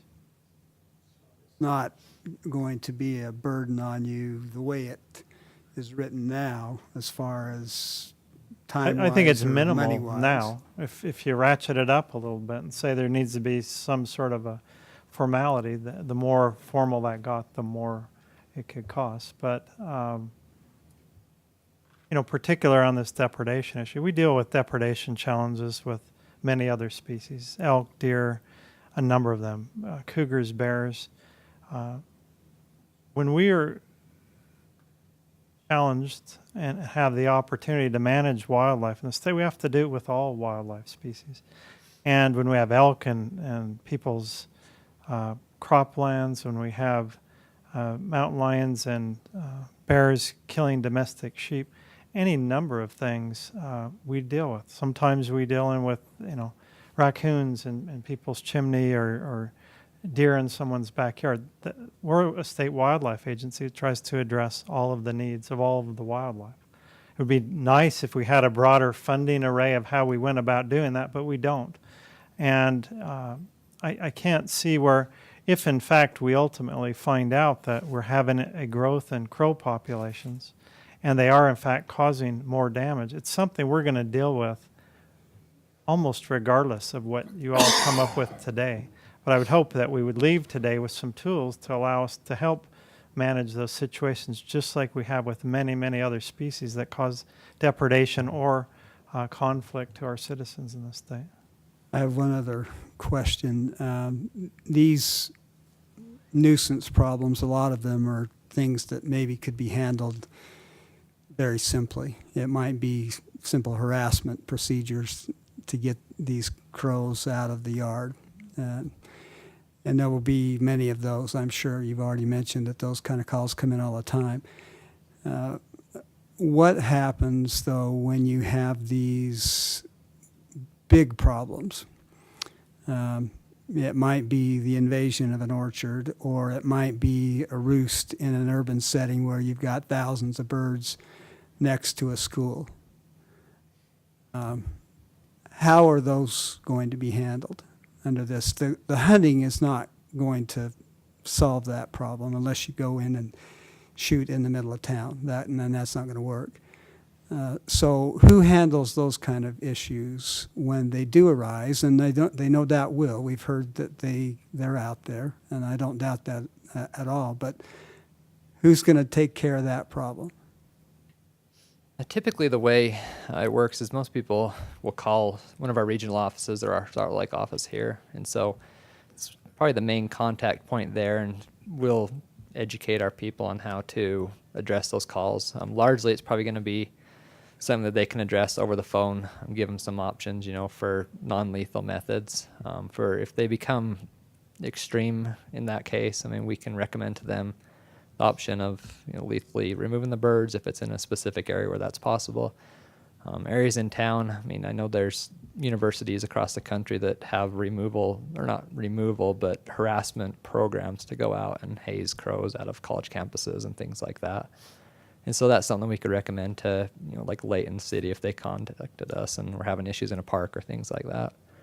So I still envision a lot of it just being phone calls over the phone, just giving people their options of what they can do. What is, somewhat important for us now is if we can have that lethal option, it's just another tool for people that are having problems. And typically with hazing wildlife, if you can remove a few of them, the rest of them get the picture pretty quick, and then it becomes a non-issue. If you're going out and putting out owl effigies across your yard, that'll work for a short period of time, but at some point they eventually will just become a perch for the birds because they realize there's no threat associated with them. Okay, but as far as, these bigger issues that require considerable expertise and maybe considerable expense, you all don't have that kind of expertise. Wildlife Services can't respond to that. Are there private contractors out there that do some of that kind of work, or? Mike, maybe I can answer that, and Mike Linnell can probably chime in here. But one of the major reasons we're even here today talking about this is because Wildlife Services cannot, act on something like this without the state of Utah having those rules in place to be able to give them the ability to do that. And so that's one of the reasons we're talking about depredation at all here today. And so by us putting together this depredation rule or passing that gives us the ability to ask Wildlife Services to help. And, would have to ask Mike about the funding mechanism. But if we do have the legal ability to address these issues, then we can request Wildlife Services to assist us. And I'm sure that in these big situations, that's exactly what I'd do. So, Mike, would you have the money to pay for it? I might just to clarify a couple points. The depredation order, there is a mechanism in place for review of these. We would continue, even if there was no funding, we would continue to field technical assistance calls. We have a very close working relationship with the division and work closely with them. When these depredation orders, remember magpies and blackbirds and a number of other, blackbirds aren't on this one, but on a number of other ones, they are already a depredation order. What happened is the U.S. Fish and Wildlife Service determined that nationwide these populations could sustain that, but there were enough problems associated with them that they issued a depredation order. They just recently did one for double-crested cormorants in the Great Lakes in the Midwest area because they had so many problems. We have a process where if there's a permit that a private citizen needs to get for any other migratory bird, they can get a permit through the U.S. Fish and Wildlife Service, but we have to go out and verify that. But we don't always have to go out on site. So there is a process we can work them through on the phone. In terms of this, that's the whole reason for this depredation order is we just don't have the resources to go out on every one of those. It gives landowners an opportunity to deal with it themselves in-house.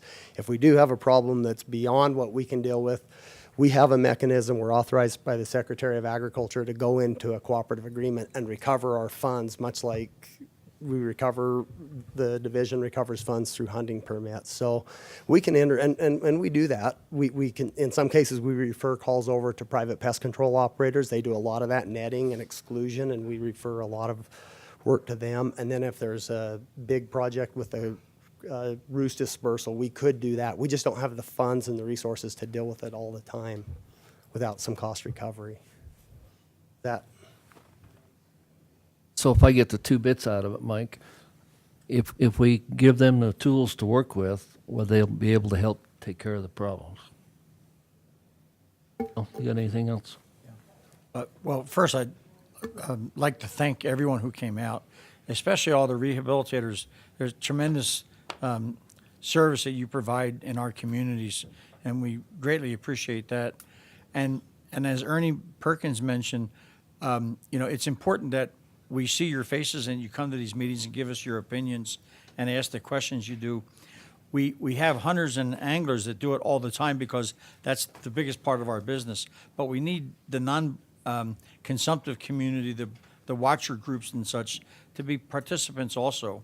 And so I'd encourage you to come out to your regional RAC meeting or your wildlife board meeting, or even just have a representative maybe from your Audubon group or from your rehabilitator society and so forth, maybe come out and just be a presence. I thank you for the decorum that you showed today as well. It's been, quite pleasant to deal with everyone and to get all this time available for you to give your opinions and questions and such in a very thoughtful way. I don't believe this is a hunter versus a non-hunter issue either. Many birders are watchers and also hunters. I'm one of those. I'm an avid waterfowl hunter, but I'm an avid birder too. So it isn't one, that cancels out the other. Although I don't feel that the data presented here today is in depth enough or demonstrates that this need. And hunters, I would tell you, are proud to say, and I hope that they will continue this tradition, to say that they harvest what they eat what they harvest. And I would, want that to be true going forward. I worry about how we might change the culture, especially young hunters that we're trying to recruit, if we take them out on crow hunts and shoot the crows, but then have no intention on harvesting them and eating them. And the young hunter now learns, a disconnect in the process is today. It's interesting, not to get too far off track, but we do have some wildlife problems that we, could address, should we choose to, that are much more demonstrated a need for that than, say, this one is. I mean, that would be, for an example, raccoons. Have you ever had a problem with a raccoon? I mean, it's amazing the amount of damage and things that are going on with raccoons in our urban and suburban neighborhoods. But it's a problem we've just decided to tend to live with or handle at other levels, but that's not an area that we work on. And raccoons eat birds' eggs, birds, and many other things. Mr. Dalton. Yes, I have a question, comment, I guess.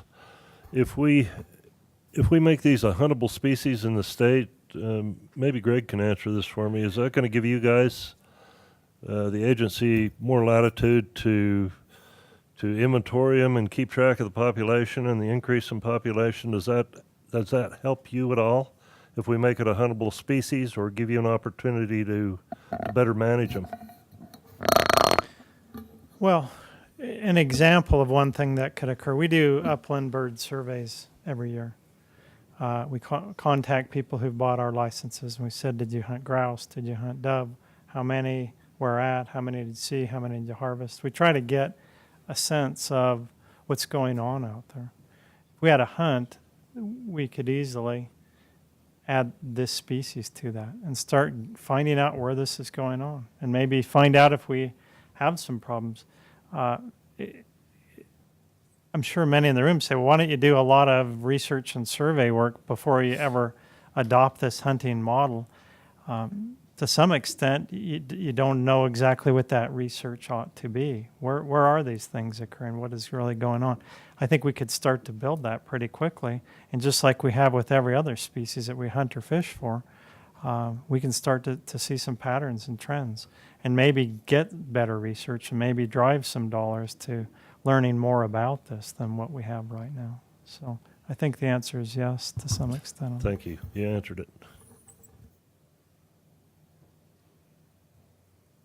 Mr. Chairman, I think we've spent ample time on this issue. Like I said, I appreciate everybody coming out, but I think it's time we see where we stand. I'd like to make a motion that we accept the division's proposal as presented. Okay, we have a motion by John Bear and a second by Steve Dalton to accept the waterfowl recommendations as presented by Blair Stringham. Any other discussion before we go to vote? I'm not quite sure what to how to go about this, but I would I'd personally like to see us treat the depredation issue and the hunting issue separately. So I guess I would amend that motion, make an amendment to it to say that we, and maybe I can't make an amendment to that motion asking what I want to have done, but I'd recommend that we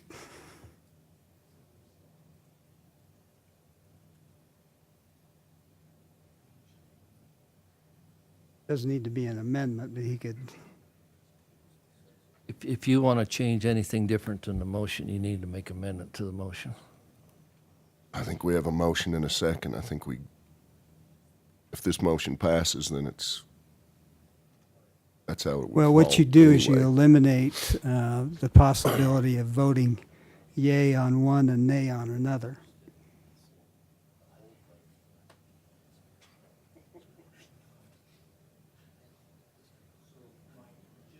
Previous discussion, I assume that you're a little unclear with the depredation issue and about how to handle that. Right. I think we need to adopt the depredation issue. I'd like to see it strengthened a little bit.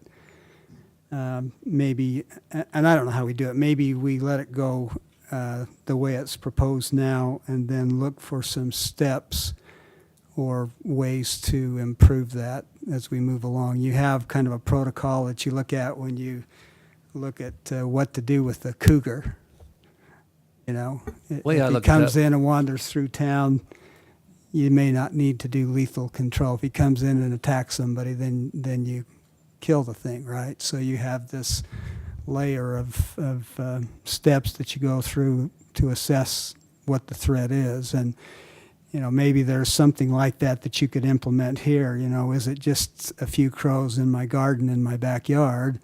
Then a phone call could help do that. You could talk to the person about figuring out what it really is and what's the appropriate thing to do. If it's, I've got 1,000 birds in my backyard, then maybe that requires a visit from a wildlife person to come out and verify if it's crows or verify if it's ravens or maybe it's blackbirds, you know, and they'll flock in the wintertime and cause probably as many problems, I would guess, as some of these, as crows do, maybe even more so because those flocks can be thousands and millions of birds in some places. So, you know, I would like to see something like that just allows a little bit of verification of what the problem actually is and what the appropriate steps are to take given what the problem is.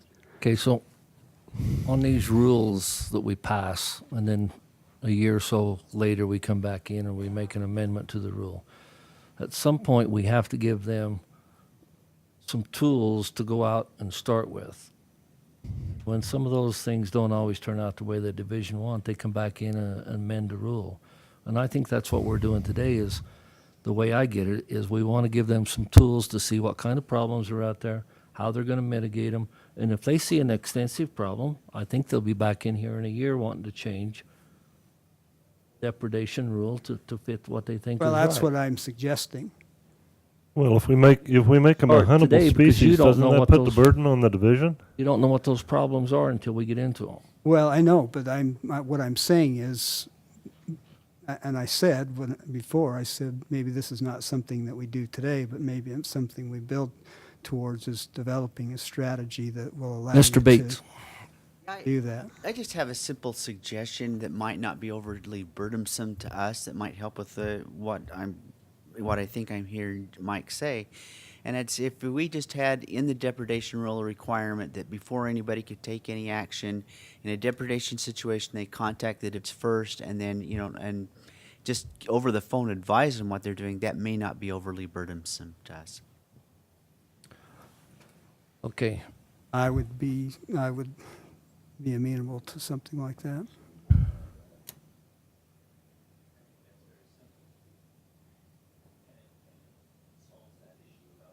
About depredation, just taking it into your own hands, right, Mike? So now you've got one simple step to contact the division. And you're okay with that? Yeah, but I'm still not okay with them being together. Sorry? With the two, the hunting and the... I'm going to vote no on the hunting. I'll just tell you that right now. But I want to vote yes on the depredation. Okay. So here we go. I'm going to call for a vote on the motion as was done by Mr. Baird to accept the division's recommendations as presented. All those in favor, please raise your hand. Got 3. Those against? Okay, motion carries.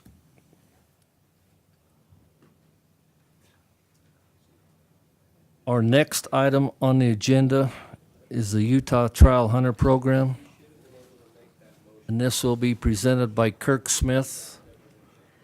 And we will start that in about 3 minutes. There you go.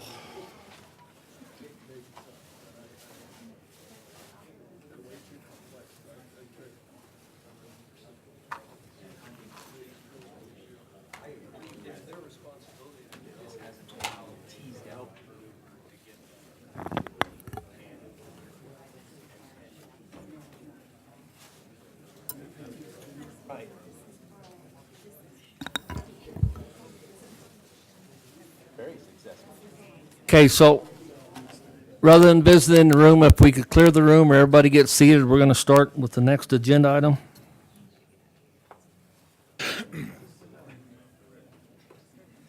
The Utah Trial Hunter Program. Kirk Smith, you got the floor. Well, thank you, Mr. Chairman. I'm actually Gary Cook. Oh. I'm I'm See the what I Wildlife learned Recreation today. Program Coordinator. Kirk Smith is our Hunter Education Coordinator. He actually took this presentation through the RAC meetings, but is out of town on business this week, so I'll be presenting this And it's today. Gary Cook? Gary Cook, yes. And you're from? I'm with the Division of Wildlife here in Salt Lake. I'm the Wildlife Recreation Program Coordinator. Well, you live right here in the valley. Actually, I'm living in North Ogden, but it's a bit of a commute. So Turn the time over to you. Thanks, Gary. Thank you. So the trial hunting program, wanted to give you just a little bit about this presentation today. We'll cover some background of these types of programs, what we've been looking at as a division, and look at the highlights of the new program, the administrative rule that we've come up with to present to you today. So background on these trial hunting programs. For several years, the division has been looking at, well, and not just the division, but across the country, we've been looking at the replacement ratio, the number of hunters that we have participating in the sport across the country. The national average there, for every 100 hunters that we have leaving the sport, we have about 69 that are coming back in and being recruited to the hunting community. And our average here in Utah is actually a bit lower than that at 59. Over the years, we've made several efforts as an agency to address that issue and bring more hunters into the sport. Many of those opportunities have been focused towards the youth. We've lowered our minimum hunting ages. We've expanded youth opportunities with youth-only hunts, percentages of permits reserved for the youth. With our deer hunting season, our youth are able to hunt all three general seasons with the general season tag. Just recently, the hunter mentoring program that really focuses on youth and allows those individuals, those youth, to be able to share a tag of a family member. We've heard it today, various opportunities that have been presented to expand our youth hunts to a three-day season and provide more opportunities for youth. So we've continued to look at the basic composition of the hunting population. While youth is very important there, we have a lot of hunters, more than half, in that 18 to 45-year-old range. And in that same demographic, we have a relatively significant loss, reduction in the growth rate within that group. These trial hunting programs or apprentice programs really focus a lot on opportunities, not only for youth, but for those people in those new hunters that are adults, young adults, in that 18 to 45-year-old range. These type of programs have been around for several years, and the division has monitored these programs in other states across the country. The one common thread, I guess, with these programs is the try before you buy type of an opportunity. These programs allow people to go out and experience hunting prior to taking a formal hunter education class and find out whether or not it's something that they want to be involved with and participate in. We have there's 35 other states that offer some type of trial or apprentice hunting program. Overall, all of these programs are very family friendly. They have exceptional safety records, which I'll talk more about a little bit later in the presentation. We've also seen that not only do they increase participation in hunting, but they help to generate support for wildlife conservation as well. This is a map from the Families of Field organization that shows all of the different states that have some type of a trial or apprentice program in place. And I may add to that Arizona is in the process of developing and implementing a similar program as well. Some of the things that we've looked at with these trial programs, they tend to attract more urban hunters. This is just an example from Minnesota, but in their regular resident hunting population, they've got only about 28% that really come from that urban area. Whereas the apprentice program in that state, that number from the urban areas jumps to 42%. Another thing that we've looked at is the percentage of women that participate in these trial hunting programs. Again, from Minnesota, the regular hunting population has about 11% women participation, and in their trial program or apprentice program, that number goes to about 28%. Another thing that we've watched with these other programs across the country are what happens over time with the participants in these programs. After the first year of participation, this example comes from Ohio, but after that first year of participation, they found that almost half, 44%, of those trial hunters went ahead and took a hunter education class and fulfilled that requirement and became, got into that regular hunter pool. In the third year, that number went to 75%.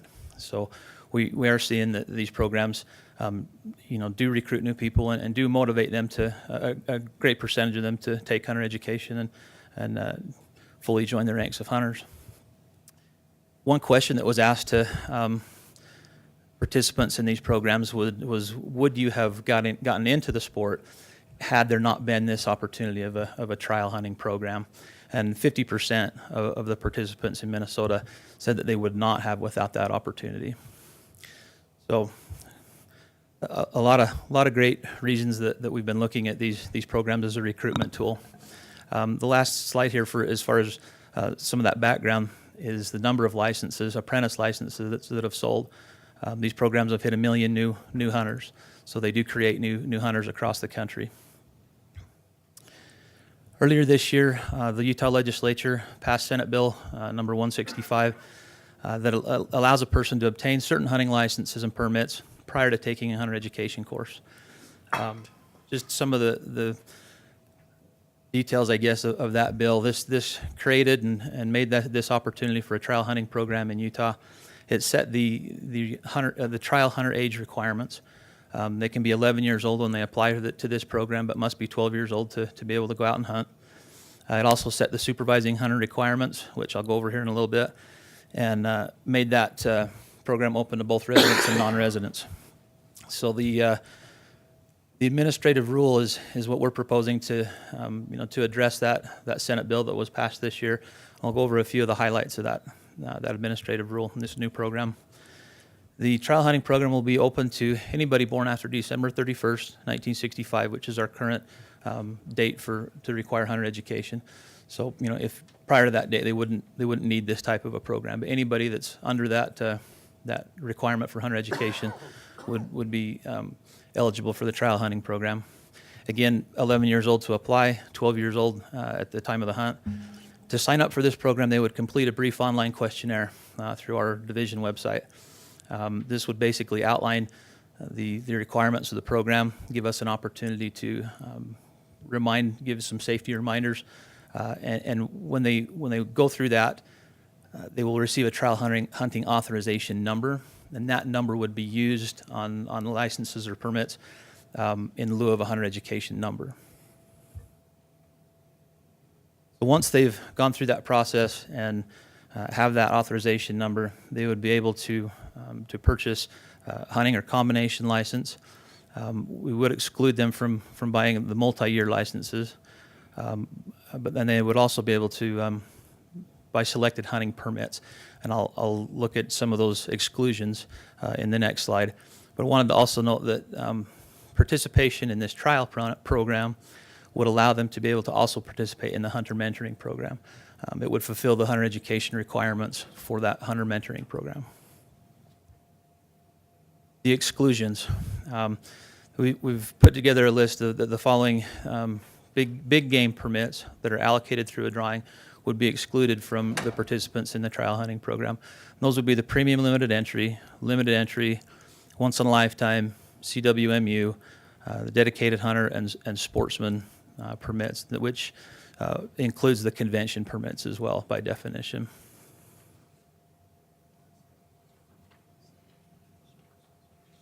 The term of this program,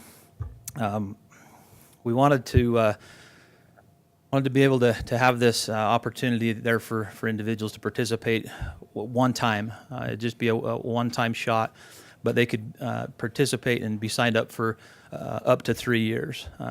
Going back to that data earlier, to give us the best and give them the best opportunity to decide whether or not hunting is a sport that they want to continue in and sign up for that hunter education course.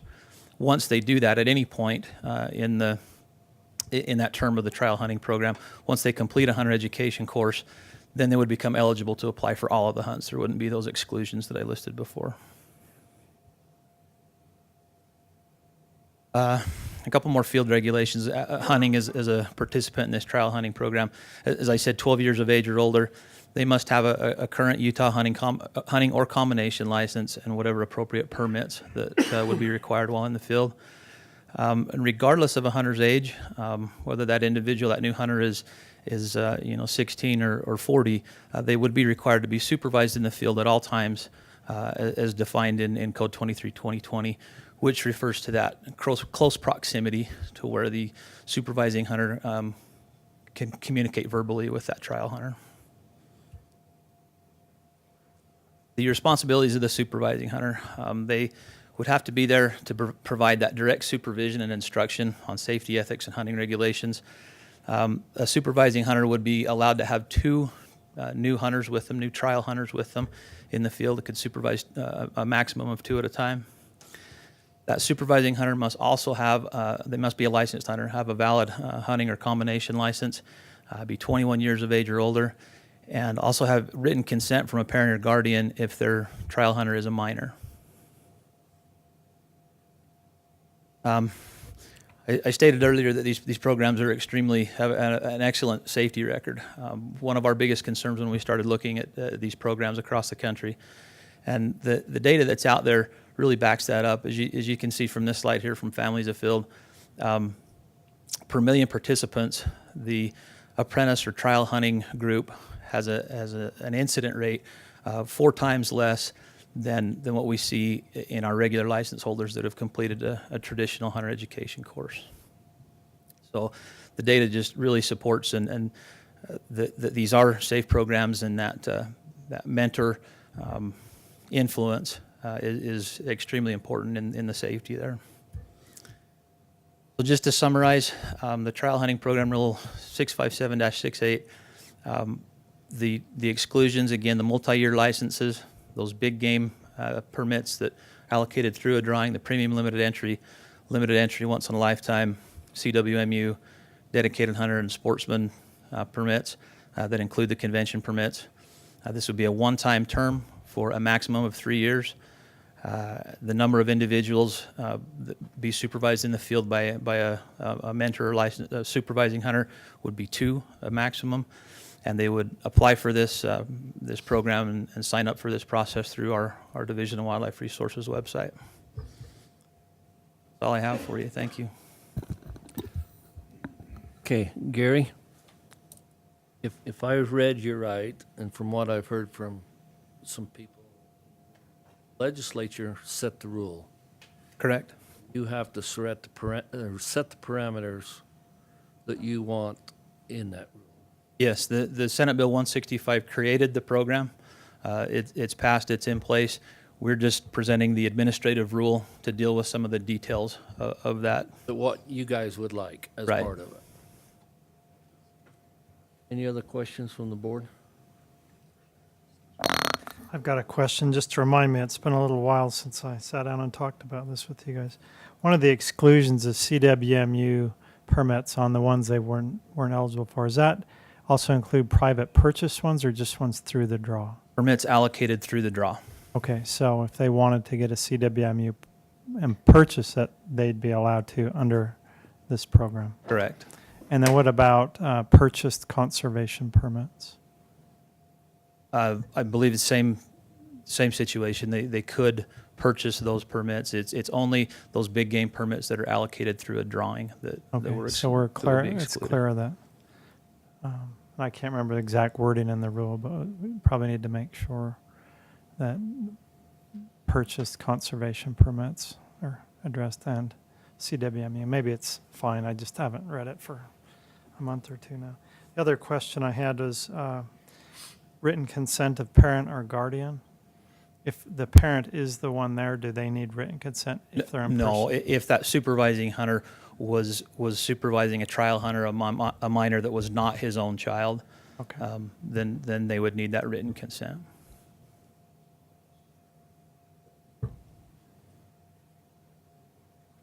Any other questions from you guys?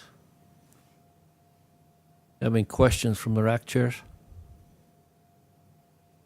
Questions from the audience?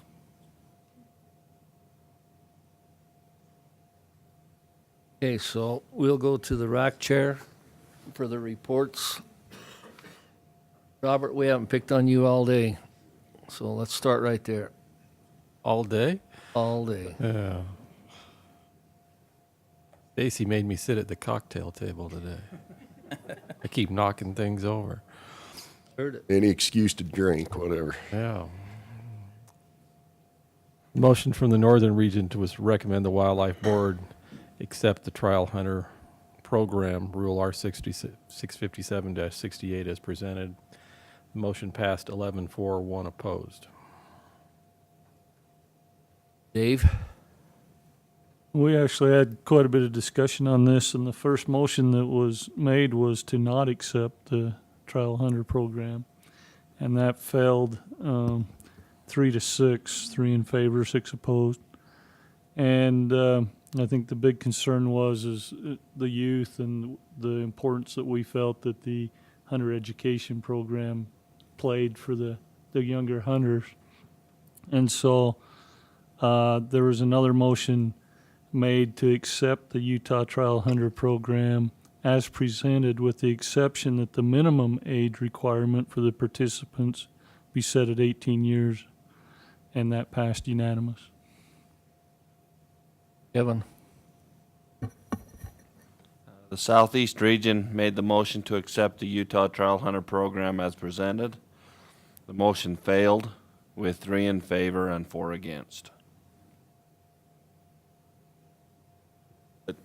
Again, so with that Why? clarification, so this wasn't clear at the time that this was a bill had already went through the legislature, and there wasn't any discussion on the sideboards at that time. It was felt that it was discussed that if there was sideboards, that I felt many of the people in that discussion would have voted for it. But because they thought they were just voting on the way it was presented, that it had failed. I believe that if they would have had more direction on sideboards, it would have been a different vote. Okay, Wayne? Northeast region, the Northeast region voted to accept the Utah Hunter Trial Program as presented. There was some discussion, but it was unanimous. Gary? We had some discussion as well. The first motion they made to accept it as presented with the inclusion that people be allowed to accumulate bonus points or preference points over the course of that time, and that went to a vote, and that one failed. 4-5 was then a motion was made to accept as presented, and that passed. Okay, so not to put words in your mouth, Dave, in the southern region, what Kevin talked about, do you kind of feel that was maybe the same way down there? No, I think so. I don't know that maybe we fully they didn't understood. pick up on the intent that the legislature to set the rule, and the division was trying to come up with parameters that they thought was right. Right, I think so. You know, again, there was a lot of concern with putting a 12-year-old out there without going through the hunter education program, and they could hunt till they were 15 and not have to go through the hunter Right. education program. But I don't think we fully understood, you know, what our options were and so forth. Yeah, that took up a lot of discussion that night at that meeting, more than some of the others that was Right. on the agenda. Yeah, so. this one actually took up more time, I think, than the whole agenda, so. Okay. Gary, after a couple of those first racks, as we're kind of wandering through this presentation was altered slightly to Yes, provide, I don't know if there's some simple you can jump to there, but I think that there was some more clarity brought to the issue after the first couple Yeah, of I know as Kirk went through that process and you know, reacted to some of those discussions that were had in those RAC meetings, he added several more slides about the programs, about the background, you know, some of the details and especially the safety. This was what I got from Kirk as he went through that process was that was one of the biggest concerns in those regions was that safety factor. And as I stated before, it's also one of our biggest concerns from our, you know, the perspective of the Division of Wildlife.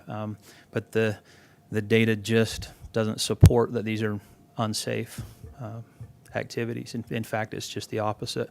That those kids that are out there, well, and I say kids, but those new hunters of whatever age that are out there with those supervising hunters are in fact more safe and have a lower incident rate than what we see with new hunters going through traditional hunter education programs. Comment cards?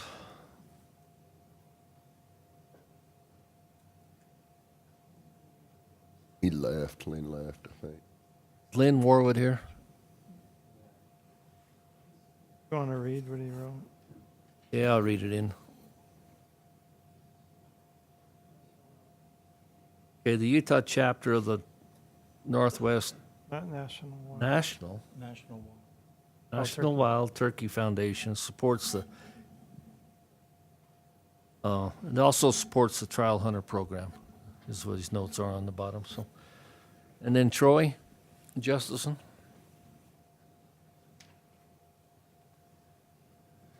Troy Justinson, Sportsman, Fish and Wildlife. Two things. I found the notes to, I think it was Willie that was up here. Blair Stringham walked by, they fell out of his pocket. So, but no, all seriously, they were. He was behind me, and he had kicked them underneath my chair. But here they are. No, in all seriousness, that's weak. That is weak. I was going to blame it on Byron, but at his age, I couldn't do that. So, But anyway, as far as sports, fish, and wildlife goes, we support this program. And going on the concerns of safety and stuff, we had a conversation, Dr. Windward and I talking a little bit earlier about the importance of what people learn in the field versus a classroom. I learned to be safe and how to hunt by being in the field with my father. It wasn't through necessarily a hunter safety program.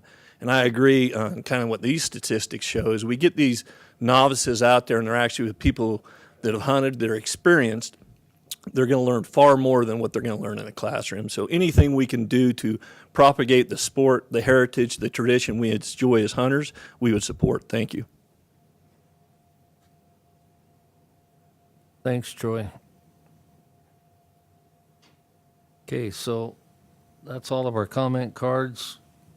To summarize the RAC motions, we had the southern region that voted unanimous for it as long as the age was 18 years or older. Southeastern region voted against it, and the other 3 regions voted for it. So with that, we'll go to board discussion and motion, or whatever.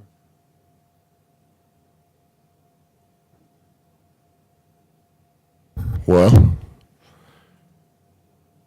I like it. I think it's a good thing. And I think a lot of times that's what a lot of people are missing, is somebody to take them out and kind of get their feet wet in the hunting world and get them a little confidence and show them the ropes and the way they go. And I think this program fits that bill very well. And so I'll make the motion that we approve as presented. Okay, we have a motion by John Baer to approve as presented, second by Kirk. Any other discussion? I'd just like to comment on Troy's comments. I thought that kind of hit home. Is you learn out in the field, and I've watched like Kevin's boys with him when I've hunted with them, and they learn a lot. I think that's a good point. Thanks, Troy. All in favor of the motion? Motion carries. Thanks.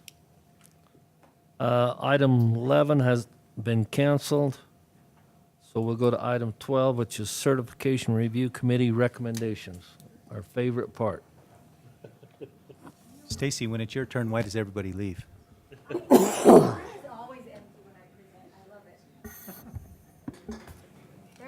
Especially when Robert Burns leaves, too. Fine. I'm not the least bit offended. It's just fine.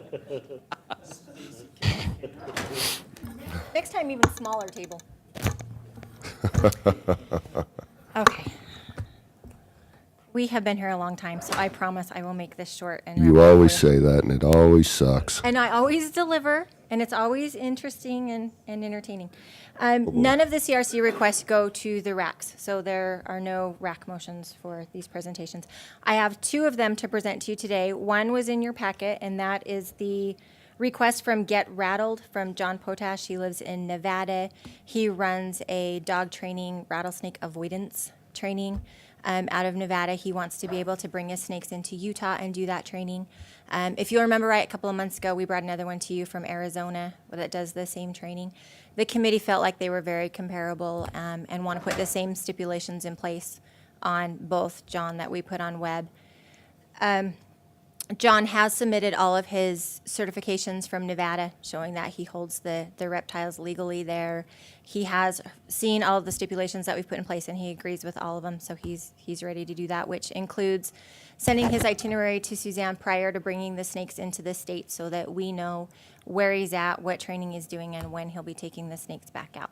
Did you explain to these people the last thing we want in this state is another slithery creature that bites? I know, but he takes them with him when he's gone. It's different. So I'm just looking for approval so he can bring his fascinating training to the state of Utah. Yes. And the advisory board did what? No, these don't go to the RACs. No, but Oh, they support it. they were supportive. Awesome. Second? Okay, we have a motion by Mike to approve, and a second by Kirk. Any other discussion? All in favor? Motion carries. Okay, second one. See how quick? Under 60 seconds.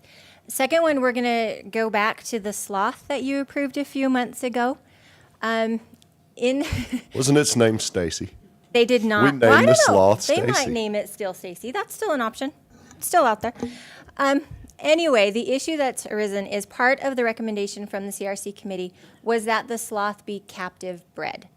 Well, it's almost impossible to get a captive bred sloth here because there are no captive breeding sloths around unless you find one at the zoo, and the zoos aren't all that interested in selling their sloths to private companies. So Tim Roberry, who is not here today, however, his father, Vic, is here today if you have any questions for him, would like to petition the board to change captive bred to captive born, because that does allow him the possibility to actually obtain a sloth. He has received permission from Midvale City, where he resides, to have the sloth inside their city. He has met with our biologist and had his facilities approved. He has also met with animal control and has gone through all of the hoops that we've asked him to.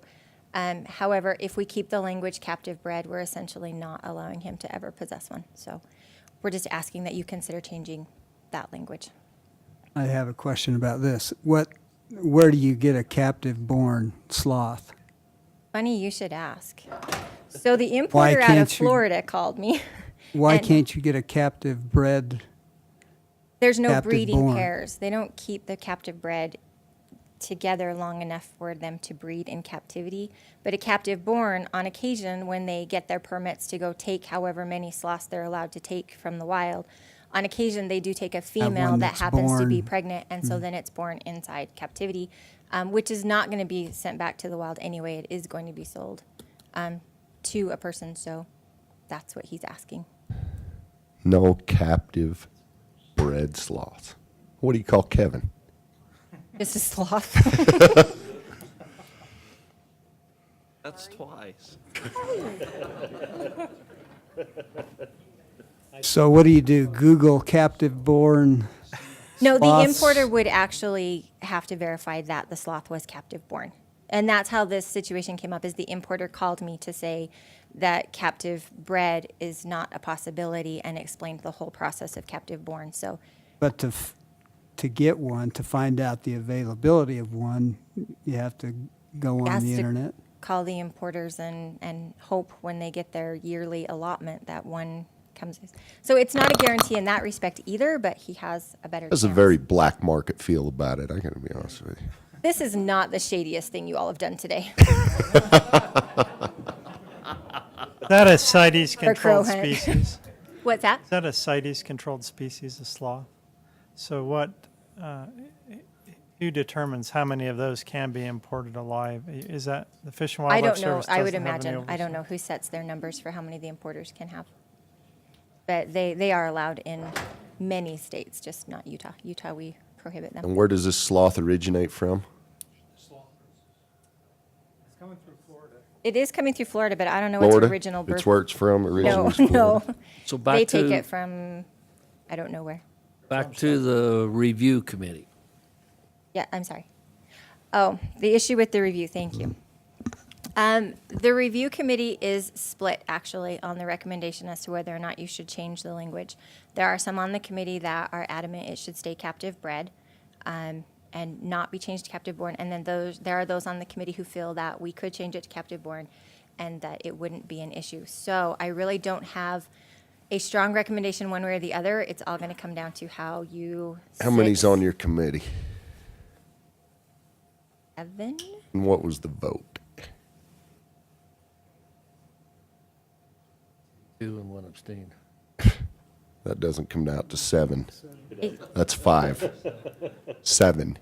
That would be 3, 3, and 1. And the So centipede guy the abstained. concerns of the committee, I mean, I can see somebody said black market kind of thing, but yeah, I mean, that's not that far out of line. You It's the target the moral. pregnant females in the wild to catch them, and you know that's cause for concern, I would say.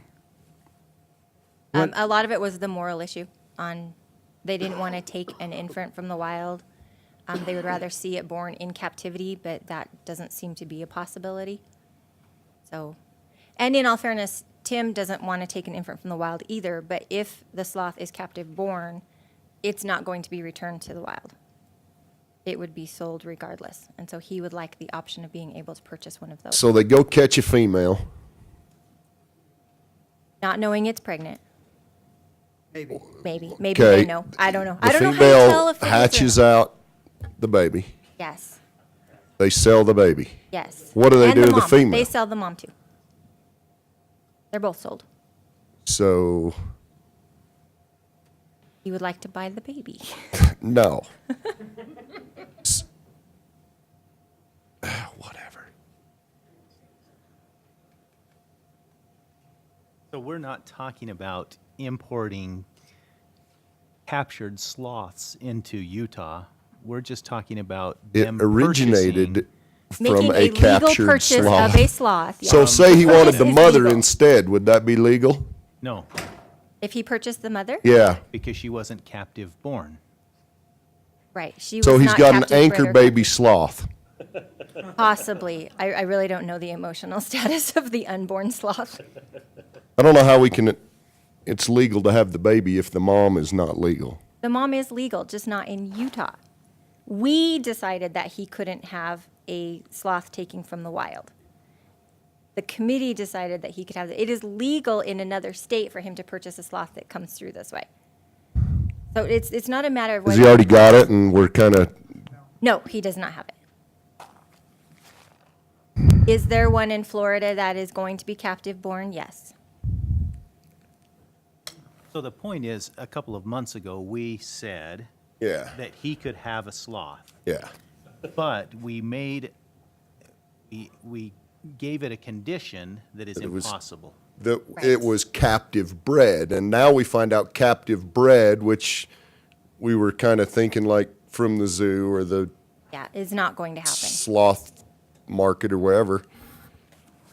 Well, now that's not possible. Right, right. So we're asking captive born.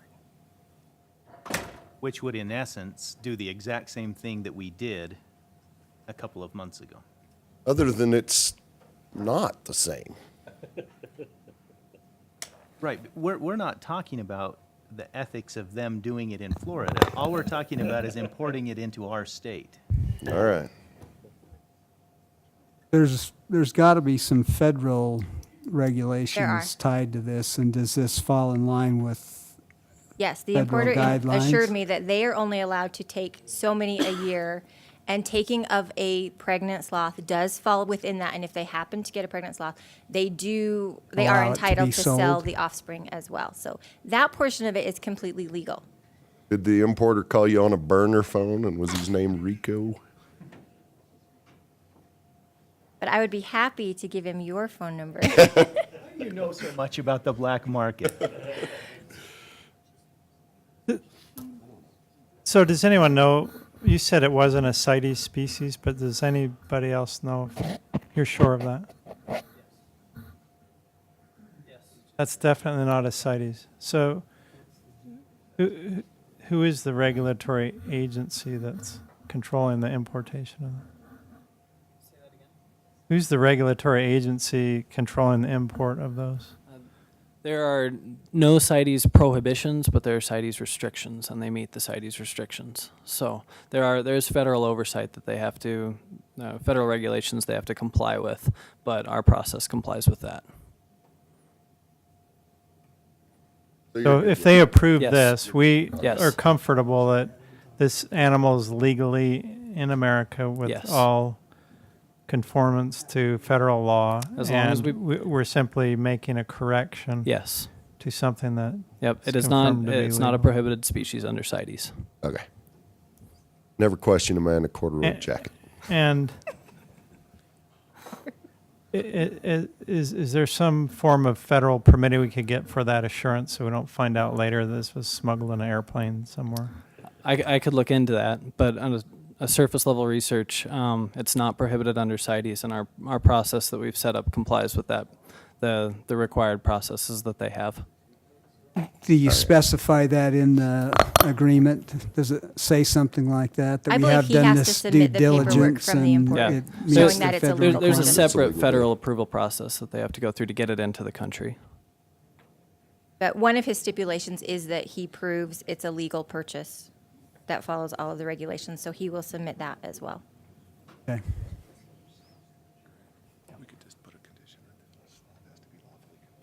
It's already in there. Yeah. So are we ready to do something about it? Mr. Chairman? We ready to do something about it? Standing right there. Wikipedia, to be scientific about it. Okay, Mr. Bear?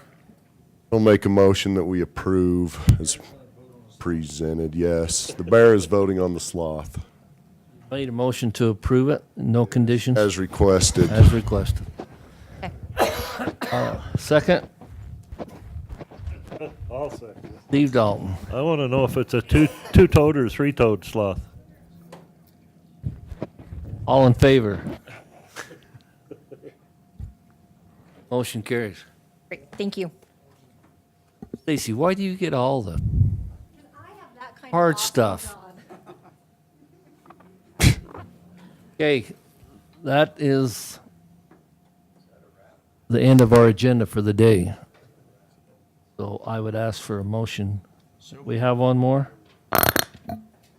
We got more? No, but before Bear makes that motion and you all dart out of here like wild mice, there is the awards banquet that's coming up August 27th, and the board does award a division personnel award. So we have sent out the request for nominations. Whatever we receive from that, we'll be forwarding on to all of you after July 15th, and then you guys will be required to make your choice from that so that we can award it. So just a heads up that will be coming, so I don't get that look. More email. That's what you're saying we got to look I'm forward saying don't to. delete it. Look for the email because you need to vote. Yes.